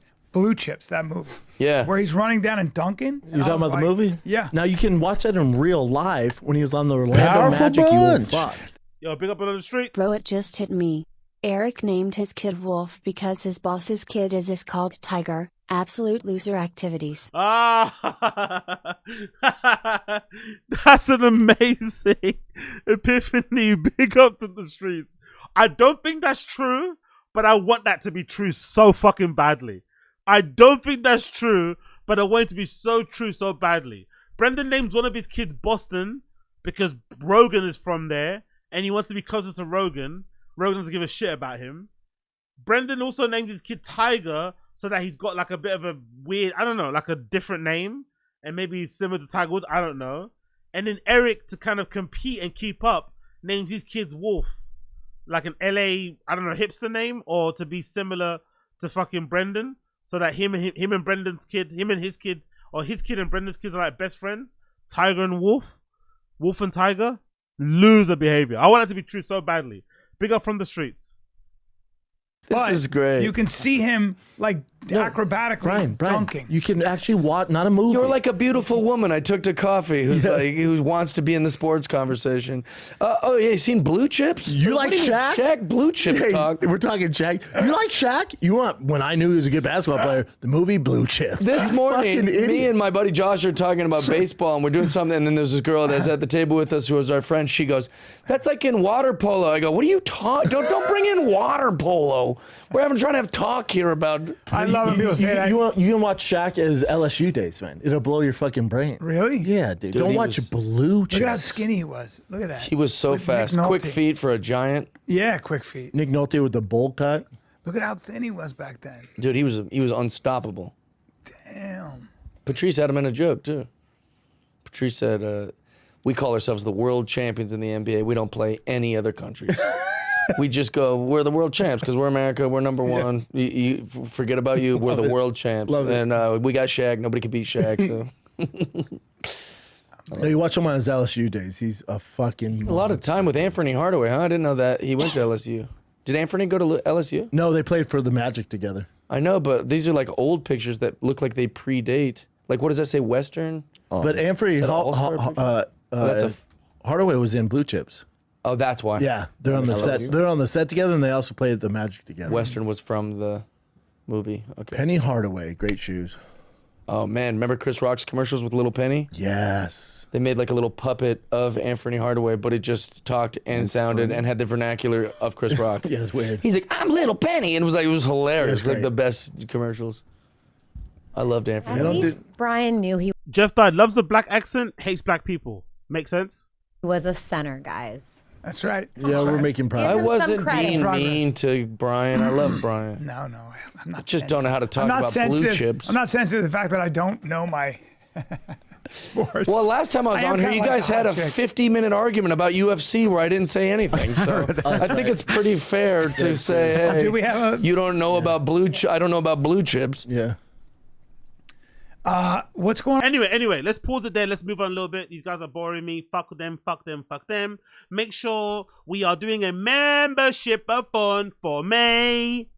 30 days, 31 days. Actually, technically, we're on to the end. The 31st, which is on the Saturday. We're doing a random show stream once every fucking day. Last April, or this month, April, I kind of flopped and fucked up. I did, I think, 15 unbroken. Then I decided to miss a couple of days, so it wasn't really the same thing. So we're resetting the clock again, and we're going to do a member fun every single day, streaming on the Random Show channel. So make sure you join. Membership links are down below. If you can't do that, like the stream, subscribe to the fucking channel, engage in the stream chat. Click the link for the Discord over there in the description too. You should find it. Good little community of people there to talk to. All that good stuff. Let's move on a little bit. Let's move on a little bit. Let's move on a little bit. Have you guys? Let's do podcast cringe. Podcast cringe video. Joey Diaz snaps at Joe Rogan and gives him a reality check. I haven't watched this yet, so I'm going to react to it to you now. So let's see what Podcast Cringe is talking about. New video from Podcast Cringe. Joey Diaz snaps at Joe Rogan, gives him a reality check. The link is there. You know where his channel is. If you want to watch it yourself, watch it. I'm going to be pausing it and stopping it and talking in between. So please don't get angry with me. If you want to watch it yourself, you can watch it. You know where he's at. Let's go. You don't have to worry about that. I know. We don't have to worry about it. Too You're much. right. You're This is the right. first podcast I'm done that I'm scared. You know what I'm saying? What the is wrong with you? You're right. Enough with this shit. You're right. And politics, enough. I know. COVID is over. Knock it off. I hate Wow. all this shit. How is it going to change? Wow. Finally. Someone had to say it. Enough with the COVID talk, man. Enough. We get it. They lied. We get it. It's over now. Fucking hell. Also, you're fucking rich. It didn't affect you anyway. You'll be fine. Like, I've got way more patience for like the regular working man or woman who had to suffer through COVID. I understand if you want to still talk about it now. I understand if you've still got PTSD about it, if you still got trauma about it, if you still got negative feelings about it, if you can't get over it. I get it. I have way more patience and understanding. But a fucking multi-millionaire, close to a billionaire guy who got to open up a comedy store, take over fucking podcasting, got fucking great fucking deals from Spotify off the back of for COVID, by the way. Don't forget that. I don't think that Spotify deal happens if lockdown doesn't happen, because that definitely increased his value and maybe we'll listen to that podcast way more. Like, enough, bro. Enough. We get it. They lied. We get it. Fauci lied. We get it. Democrats lied. We get it. CDC lied. We get it. We get it. We get it. Some of us, myself included, got the vaccine and they lied. We get it. Big up, Black American. Exactly. We get it, but move on. Exactly, Black American. Exactly. Move on. Big up Joey Diaz. Change your life. Who fucking Tom Hanks was in the ass? Who doesn't matter? And do you really care? At the end of the day, do you really care about that 16-year-old girl? No, you don't. So shut the up. Joey Diaz has finally said the quiet bit out loud, calling out Joe Rogan on his own podcast for the things we've been saying this whole time. Ever since the pandemic broke his brain 5 years ago, he's been repeating the same talking points over and over again to whoever will listen. Yeah, big up Coiler, big up Coiler. I'm telling you, the New Church podcast is really good. By the way, 100% agree. If you haven't listened to it before, I know some of you guys are anti-Joey Diaz, blah, blah, blah, the things he said. Of all of them, he's one of the most horrible ones. But I legitimately think this New Church, especially when it's just solo pods with just him and Lee, I'm not really into the guests too much so far. I know he's trying to carve out his little niche and interviewing some of his friends from school, from the area, from whatever he got up to back in the day. I'm not really too fond of the interviews yet, but I think when it's just him and Lee, I can tolerate it. I even can tolerate their comedy talks. It's the same conversation in different ways, but the whole coming up and going on doing open mics and sets and reps and going on tour and the importance of writing your material, I can tolerate all that. They do it in a good way. It's actually really good.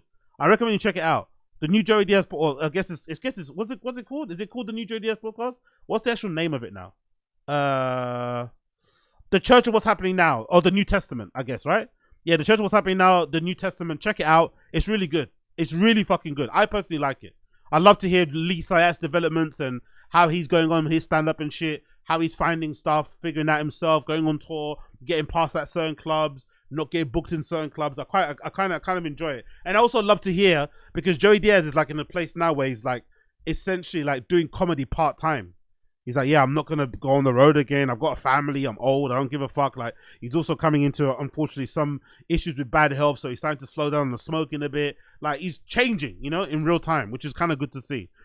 So yeah, I actually enjoyed it. Be up, Coiler. It's actually one of the only comedy podcasts I actually listen to properly.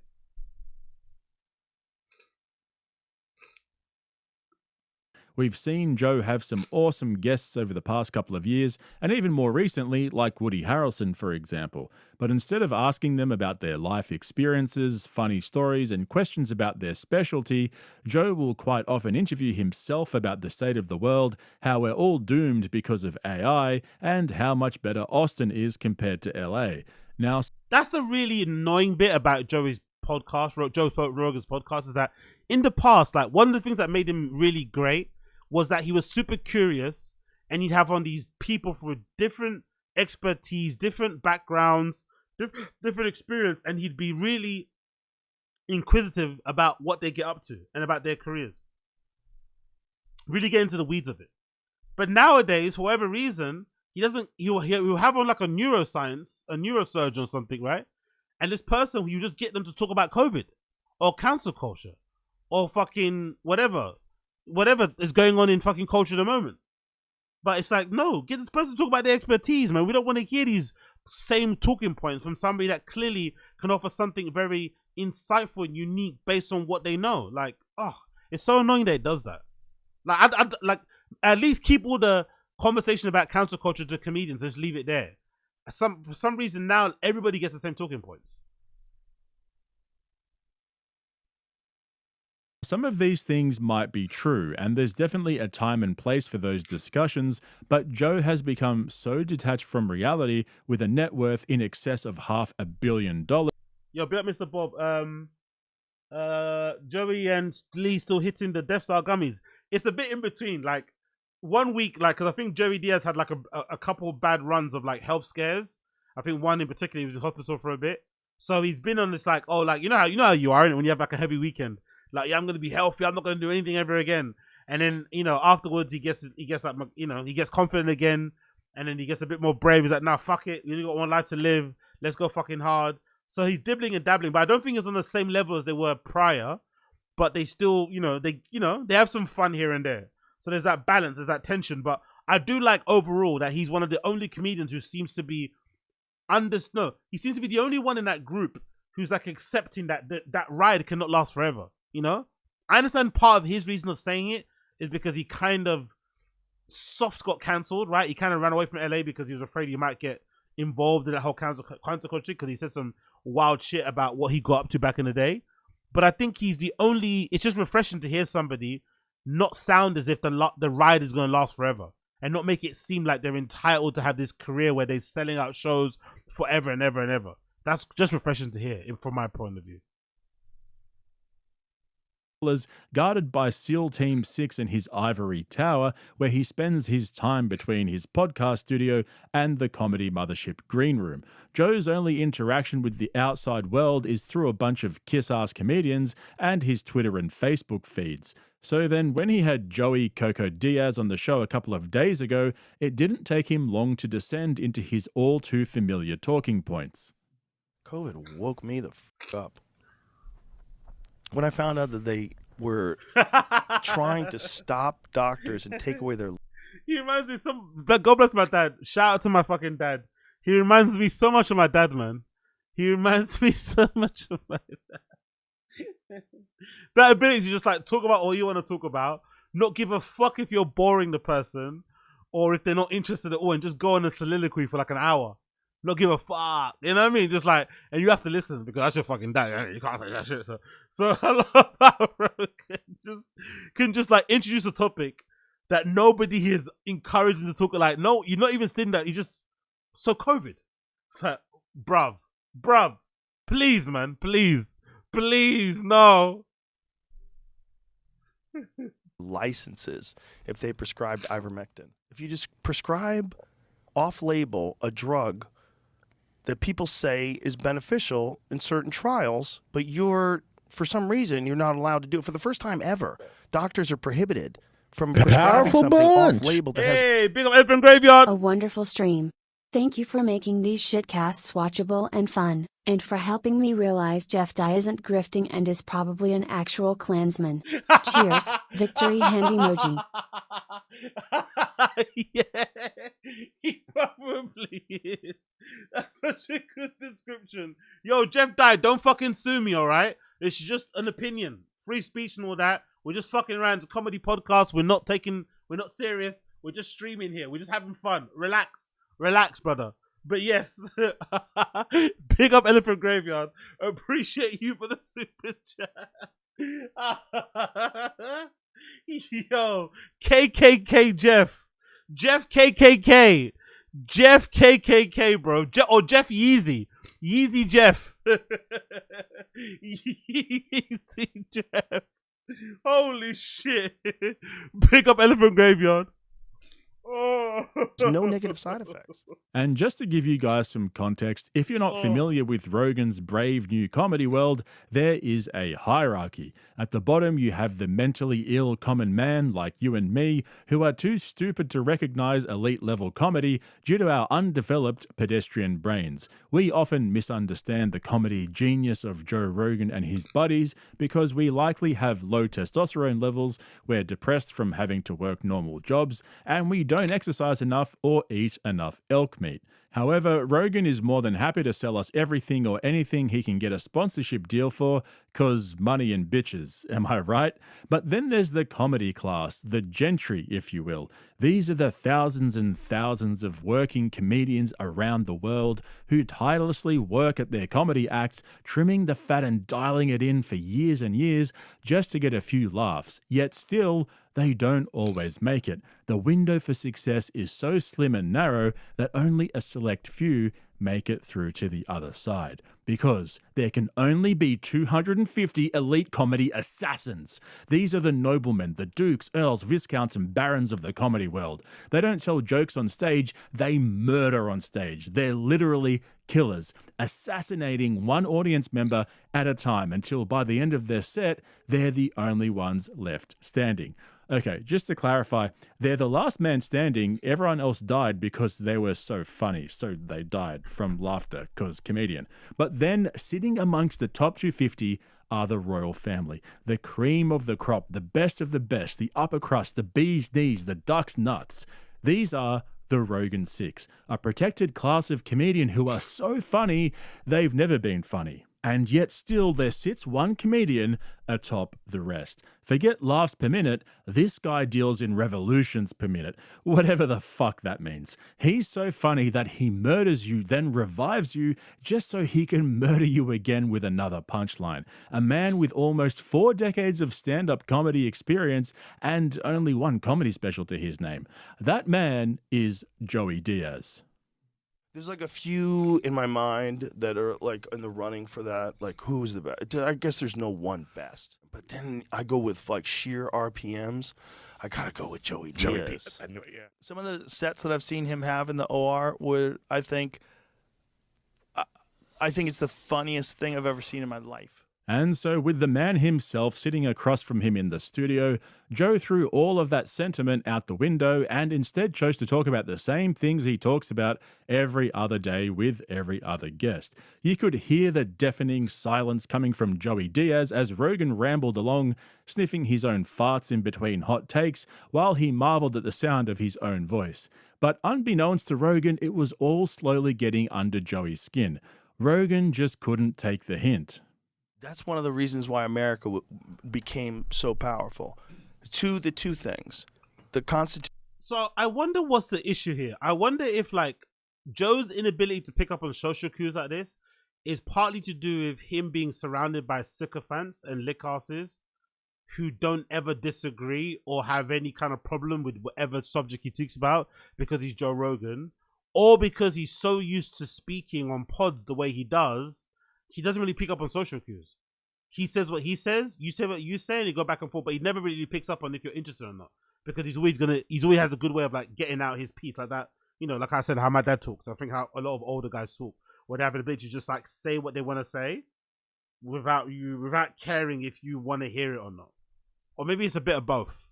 Maybe he's been enabled to be this person who's unable to speak on the social cues, or maybe he's just so deaf to it that he just says what he says and he realizes later. I wonder.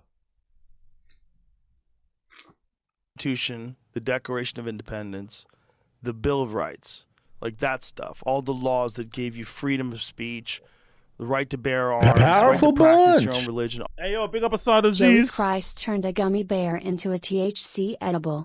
On the third day, the Stamankia brothers raised Joey Diaz from the dead, only for him to murder once again. Staminga. You're so stupid. The Staminka brothers. Honestly, big up Asada Z's. The Staminka brothers, you know. This guy, man. Big up Asada Z's. Big up, big up, big up, big up. All those things are incredible, but also the type of people that moved here. Yeah, big up Joe MIA, Wagwan. Yeah, it's been a while. I appreciate you. Appreciate it, brother. Big up Josie. Yep, 100%. He no longer has anyone around him help push back. Yeah. It's just a weird way of speaking. Like, because people used to, before the pod went to shit, right? Before the pod went to shit, people would complain that he speaks about the same 3 or 4 topics. I think one included DMT, jujitsu, you should start a podcast. Like he had like 3 to 5 topics or things that he would say again and again and again. But he had no idea that he was repeating himself. I know I do it myself a lot on my streams and stuff, but he has a really big platform and he does these long meandering pods every fucking single day. And he doesn't ever realize that he's boring people by repeating the same anecdotes or stories again and again and again. And he doesn't ever seem to get bored of his own voice. That's also another interesting thing too. He seems to think he's the most interesting person in the room at all times, which is also, you know, its own issue. Crazy risk-taking motherfuckers that were willing to get their kids and get on a boat. We're in a weird time here where people are arguing about whether or not we should abandon core principles that made this country great. Like very intelligent, liberal people with degrees are talking about the First Amendment should have restrictions. Like, no, they got to be able to say whatever they want. And then you decide if you want to communicate with people that speak differently than you. And if you think that they have an egregious position, you're allowed to say something about it. And you talk about it. And everybody has to figure out who's right and who's wrong. And if you just like cut that off for things that you find offensive, the problem is maybe I don't find it offensive. And you can't decide what I can take in and not take in. You're not allowed to because I don't know. Could you imagine this conversation in a bar with a friend? Could you imagine this conversation sitting on a park bench somewhere? Having this, like, brother, man, shut the fuck up, man. Like, I'm trying to feed the pigeons. I'm trying to look at these kids playing in the park. Like I'm trying to, I'm trying to get attacked. Like, shut up, man. You can tell he has no real friends because, like, God almighty, again with this shit, again. Freedom of speech. Twitter's a public square. Elon has saved fucking freedom of speech. Elon saved social media. The fucking need to say things that offend people. If you can't say that, shoot me. You and you don't know me. This is nonsense. So we all know that Rogan's a free speech warrior. The top 250 comedy assassins are the last line of defense against the tyranny of the government, the woke mob, and, of course, big tech. Unless, of course, Rogan needs to disable the comments on an Instagram post because his followers were being too mean to Jordan Peterson and hurting his feelings. Hang on, I thought Joe posts and Really? goes. He says he doesn't read the comments. Maybe he made an exception. Interesting. Oh, and he also said this in the same podcast. You know the old expression about snitches? Well, in this case, snitches get... Actually, I'm curious to see what were the comments on that Jordan Peterson YouTube video. I actually never saw that. Let's actually double check it now. I want to see what were the comments on the latest episode of the Jordan Peterson video. Let's see. Big up everybody tuning in. Make sure you like the stream, subscribe to the channel, all that Powerful good shit. bunch. Yo, big up us, Angel. People also used to criticize Joe as an interviewer for just chiefing his joint and not chiming in enough. This ended up benefiting the show. Emo BC he'd let these experts talk. Now Joe put the joint down and he talks over them with Facebook talging points. Yeah, that's the thing. Like, he was like the best. Like, he was at the opposite of like Lex Friedman. Lex Friedman does like no pushback, no real interesting things at all. But he also has like, I think, a better show because at least you get to hear what the person wants to say, the expert. Obviously, when it's something you care about, you might want a bit of pushback and you might want a bit of resistance and you want to mind a bit more back and forth. But, you know, Lex just isn't that guy to do that sort of thing, fair enough. But with Rogan, I felt like at least he was generally curious to hear the person defend their position.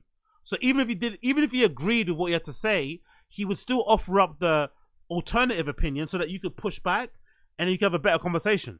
But like NJ said, now he thinks he's as smart as everyone he interviews, or smarter. So you get this weird and now obviously his star and his celebrity is bigger than it's ever been. So people are coming on that show and being very differential, like, you know, they're deferring to him, they're kind of bowing to him, kowtowing to him, and they're not like letting their nuts hang. Like, no, I'm the expert. They're kind of like being a little bit like in awe of him. So it makes it a weird dynamic of a show. It's probably, you notice it way worse now with comedians.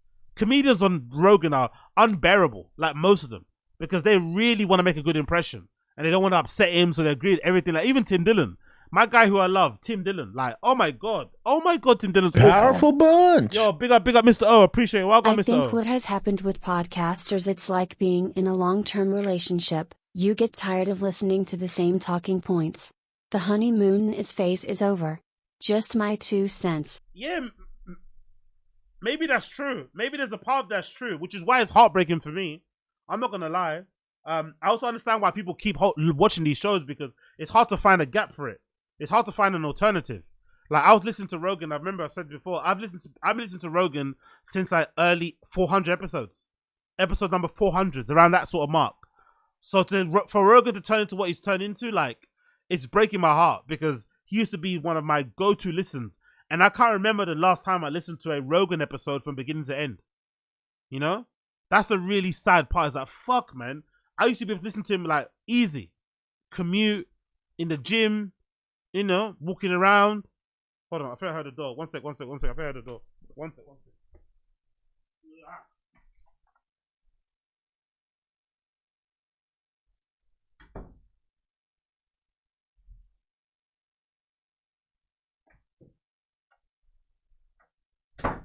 False alarm. But yeah. Mr. O, you're right, brother. You're right. False alarm. Let's see what they're talking about in the Jordan Peterson video. What was the response? Because I haven't actually watched this, by the way.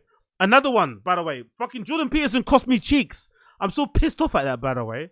I'm so pissed off at Jordan Peterson costing me fucking cheeks. There was this one girl that I was talking to one time, and this is early on. I think 12 Rules for Life. I must have posted a picture of the book when I bought it first. When he first came around, 12 Rules for Life. I think I posted it on my Instagram or something. And she sent me a massive DM, like, mad fucking long, explaining why she couldn't see me anymore. Because she fundamentally disagreed with Peterson, and he was this, he was that. And oh my God, bro. Like, I don't even fuck with the guy that deep, man. I just like the book. He had a few interesting things. He did the Bible series, I like that. I wasn't even that deep into him anyway. And he cost me fucking cheeks, man. Fuck. Anyway, big up to that girl. She was right, by the way. I forgot her fucking name. But whoever that girl was, you were right. You were fucking right in the end. Yeah, history. You were on the right side of history with that one. I had to pay I was a sacrificial lamb, but she was right. So let's see. What are the comments saying? Get Thomas Sowell on before it's too late. I haven't cleaned my room since the last Peterson episode. I met Jordan in Nashville, and the first thing he did was compliment my suit. I told him it was my first suit, and as an adult, and it was because of him. He smiled, and we took our photo. After months of procrastination, I finally decided to clean my room.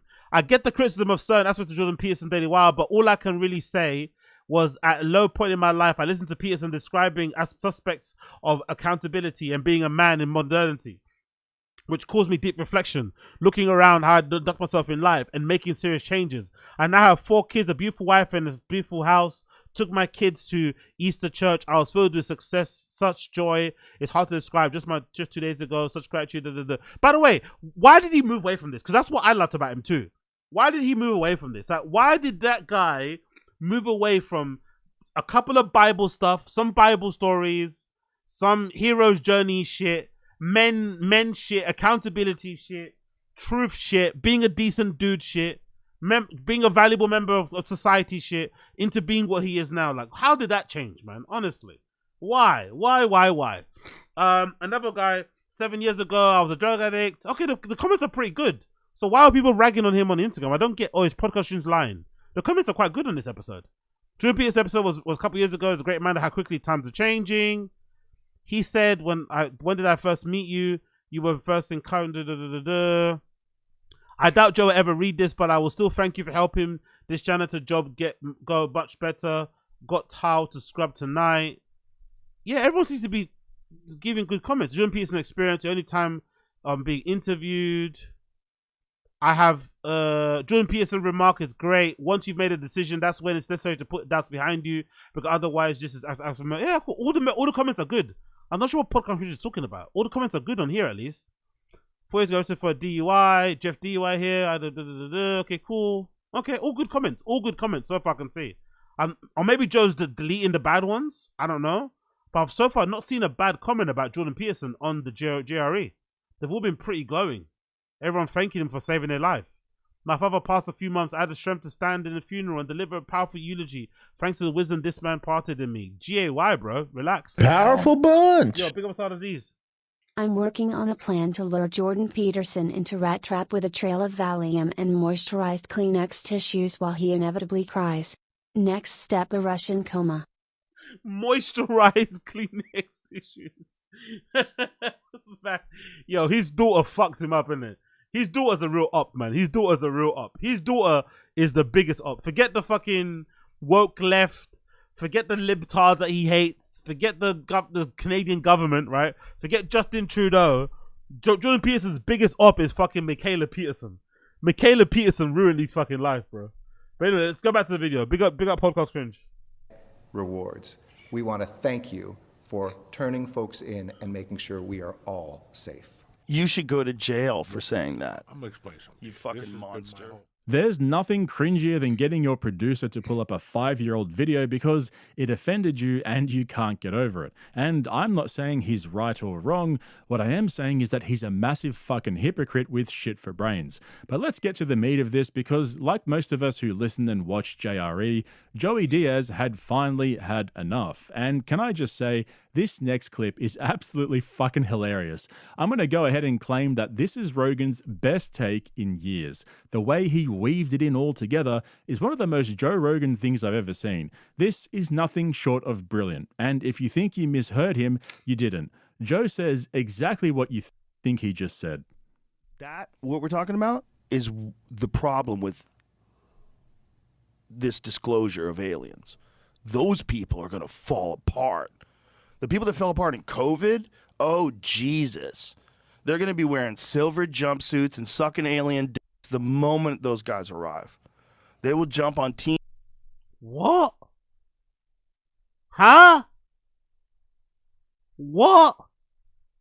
Team alien. They'll be rounding up people and using us for slaves. They'll do whatever the aliens ask. All the people that got 9 boosters, all those morons, they'll be like on team alien 100%. It is imperative that the human race perish. So hold on. So maybe I've missed out whole chunks of episodes. I thought Rogan's main issue was the fact that the government were making the COVID vaccine mandatory, right? The fact that the government were maybe exaggerating some of the COVID deaths. Were attributing deaths that are happening during COVID to COVID that weren't caused because of COVID. The fact that they were making it mandatory for kids to get the vaccine. I didn't know that Rogan also had a hatred for people who took the vaccine out of just misinformation, out of self-preservation, out of fear, out of a need to just work. Because there's some, governments or some countries, some corporations that were preventing people from working. Like, if you didn't get the vaccine, you couldn't work. Like, if you didn't get the vaccine, you couldn't travel. Like, for me, I only got the vaccine because I wanted to travel during the time of COVID. I was afraid I couldn't rave anymore. I was, I was kind of afraid I couldn't go out anymore. So I was like, fuck it, I'm just going to get the vaccine. In the end, it wasn't necessary, but I just did it because I wanted to travel.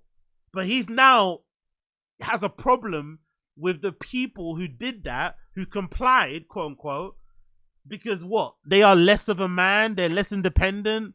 They're less of a freedom fighter because they listen to the science, because they just took the word of their government to be fact and just kind of went along with it because they wanted to get back to living a regular life or going back to their regular life or hugging their parents and their grandparents again. Like, why would you have a problem with the people? Maybe the government and stuff and the CDC and all that malarkey, but the human beings that just took a vaccine just to get back to life to normal. Huh, interesting.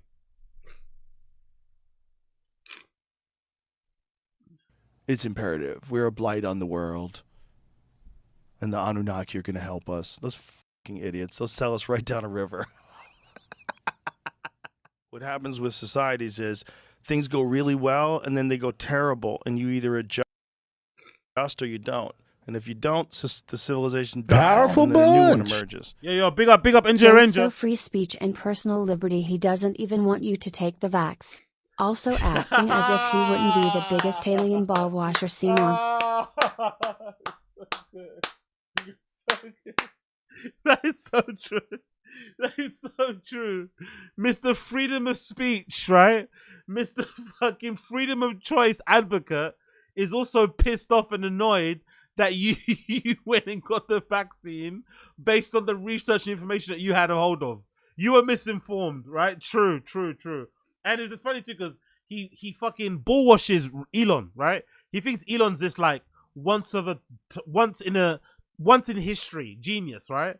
And he thinks Elon's the smartest person he's ever seen in history, in life, in general. Imagine the bullwashing, imagine the bull gargling, right? Imagine the cock holstering he'll be doing with his mouth if aliens came about and, I don't know, showed off a fucking UFO or something, right? Or some sort of alternative propulsion system.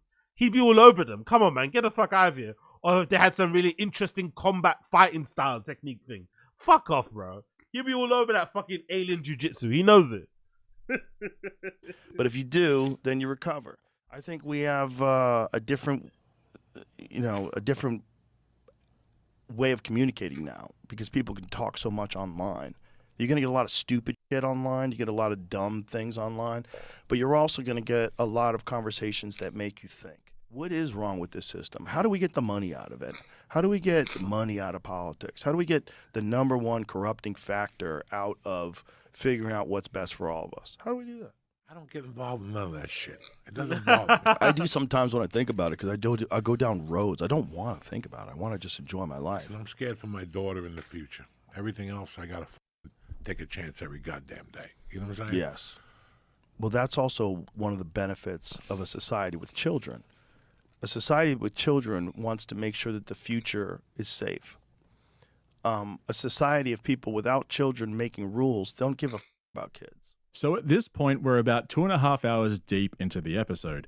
Joey's high as fuck. Rogan... By the way, you can already tell by the silences. This is only clips. I'm sure podcast can just cherry picking the clips, but you can tell by the silences from Joey Diaz that he's not interested in what he's talking about. Anyone that has anyone that's a well-adjusted human that picks up on social skills can tell, or social cues, sorry, rather, that the other person isn't as interested in what you're talking about. But Joe's still going on fucking soliloquies. He's still going on monologues. He's a fucking alien when it comes to sort of stuff. His ability to like ignore social cues and hints and still go on a fucking uninterrupted 10-minute rant is fucking legendary. Because even I can tell from these clips that Joey is clearly disengaged, clearly uninterested, clearly wants to move on to talk about something else. And he's still going on and on and on. In full flight, he'd spent most of the last couple of hours winding himself up with his doomsday predictions and COVID hangover. We all know how much Joey hates the alien talk, and only Rogan could weave his pandemic hangover into a completely hypothetical situation in which people with booster shots drop to their knees and serve the aliens who apparently arrived to enslave us, presumably to mine gold. If you know, you know. Shout out Billy Carson. But it was when Rogan brought up Japanese babies that Joey Diaz finally realized he'd had enough. Quick question. Has Rogan even been to Japan?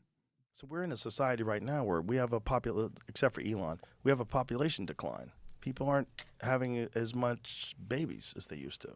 When they look at the numbers for the future, we're in a kind of a weird population collapse thing. Like Japan is f***ed. Have you seen any of that stuff on Japan? Mm-mm. See if you can find anything on the Japanese population crisis. They're having so few children in Japan that, like, in 3... James wants to talk about the Comedy Store. He wants to talk about Missy Shaw. He wants to talk about Ralphie May, R.I.P. He wants to talk about getting past, mothership stuff. Joey wants to hang out and talk, catch up with his friend. And Joe Rogan's like, civilization collapse. Oh my god. Just killing the mood. Killing the fucking mood. Generations, they could be in real trouble. That's your question? Yeah. What the fuck's it got to do with me? I don't give a fuck about the Japs. You know, what the fuck is wrong with you, Joe? Well, I think about it with us. Because I think about it with, like, civilizations collapsing. I think about it what we've been talking about the whole day. Yeah, but we don't have to worry about that. I know. We don't have to worry about it. You're right. This is the first podcast I'm done that I'm scared. You know what I'm saying? What the fuck is wrong with you? You're right. Enough with this shit. You're right. And politics, enough. I know. COVID is over. Knock it off. I hate all this shit. I'm scared. You know what I'm saying? Exactly. The fuck?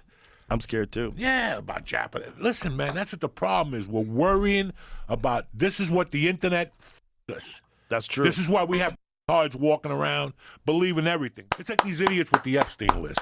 How How is it going to make a difference in your world if Tom Hanks is on that list? I'll tell you. Do you not have to go to work tomorrow? I don't give a who's on the Epstein list. I don't give a who went to Diddy's house.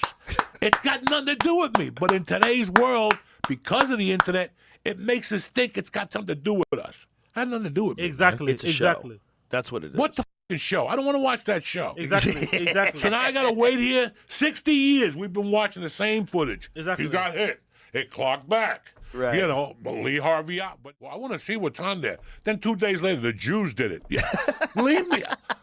Just worry about paying your credit card bills. You Exactly. idiot. Exactly. That's what you should worry about. Like, how is it going to change your life? Who Tom Hanks is in the ass? Who doesn't matter? And do you really care? At the end of the day, Exactly. do you really care about that 16-year-old girl? No, you don't.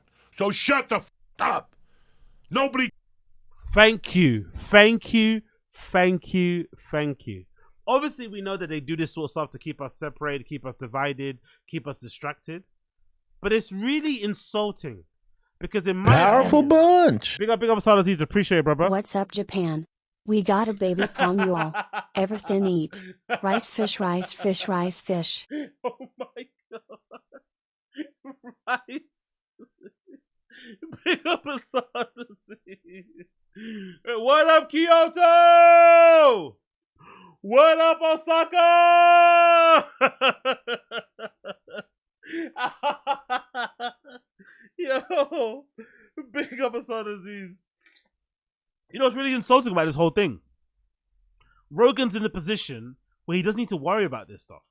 Like, I have a lot of patience for somebody that's a doom mongerer who works a regular job, who can't afford health insurance, who's struggling to get by, who's struggling to pay rent, struggling to keep the mortgage, struggling to keep a roof over their head, struggling to keep clothes on their back, struggling to keep food in their belly. That I have patience with you if you're that regular person. But Rogan, no. You have the means to get yourself away from all that shit you have for the entirety of your life. But here you are worrying about these sort of things. And my theory is this. My theory is thus. I've got a sneaky suspicion that Rogan is always weirdly obsessed about these type of things because he has this weird, like, dream, I don't know, like, thing in his head where he thinks one day the world's gonna collapse, everyone's gonna come after his money. Like he's afraid of that. I think he's afraid of the purge. I think that's why Rogan says what he says, because I think he thinks that if the world does go to shit, people are gonna run to him as the first person to kind of go and take shit from. I think he's afraid of that. I think that's where it comes from. I think it comes from just him wanting to keep all of his stuff, keep all of his money. I think that's where it comes from. It's not like this wider concern about the world. I think he's more so worried about, hey, if people aren't happy with what's going on, if people are living in squalor and shit, they're going to want to take my shit. So I want them to be happy with what they have so they can leave me the fuck alone. I think that's where it comes from. It's a self-preservation thing. I could be wrong, but I always get that feeling that he's very self-conscious, very worried about his money being taken away from him. He cares. It's just a fucking show. It's a show. It's a show. It's like I told you about LA. Yeah. You know, I was watching it's a compelling show. Finally, after all these years of Rogan talking out of his ass and repeating the same shit over and over again, the funniest man alive calls him out on his own podcast and sets him straight. I could honestly watch that clip on repeat. The way Joe immediately tries to defend himself, but then when he realizes Joey's not going to hold back and he's actually had enough, so he starts agreeing with him and laughing hysterically, not realizing that Joey's only half joking and he's legit getting sick of listening to Rogan spout off the same shit every time he sees him. That's the second time in as many weeks that Rogan's been called out on his own podcast, except this time Rogan can't simply tell Joey to stop interrupting and ignore his questions like he did to Douglas douchebag Murray. But the way Rogan was laughing it all off as some big joke reminded me of the time Bill Burr called him out on the podcast 5 years ago and why Burr hasn't been seen on the podcast in years. You want people to walk down the street with a mask on? Yeah, Wagwan Tony FM, 3 hours in, birthday stream, Wagwan. Don't worry, bro. We're gonna come. I'm gonna break in a bit, and we're gonna come back later in the evening anyway, because I gotta go gym and shit. But yeah, Wagwan, appreciate you, brother. Big up Tony FM, big up everybody in the stream chat. Smash the like, hit subscribe, all that good shit. We are locked in, ready to roll. Let's not start this, Joe. Do you though? Let's not start this. Okay. Let's start it. I don't want to start this bullshit. I'm not going to sit here with no medical degree, listening to you with no medical degree, with an American flag behind you, smoking a cigar, acting like we know what's up, better than the CDC. All I do is I watch the news once every 2 weeks. I'm like, mask or no mask? Still mask? All right, mask. That's all I give a about. I don't care. And then wait. And then everybody wore the fucking masks. This is like rollerblading. Everybody fucking rollerbladed, and then there was that one fucking homophobic joke, and then everybody acted like they never did it. And then 100 million fucking rollerblades got thrown into the fucking ocean. We all wore masks, and then all of a sudden, people are fucking sitting there. Well, you don't have the body type for it, dude. Your fucking knuckles would scrape on the ground, even with that extra 2 inches.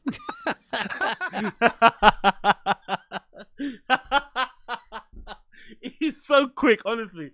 Please, I hope Bill Burr sees that clip of Jeff Dye going after him and saying that you can't disagree with him and shit. I hope he sees this and he rips into him. I hope so. Please.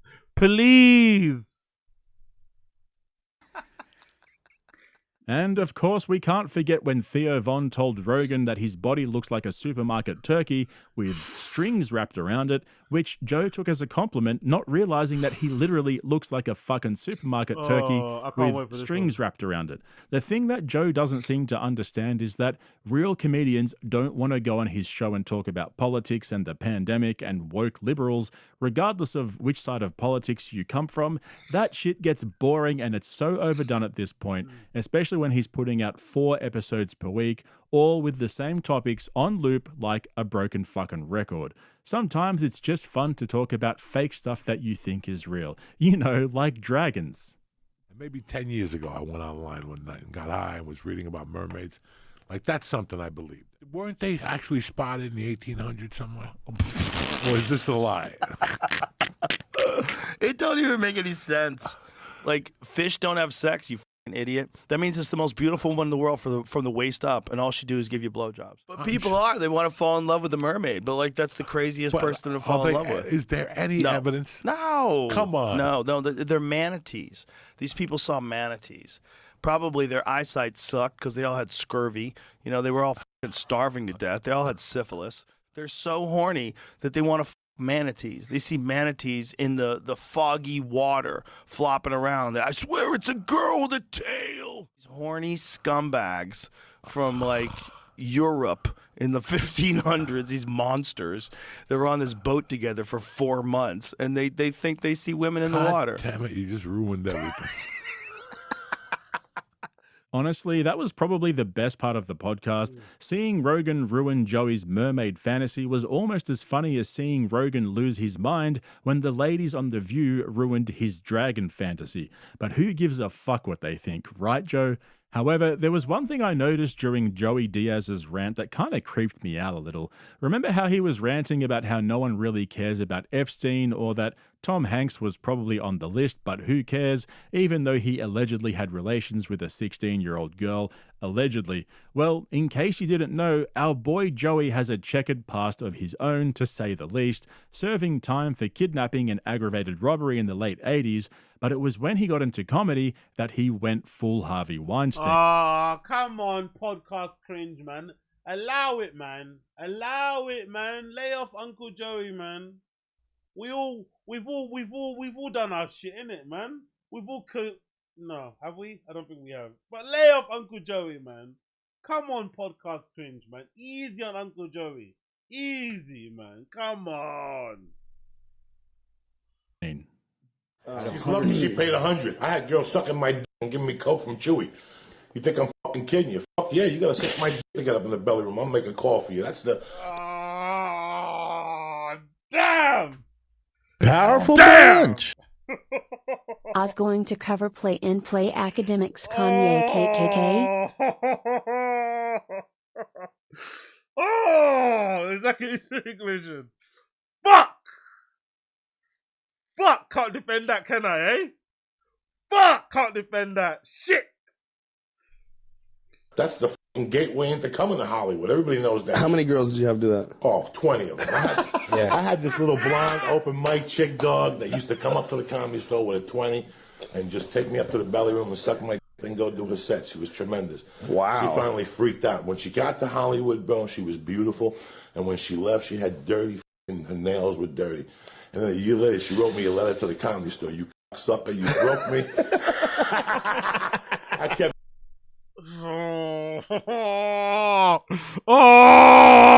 Shooting sperm balls in her fucking ear ball. Every time she went down, vaya pa la pinga. I think that clip right there is fucking hell. why Joey likes to keep a low profile and do his own thing. Some people think he was joking and others think he was being serious but don't care, because just like Joey said himself about the Epstein list, who really gives a fuck? We've all got credit card bills to worry about. I think that's pretty gross though. Holy shit. That clip is fucking insane, isn't it? Holy. Oh my god, that clip is so insane. Oh my fucking god. Like, oh, okay, anyway, whatever. We're breaking up. Yo. Focus. Podcast Cringe is a hater. Podcast Cringe is a hater. Podcast Cringe is a hater. Podcast Cringe is a hater. Podcast Cringe is a hater. It's one thing to do it, but it's a whole other thing entirely to brag about it. And that was way back in 2011 in the early days of JRE when Brian Redband was on there instead of young Jamie. I think Joey's been lucky that none of those girls came forward and exposed him, if that's actually what did happen. We can't know for sure. Even if you go back to his last appearance on JRE from last year when all the P. Diddy stuff was fresh, in the first few minutes he immediately tried to downplay it and move on to something else. There's so many different stories. What are you going to do? I'm not doing that. We're not involved in them. I was never at Diddy's party. Receipts. Fuck. Party. I don't even know the motherfucker. We're out I here. don't want to know nobody. Telling jokes. Telling jokes. Like I told you. Having fun. That's it. Yeah. Smoking dope, cracking jokes, making people. That's everything it. else is background music. I just want to do stand up. What a twisted web some folks weave. Yeah, I think it's pretty fucking gross for these. Powerful bunch. Yeah, big up The Gambellini brothers would like to deny any knowledge of Joey Diaz amidst the allegations. We thought Joey was a great guy, but we never met him. Fucking hell. The Gambellini brothers. Oh shit, bro. Joey Diaz not wanting to talk about the Diddy allegations, wants to move right past it, man. It's the entertainment business. What are you gonna do? It's the entertainment business. What you wanna do? You want a spot? Highly competitive industry. You have to suck a little dick. You know? You're crying. Okay, it's practice. You want to be an actress. You start crying on my dick. I don't know, Uncle Joey. I don't know. That sounds a bit dicey. These guys who both have daughters to be so chill and carefree when it comes to all this shit, especially when Joey used to openly brag about taking advantage of young women by trading sexual favors for stage time. Why is it that so many of Joe's friends have allegations that they can't shake? They all get so drunk on the money and power that they think they're invincible. I've said this before, but I have a feeling that in the next few years, some real dodgy shit is going to come out of the Austin comedy scene. I don't know who it's going to involve or what it will be, Really? but just seeing how big their egos are getting and how much shit they've already gotten away with, I wouldn't be surprised if there have already been some under-the-table settlements with NDAs and whatnot. It would not surprise me a bit. Nah. I don't think so. The most we're going to hear, I don't think in terms of sexual stuff, I don't think we're going to hear like a big counterculture movement. I think the LA thing spooked them enough. You have to remember, like that woman, Amy Kaufman? Amy Kaufman, the writer for Los Angeles Times, she shut down the entirety of that LA stand-up scene. She's the one that fucking shut it all down.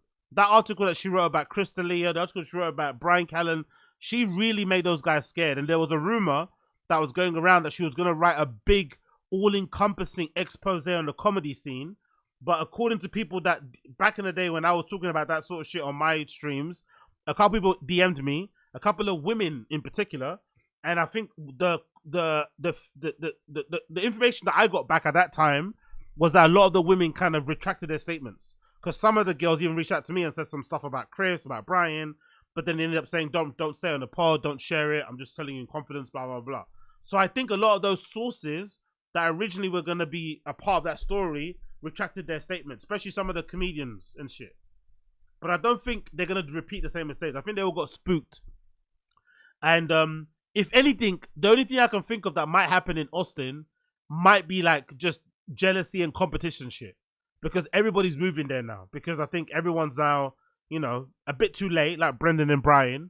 They've now got the courage to move to Austin when it's easy.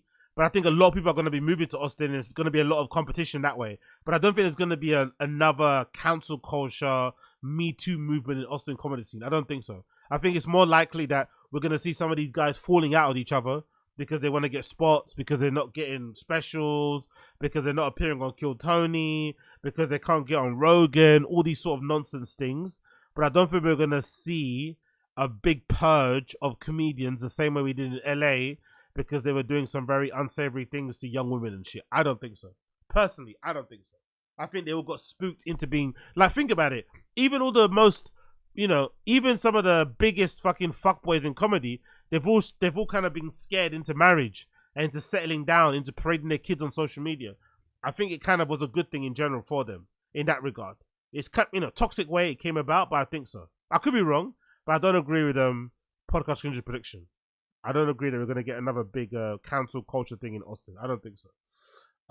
But hey, who knows? Who knows? Who knows? Who knows? Who knows? Big up Josie. No, that green room is a big sausage fest. Nothing coming out Austin, but the next show is coming out. Yeah, exactly. Big up Josie. That's a really good point too. I don't even remember when Rogan was really big on pushing like up and coming female comedians. He had that one girl on that he fucking loved, that people were thinking he was fucking. That really young. She's kind of young looking. She has a really squeaky voice. Cute lady with the glasses. I forgot her name. Do you remember Rogan was really? He doesn't really push female comedians that way anymore. Do you know what I mean? He doesn't really even push them that way. So I feel like the comedy mothership is less mixy when it comes to genders. And, you know, I don't know. No, not from the band. There was a female comedian that Rogan was really big on early. And he's having her on the show a lot. She was like a girl that wore glasses, kind of a hipster. That's her name. Ali MACOFSKY. That's her name. Yeah, Ali MACOFSKY. No, Honey was the other girl that he's in love with too. But the Ali MACOFSKY girl, that's the lady. I haven't seen Rogan push another woman like Ali since Ali. Even Whitney Cummings, you know, he used to be big on Whitney Cummings. She doesn't go on Rogan that much, maybe because she lives in LA, but he doesn't really push women comedians as much. So Josie's right. Like that comedy scene in Austin, it does feel a little bit male. It does feel a little bit more male heavy than the scene that Rogan was the head of in LA. So I think that's on purpose to just avoid any issues. Like, let's just keep the women out of this. If they're funny and they're really, really funny, they can break through. But for the most part, it seems like that green room is full of like comedians that are usually men. Or if there are women in there, it's like politicians and, you know, political pundits or other celebrities. You know what I mean? It's not like up and coming comedians and shit. Like, I could be wrong though. I could be wrong. Yeah, exactly. Ali MACOFSKY, no, I don't know what happened to her and Rogan, but Rogan used to love that girl, man. What's she doing at the moment? Ali MACOFSKY, right? How you say it? MACOFSKY? Yeah, what's she doing now at the moment? They're calling her internet personality. She's not even a fucking... Oh, she doesn't wear glasses anymore. Okay, what's she doing right now? I want to see. What's she doing? Let's get Instagram. But Rogan was big on her for a while, man. He used to really rate her. I think he might have even took her on tour. I think Rogan might have taken her on tour. I'm not too sure. I think Rogan may have taken Ali on tour too. I could be wrong though. I think he might have taken her on tour. There's a second here. I think Rogan might have taken her on tour too. Let's see. What's she up to? What's she been up to? She's been on tour recently. The Greatest Show on Earth. What's she performing at? Places across the United States. Opening up in LA. Closing the show next year in January in Charlotte. Cool. Okay, she's doing her thing. She's out here doing comedy, posting her things on social media. She seems to be doing okay. I want to hear a bit from her. What's her comedy even sound like? Let's see what a bit is like from her. Let's go to one of her pin posts. Let's see. What does she sound like? Please be funny, girl. Please be funny. Did you guys meet on an app? Oh, the army. Wow, what an app. Get down on the ground! Make my bed after we fuck! The edges of my bed better be as tight as your p-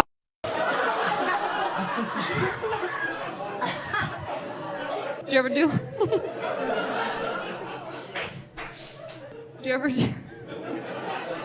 Do you ever do army?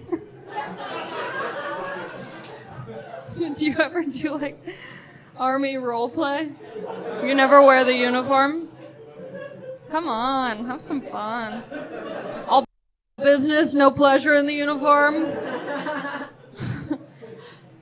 I was gonna say something dark. Oh. I'm never leaving. Powerful bunch.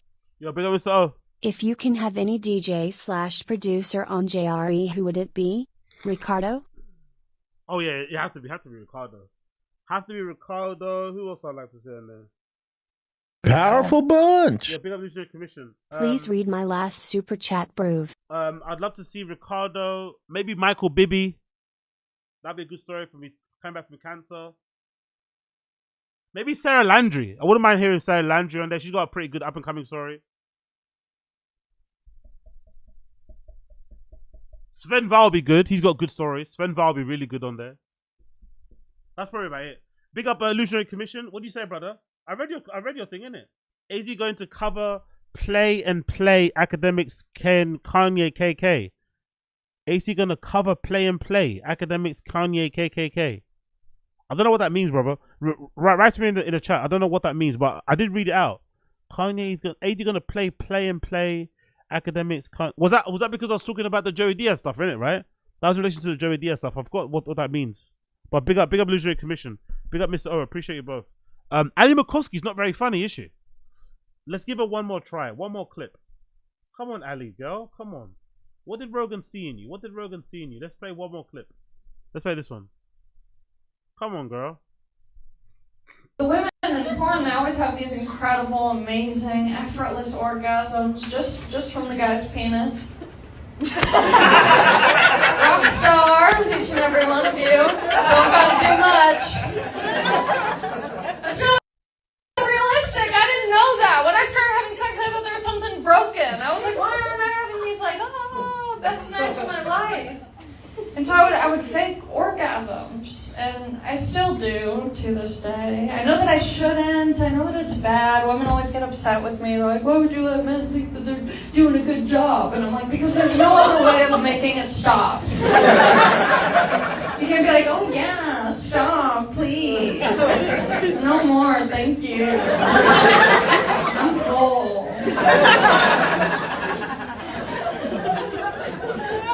I just wish there was like one episode of porn where it was realistic. I wish there was just one episode. Halfway through, the woman's like, I'm so sorry. I don't think it's gonna happen tonight.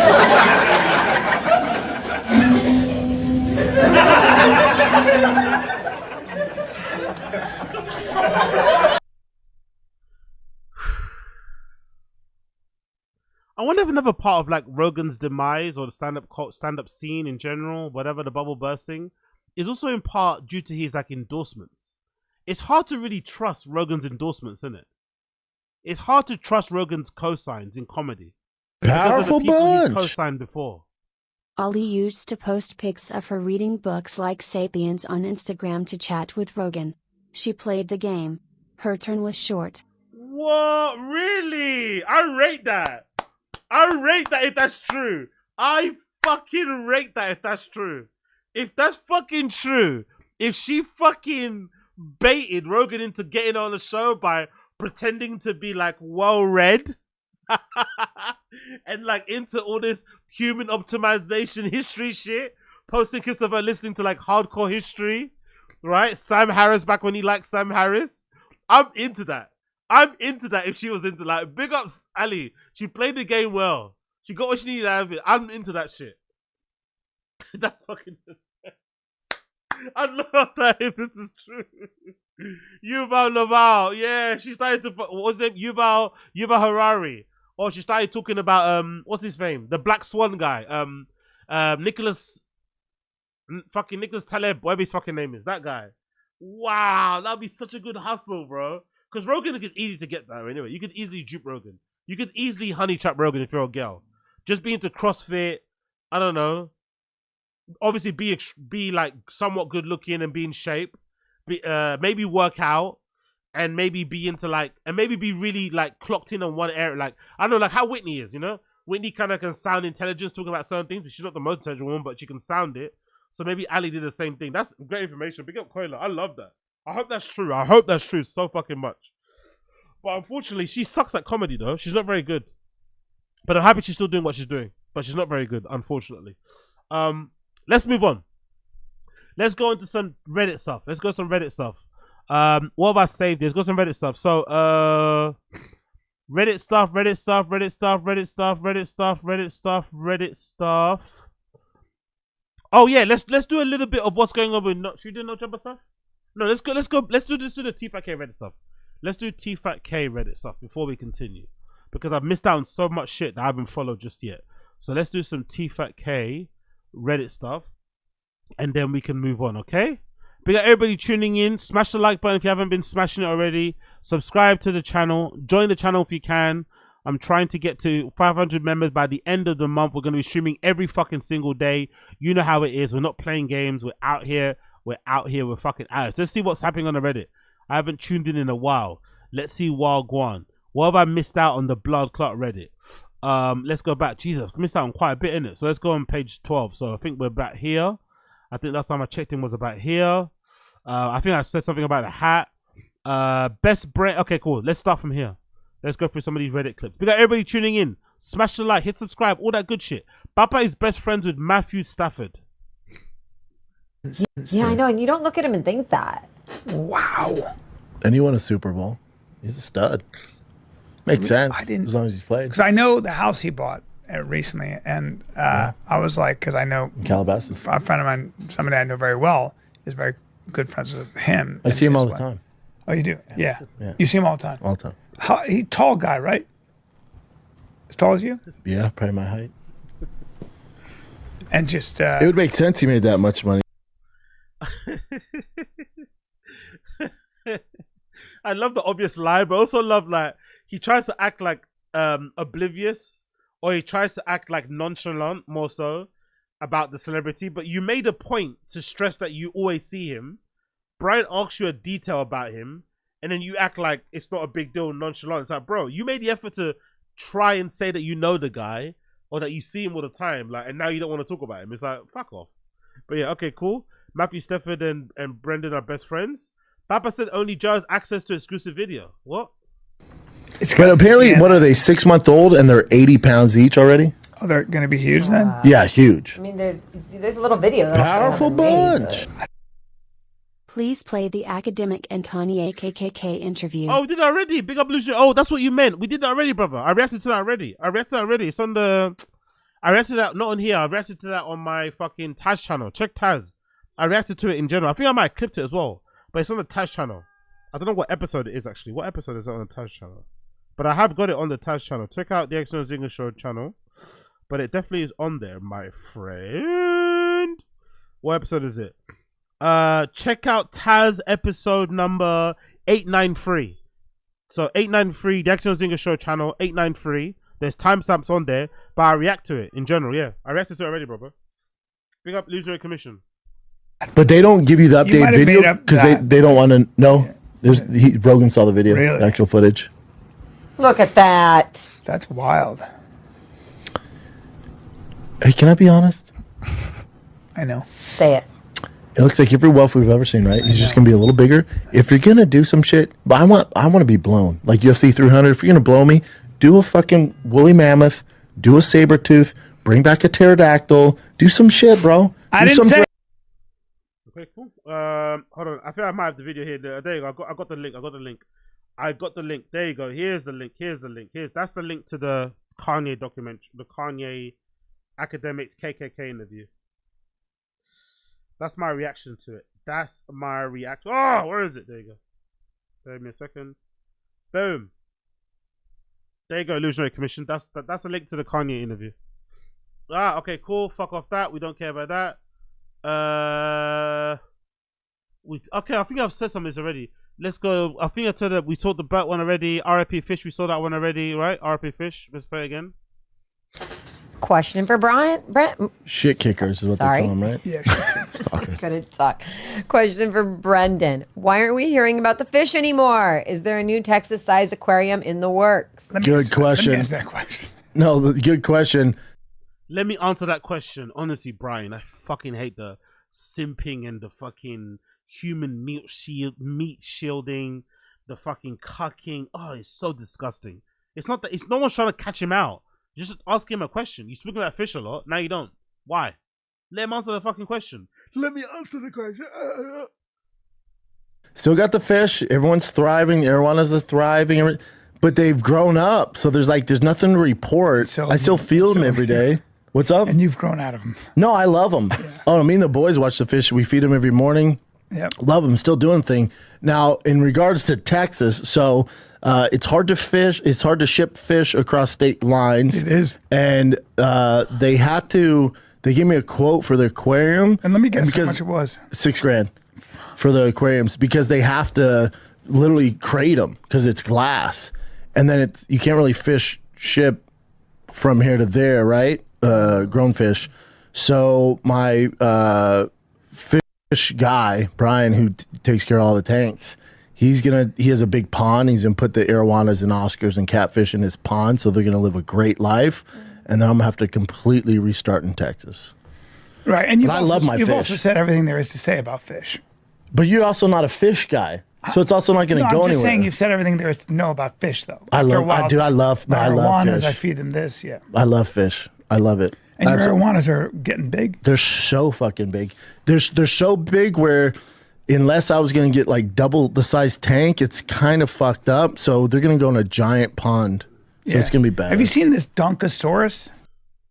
By the way, he's definitely lying, right? He's definitely lying. He's definitely embellishing. And I think the question triggered him because he kind of had a feeling someone's trying to catch him out. Maybe that's where it comes from.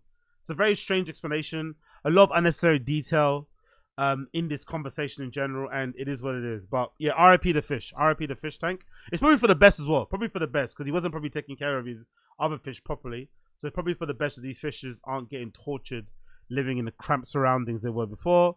Bubba talked about quitting comedy. I think we spoke about that already. Rinks leaving Texas. We spoke about that one. Papa yet again strikes unique. I think we spoke about that as well. Remember for last stream we spoke about that one. Let me skip through here. What have I missed out on? Papa handles the idiots. All good. What's this about? These idiots will have it 3-2. One of them might have it 4-1. 4-1, I guess you give him the second round. What's that facial expression about? Why does he look like that? Again, no homo, right? And, you know, it's not about fucking look shaming anybody. But why does he always look so different every other day? Like, one day you see him, he looks like, you know, somewhat handsome and put together. Another day you see him, he's got this weird, like, look about him where he kind of looks like he's been embalmed or something. Or he's got filler, or he's got his face stretched. And another time he comes, he looks like, is it the eyebrows? Is it the Botox? Is it the fit? Like, why does his face look so different? Like, depending on the day. Like, so different. Like, drastically different. Very odd. Even though he's losing the entire round and clipping at the end, I can... Because he's definitely looking filler in the face. He's definitely looking fuller. So I'm assuming he's not on Ozempic or the peptides as hard as he was in the past. He's not looking as like, you know, he's not looking as, let's say, chiseled or gaunt. He's looking way more full on the face, but he just got a very strange... His face just looks odd in different places. I don't know. Maybe it's expressions. I don't know. Maybe it's the scar tissue. Who knows? I'll give you 4-1. I had it 5-0. 4-1, you're not an idiot. 3-2, you're an idiot. 4-1, all good. All good. What? All good. What is this? All good. But you don't know what the fuck you're doing. Should be 5-0. This fight wasn't fucking close. Okay. there's nothing I hate more when he tries to like do content or he tries to like clip farm. I think Brendan, when he tries to clip farm, is a worse version of him. I'd much rather he try and clip farm by saying things in a very succinct, clear, coherent way, as opposed to like trying to be funny or mocking somebody, because he ends up looking way more redacted and he takes away from the point because you don't even know what he's talking about. But he's trying to, he's trying to do his thing, trying to get go viral, get whatever. But he just comes across looking like a bit of a bozo. But yeah, the face is really off-putting. I don't know what's going on there, but congrats to him anyway. Then we got a picture here, I guess, with a summarization of the faces. Yep, there you go. I don't know what's going on there, why he's looking like that, but I guess he thinks that's funny. Comedy face. Oh, I love this, by the way. I love that. Look at that. New identity, #35. That's his new like avatar, right, on social media. Fucking incredible, isn't it? Look at him now on social. Cowboy hat, aviators on, fucking nicotine pouches in hand. New fucking personality, locked and loaded for Austin.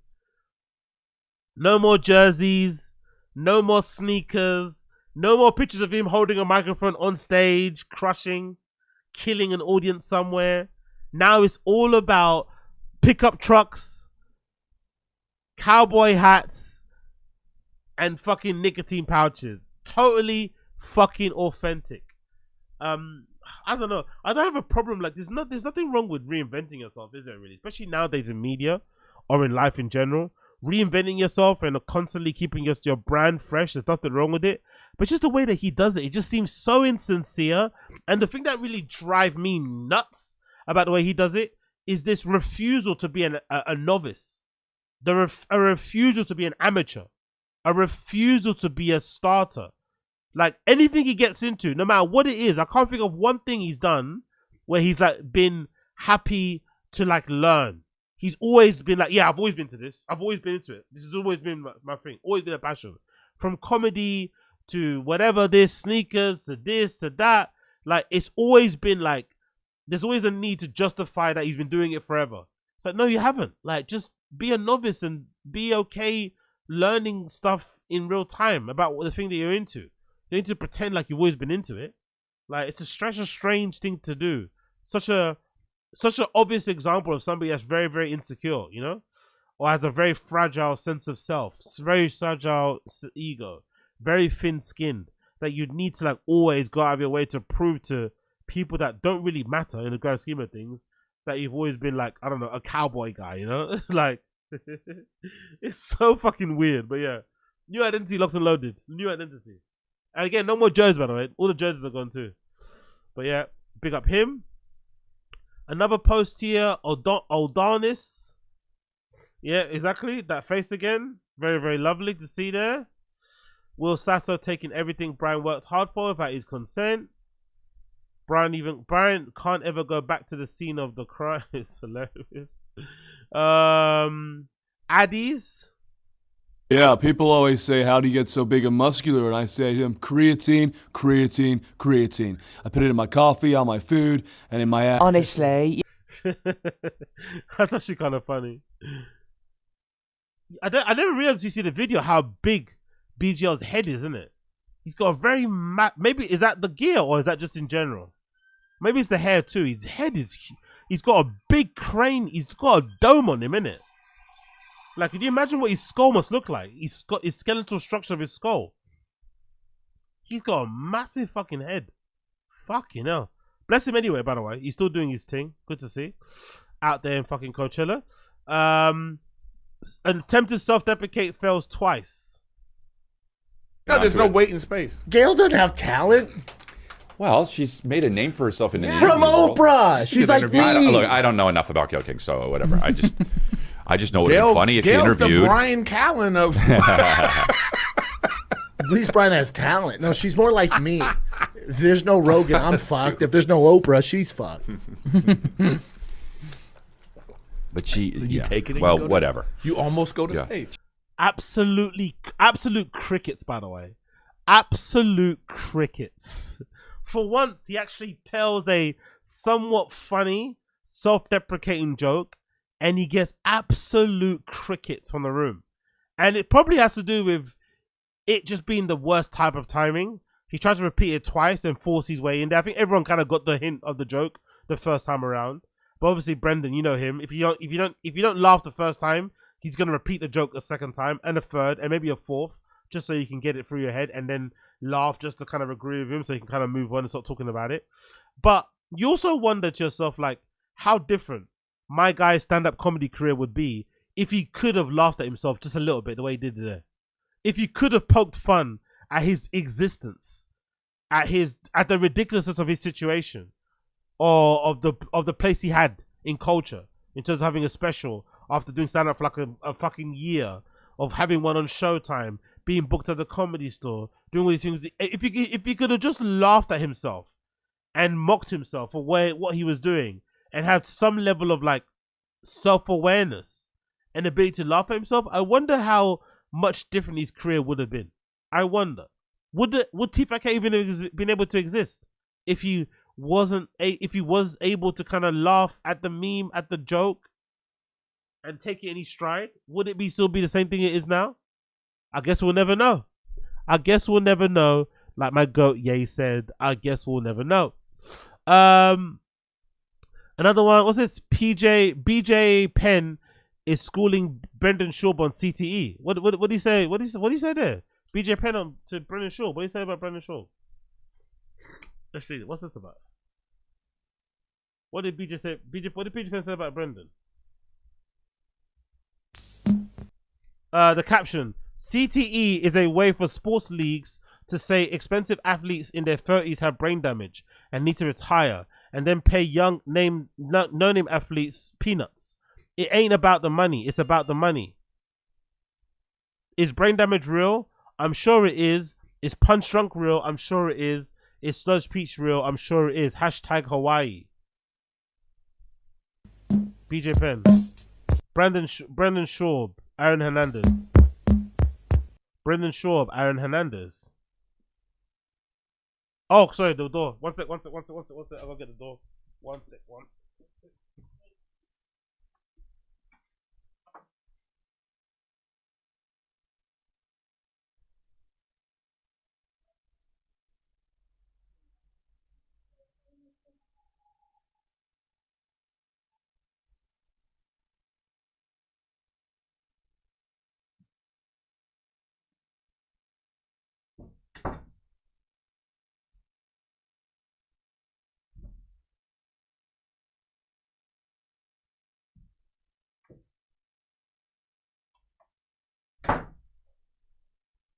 Alright, bloody delivery man. He was pissed, bro. Shit, Uncle was pissed off at me. I could hear you talking on the phone, but you weren't answering the door. Like, yo, relax, bro. Relax, Uncle. Relax. I'm here now. I'll sign. Relax, Uncle. I'll sign. I could hear you talking. Okay, chill. Aaron Hernandez, Brendan Schaub. CT is fake. CT was created for promoters to get rid of early paid vibe. We live in a fantasy world of illusion, and great task of life is finding difference. Okay, cool. So it's BJ Penn taking a piss out of Brendan Schaub by what? Saying he looks like Aaron Hernandez. Okay, I guess. Cool. I guess it's funny to laugh at. Whatever. I don't really get it, to be fair. But hey, there's the joke. But again, another example as to, it's just funny to see, because I guess Brendan isn't liked by, I don't know why that's the case, but it seems like Brendan isn't that well liked by other athletes, especially fighters. I don't know why that is the case. They all seem to like poking fun at Brendan. What's the comment say here? Not jumping in. I thought it was a joke. Is he for real? Whatever you need to hit me up regarding BJ. One of my absolute. Oh, okay. I love these public declarations. It's been going on for a bit. He's not doing so well. BJ Penn, the CIA is high FCTs. Okay, cool. Let's move on from that one. I don't give a fuck. Hot take for this sub. Oh, look who's in the chat. Look at NJ. Look at NJ out here. What the fuck's this about? Hot take for this sub. What did NJ say? Look at NJ. Look at NJ. What's he saying? FCT though. Yeah. How's that going? People love to shit on that guy. I feel sorry for him. I want to have him on my show. I want to defend the guy. I was gonna say that's one of the only guys you don't go after. is Brendan No, Schaub. because they're all hacks. They're like, Brendan Schaub stinks. They all stink. They all stink. Every comic stinks. They all have like, hey, Amen. By the way, I agree with this message. I've said this before, haven't I? I said it before. As much as we get on Brendan, it's not as if he's the only one that sucks. Some of you guys hate it, but I love it. One of my favorite things to do on this stream is watch Kill Tony. One of my favorite things to do is watch Kill Tony. Because Kill Tony gives you an accurate, in my personal opinion, because I don't go to comedy clubs, so I don't know what the clubs are saying. But I think Kill Tony is an accurate representation of what the comedy clubs are like. Like, I think most comedy clubs are of that kind of level. Like, most people are garbage, even the headliners. So, I think Brendan, as terrible as he is he the worst comedian ever? No. Does he have the worst rated special ever? Yes. But is he the worst stand-up ever? I don't think so. He's, in my opinion, he's much funnier than Louis J. Gomez. He's much funnier than Dave Smith on stage. He's much funnier than a lot of Rogan's friends or a lot of the 250 elite guys out there. Comedy in general is just a garbage entertainment industry thing. It's not that great. hey, my new hour. Your new hour sucks. I think you could really lend some legitimacy to him if you brought him on the show and you were like surprisingly supportive of him. I think that would really kickstart something interesting. No, so people are like, oh, he did a special in Dallas or whatever, and I watch it. It's like, it's the same as Shane Gillis. It's the same. It's like the audience is laughing. It's not particularly funny. It's not like David Tell, Mitch Hedberg funny. It's just jokes, and then people shit on this guy because he's friends with Joe Rogan, and he's got fucking weird ears. No, I think, I don't know, maybe it's just me, but I think a part of why Brendan got so much hate earlier on was just more so his attitude. Because I thought at first it was to do with his like unearned nature of his success. Because a lot of these comedians kept telling us that you had to do like 10 years of being on the road and sets and reps and busting your ass and working on the door and doing all this shit. And then Brendan just like jumped loads of steps and was accepted with open arms. And everyone's like, hold on, like you telling us this is like a sacred brotherhood, and then you're just allowing this guy to come in. I don't even think that's the case. I don't think people just hated his attitude. They hated how unappreciative he was of his success. They hated how entitled he was.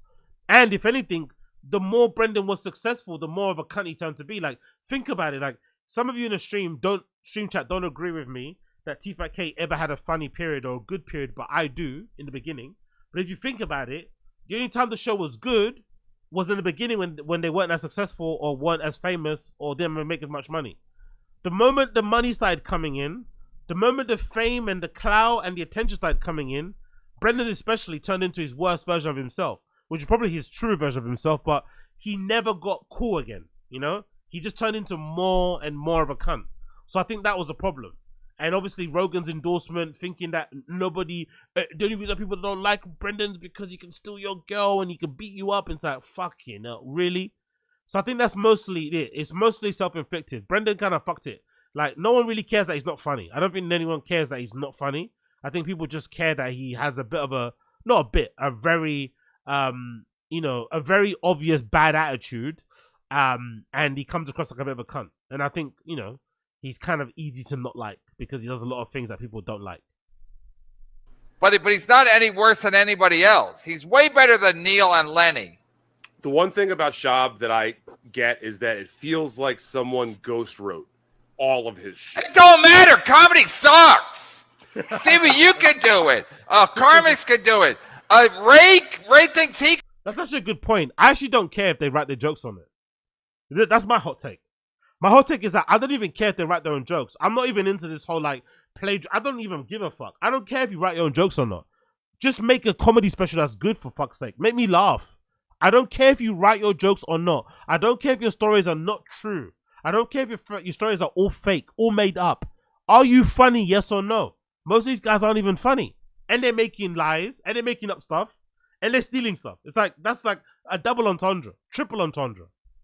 He can do it with a $700 jacket. Give me a fucking break. Brendan Schaub is a great man. He's welcome here anytime. Okay.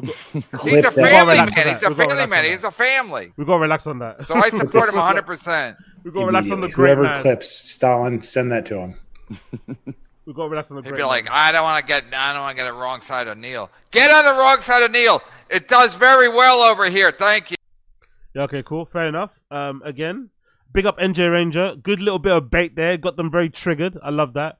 Love to see it. Love to see it. Didn't really address your question, though, by the way. Brendan got comedy. He didn't really address the question at hand, but very, very good super chat. Those troll ones where like you could trigger someone into a rant. That's a. I'm learning to like understand that now. I think I didn't like it in the beginning. I didn't like that whole game. Oh, I didn't like watching because I feel like you enable the worst people. But for a viewing audience, it's fucking brilliant. You know what I mean? When you throw out some bait, like, you know what I mean? And they bite and they go, ah! It's fucking great to see. It's great entertainment. Big up NJ. Chin has a full plan to get out underneath from Papa's thumb. What's that? Joji Fomain? I don't know what that means. I don't know. This is probably some racial insult. I'm not going to go there. Mijo sold Abuelita's house. Oh, I think I spoke about. Oh, shit. So, yeah, this is the crib, right? 1.3 million. Jesus, that's not a lot of house for 1.3 million, is it? A 3-bedroom house for 1.3 mil. And Thousand Oaks, I guess, is the suburb as well of LA. LA retail or what is all over the place, isn't it? Really, isn't it? Fucking hell. They're already in the Seattle Cowboy jerseys, and Sojo couldn't bother to get her own kids Easter breakfast. Okay, cool. This is too good to be true. What's happened here? Pimp my truck.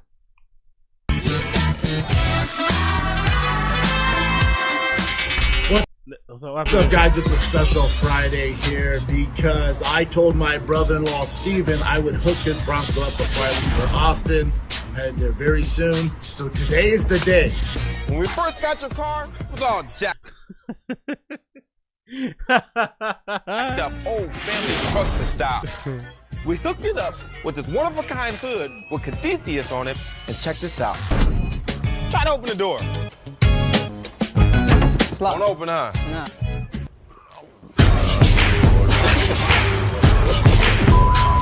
Damn it. In your car? Okay, this is my copyright strike, me, so I have to pause it for now. I don't want to get copyright strike, so we're going to stop watching this for now. But big up the person that made it. How's it end? Anything else? How's it end? How's it end? All right, fam, your boy's done. Start at 8 a.m. Never said I was fast. I did my best. This thing's pretty badass. Dropped a real truck. Yeah, I don't know. If I'm Joanna's brother, I'm gonna be kind of pissed. That truck came out looking like pure shit, mate. You fucking ruined that truck. Let's not even lie. Brendan ruined that fucking truck, bro. I'd be so pissed. I'd be so fucking pissed. Is this Marg at Coachella? Yeah, people always say, how do you get so big a muscle? We've seen that one already. Marg loves pretzel crust pizza. I'm Flulaborg. Over the next 4 days, these Little Caesars Pretzel Crust fans will compete in challenges inspired by real Pretzel Crust superfans. All for the chance to win the greatest prize in the history of reality TV. 1 Pretzel Crust pizza. I was scared for my life. I trusted her, bro. 1 down, 3 to go. This is Pretzel Crust Island! Pretzel Crust Island! Okay. Congrats to him, though. Glad to see him been doing his thing. Absolutely killing it out there. Good little. I think this is Little Caesars, a big brand, isn't it? That does like frozen pizzas and shit out there in America. So it's a good look for him. But you know, whatever. I guess. But big up him anyway. He's probably lived. That maybe explains why he's not ranting online as much. He's not hurting as much for money. I bet you. Because I've been there before, where like you're owed some money from an old employer and just online being mad angry. So I think that the obviously him getting banned on Reddit was a big part of it. But you can just easily kind of start a new account. But it must be that he's probably now in a far better financial position than he was in the past. So big up BGL. Love to see that one. Baba responds to BJ Penn's post. Let's see what Brenda said about BJ Penn. Good morning, y'all. It is Monday, April 21st. Man, April's flying by. It's your host, Ian Hernandez.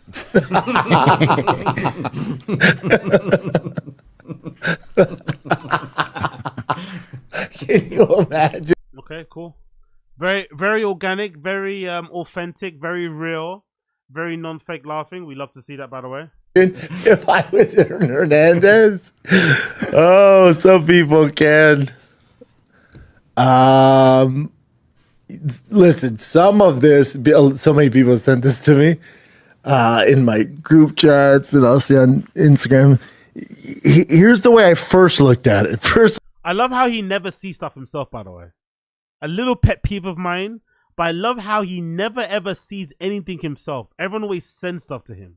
He's that in demand, he's that busy, that much of a celebrity, that everything always gets sent to him first. He never just sees it on the timeline himself because he's just browsing social media that we all do every fucking day. Someone has to send it to him for him to see it. Oh yeah, someone sent me this. So fucking hilarious. You never saw it yourself, no? Cool.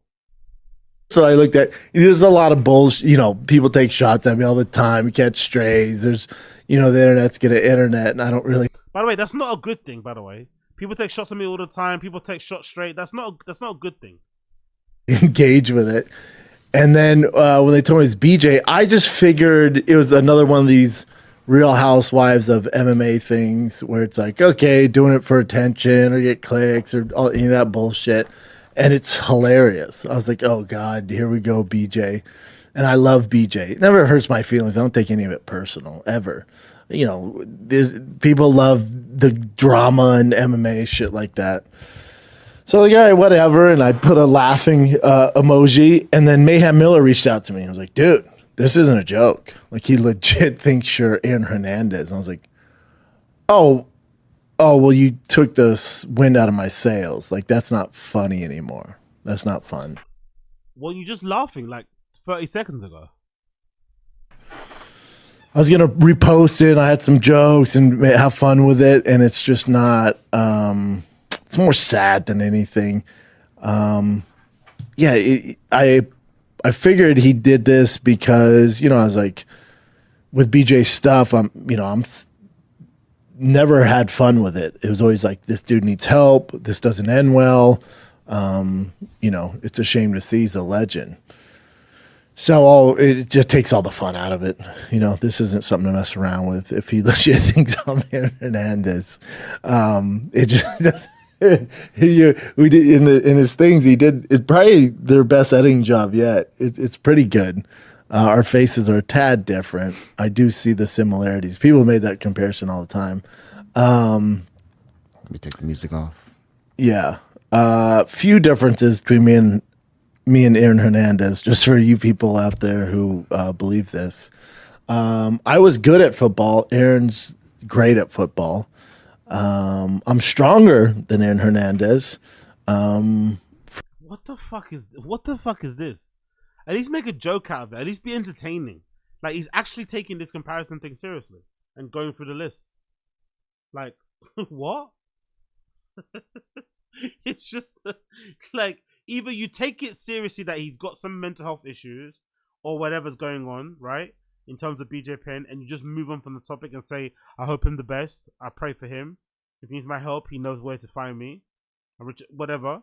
Or you joke about it properly, but he's actually sincerely sitting there trying to, you know, do a fucking comparison between him and Aaron Hernandez.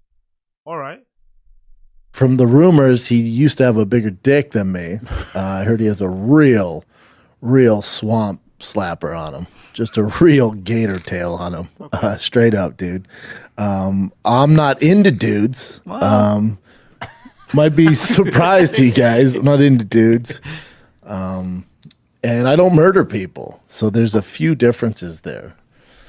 Some would disagree. Some would say you murder people with how unfunny you are. Some would say you caught some bodies at the taping of fucking Gringo Pappy. Some would say. But I get it. Yeah, it was fun, but it's more sad than anything. And I'm sure he's posted other stuff after that. Not about me, but about other stuff. Or no? Is it just he does this one? Who's doing these for him though? Like, I don't think BJ's getting on Microsoft Pro or where the hell you guys use to edit and shit and knock all these out. Like, he obviously has a team helping him out. Powerful bunch. Yo, big up Ranger Ranger. Are you implying your P screw or his shrink? Who fucking knows what the fuck this guy's talking about? Who fucking knows? Yeah, he's posting a lot. Oh, you seeing that? No, BJ. Nobody think that's BJ Penn. Yeah, someone or the people close to him should definitely get him to a psychiatrist. Yeah, I know. Something. I know. It's not. It'd be different if it was like a current fighter, not so from CT. Then you're like, all right, let's have some fun with it. But now you're like, ugh. Still a fan. Still love him. Definitely want to get him help if he's open to it. Definitely have some resources that could help him. But resources like what? Like fucking that fucking CBD shit. Like resources. Imagine going to Brendan for CTE resources. The guy is literally the poster child for CTE, and you go to him for help, him for remedies, him for solutions, resources. What? Magic mind. Yeah, all right, mate, all right. Resources. This fucking guy, man. Oh, I'd love to be this dumb, but also think of myself to be as smart as Brendan does. It's fucking must be a good life. Must be a good life to live. Let's go another page. What's I miss out on? Da da ding da ding da doom. What's I miss out on here? Honest question. What happened? We don't care. Justice for Donnie. I think it's weird. I took Donnie on a 5-mile hike with Tiger yesterday. I thought Donnie was gonna die. Yeah. We had water. I was giving water, but 5 miles for an 8-month-old pup is too far. Yeah. Tiger's like, carry him. Like, nope, he needs to learn. Yeah. And now he just sleeps. He's exhausted. Exhausted, wow. dude. Yeah. Exhausted. He's still a good guard dog. Oh yeah, yeah, he's great. He gets all up in our face. Yeah, he's just small, isn't he? He's just small. What a piece of shit, innit? Like, I don't even own a dog. I'm not even a dog owner, but that seems kind of abusive, innit? Making your dog walk 5 miles and then refusing to pick it up because you want the dog to learn how to what? Bust his ass. What? Why would you do that to a dog that can't walk that far? Or maybe he's unable to do it at this time because it's a pup or something. Why would that be? Again, he could probably, maybe he's lying about this whole thing. It might be all made up, but it seems like an odd thing to admit. Strange thing to admit and be proud about, to be fair. But hey, that's Brendan for you. Weirdo. This is a normal conversation between two men. Sentenced to time served in shooting threats case. Threats. It's another big guy. 18 months prison already served threatening to carry out a shooting at the University of Connecticut. Oh, I remember that. Oh, I remember that. Ah. Yeah, that's dark. Yeah, the family was all fucked up. The dad was fucked up. They grew up in a rough environment. Man. Grew up in a rough environment. But yeah, he was a hell of a football player. I wasn't half the football player Aaron Hernandez is, and he wasn't half the fighter I was. So we're not the same guy. Yeah. He also has a bigger dick than me. I'll give him that. Brendan. I know that. Oh, you do? Oh, yeah. I have buddies who were roommates with him. Oh, you had a piece on him? Massive swamp tail. Really? Massive tail. God bless him. Yeah. There you go. Yep. So a giant dong, great Dude, I'm football going to give player. credit where it's deserved. Yeah. He had a honker on him. Really? Yeah. Man. He would pull it out and shit. What a great thing to call a dick, too. You Gator got tail? a honker. I like gator tail. Because you play for the tail's Gators? Great, but I like honker because honker. No, you get a new recruit. Hey, you got to check out Hernandez gator tail. I like it. But I if I took And my then he pants pulls off, it out and goes, "Welcome to the swamp." That's good. See, Do you like that? Yeah, a lot. Like so, if I took my what about pants this? off, Hey, Swamp Thing, get that gator tail out for the new recruit. yeah, no, I like. Welcome to no, the no, swamp. No. Let me say welcome to the swamp. Don't say swamp. Say, hey, Bri. Go ahead. Say it. Hey, Bri. Yeah. Come check out Swamp Thing. No. Wait, Show him who am I? that gator tail. Oh, show him that. Yeah, you say that. Say, hey, Bri, show the gator tail? Yeah. So you're in Hernandez in Yeah. this? All right, you don't look But like I'm him. Brian. Okay. And I look like him. Hey, B. Yeah. Get that gator tail out for the new recruit. You asked for it, man. Welcome to the swamp. Yeah. See what I'm saying? Okay. Come on, man. Now say recruit would go, where do I now sign? say, bro, show him that honker. See, that's not as fun. Go ahead, try.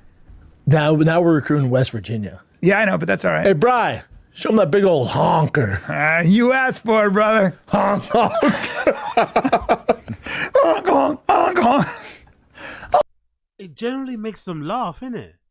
However many years passed, and they generally die laughing, kneeling over, eyes closed. This is the first time I've seen them genuinely laugh, and they're dying at the thought of another dick joke. Oh my god! It generally makes them laugh that hard. Wow, man. Wow. Okay.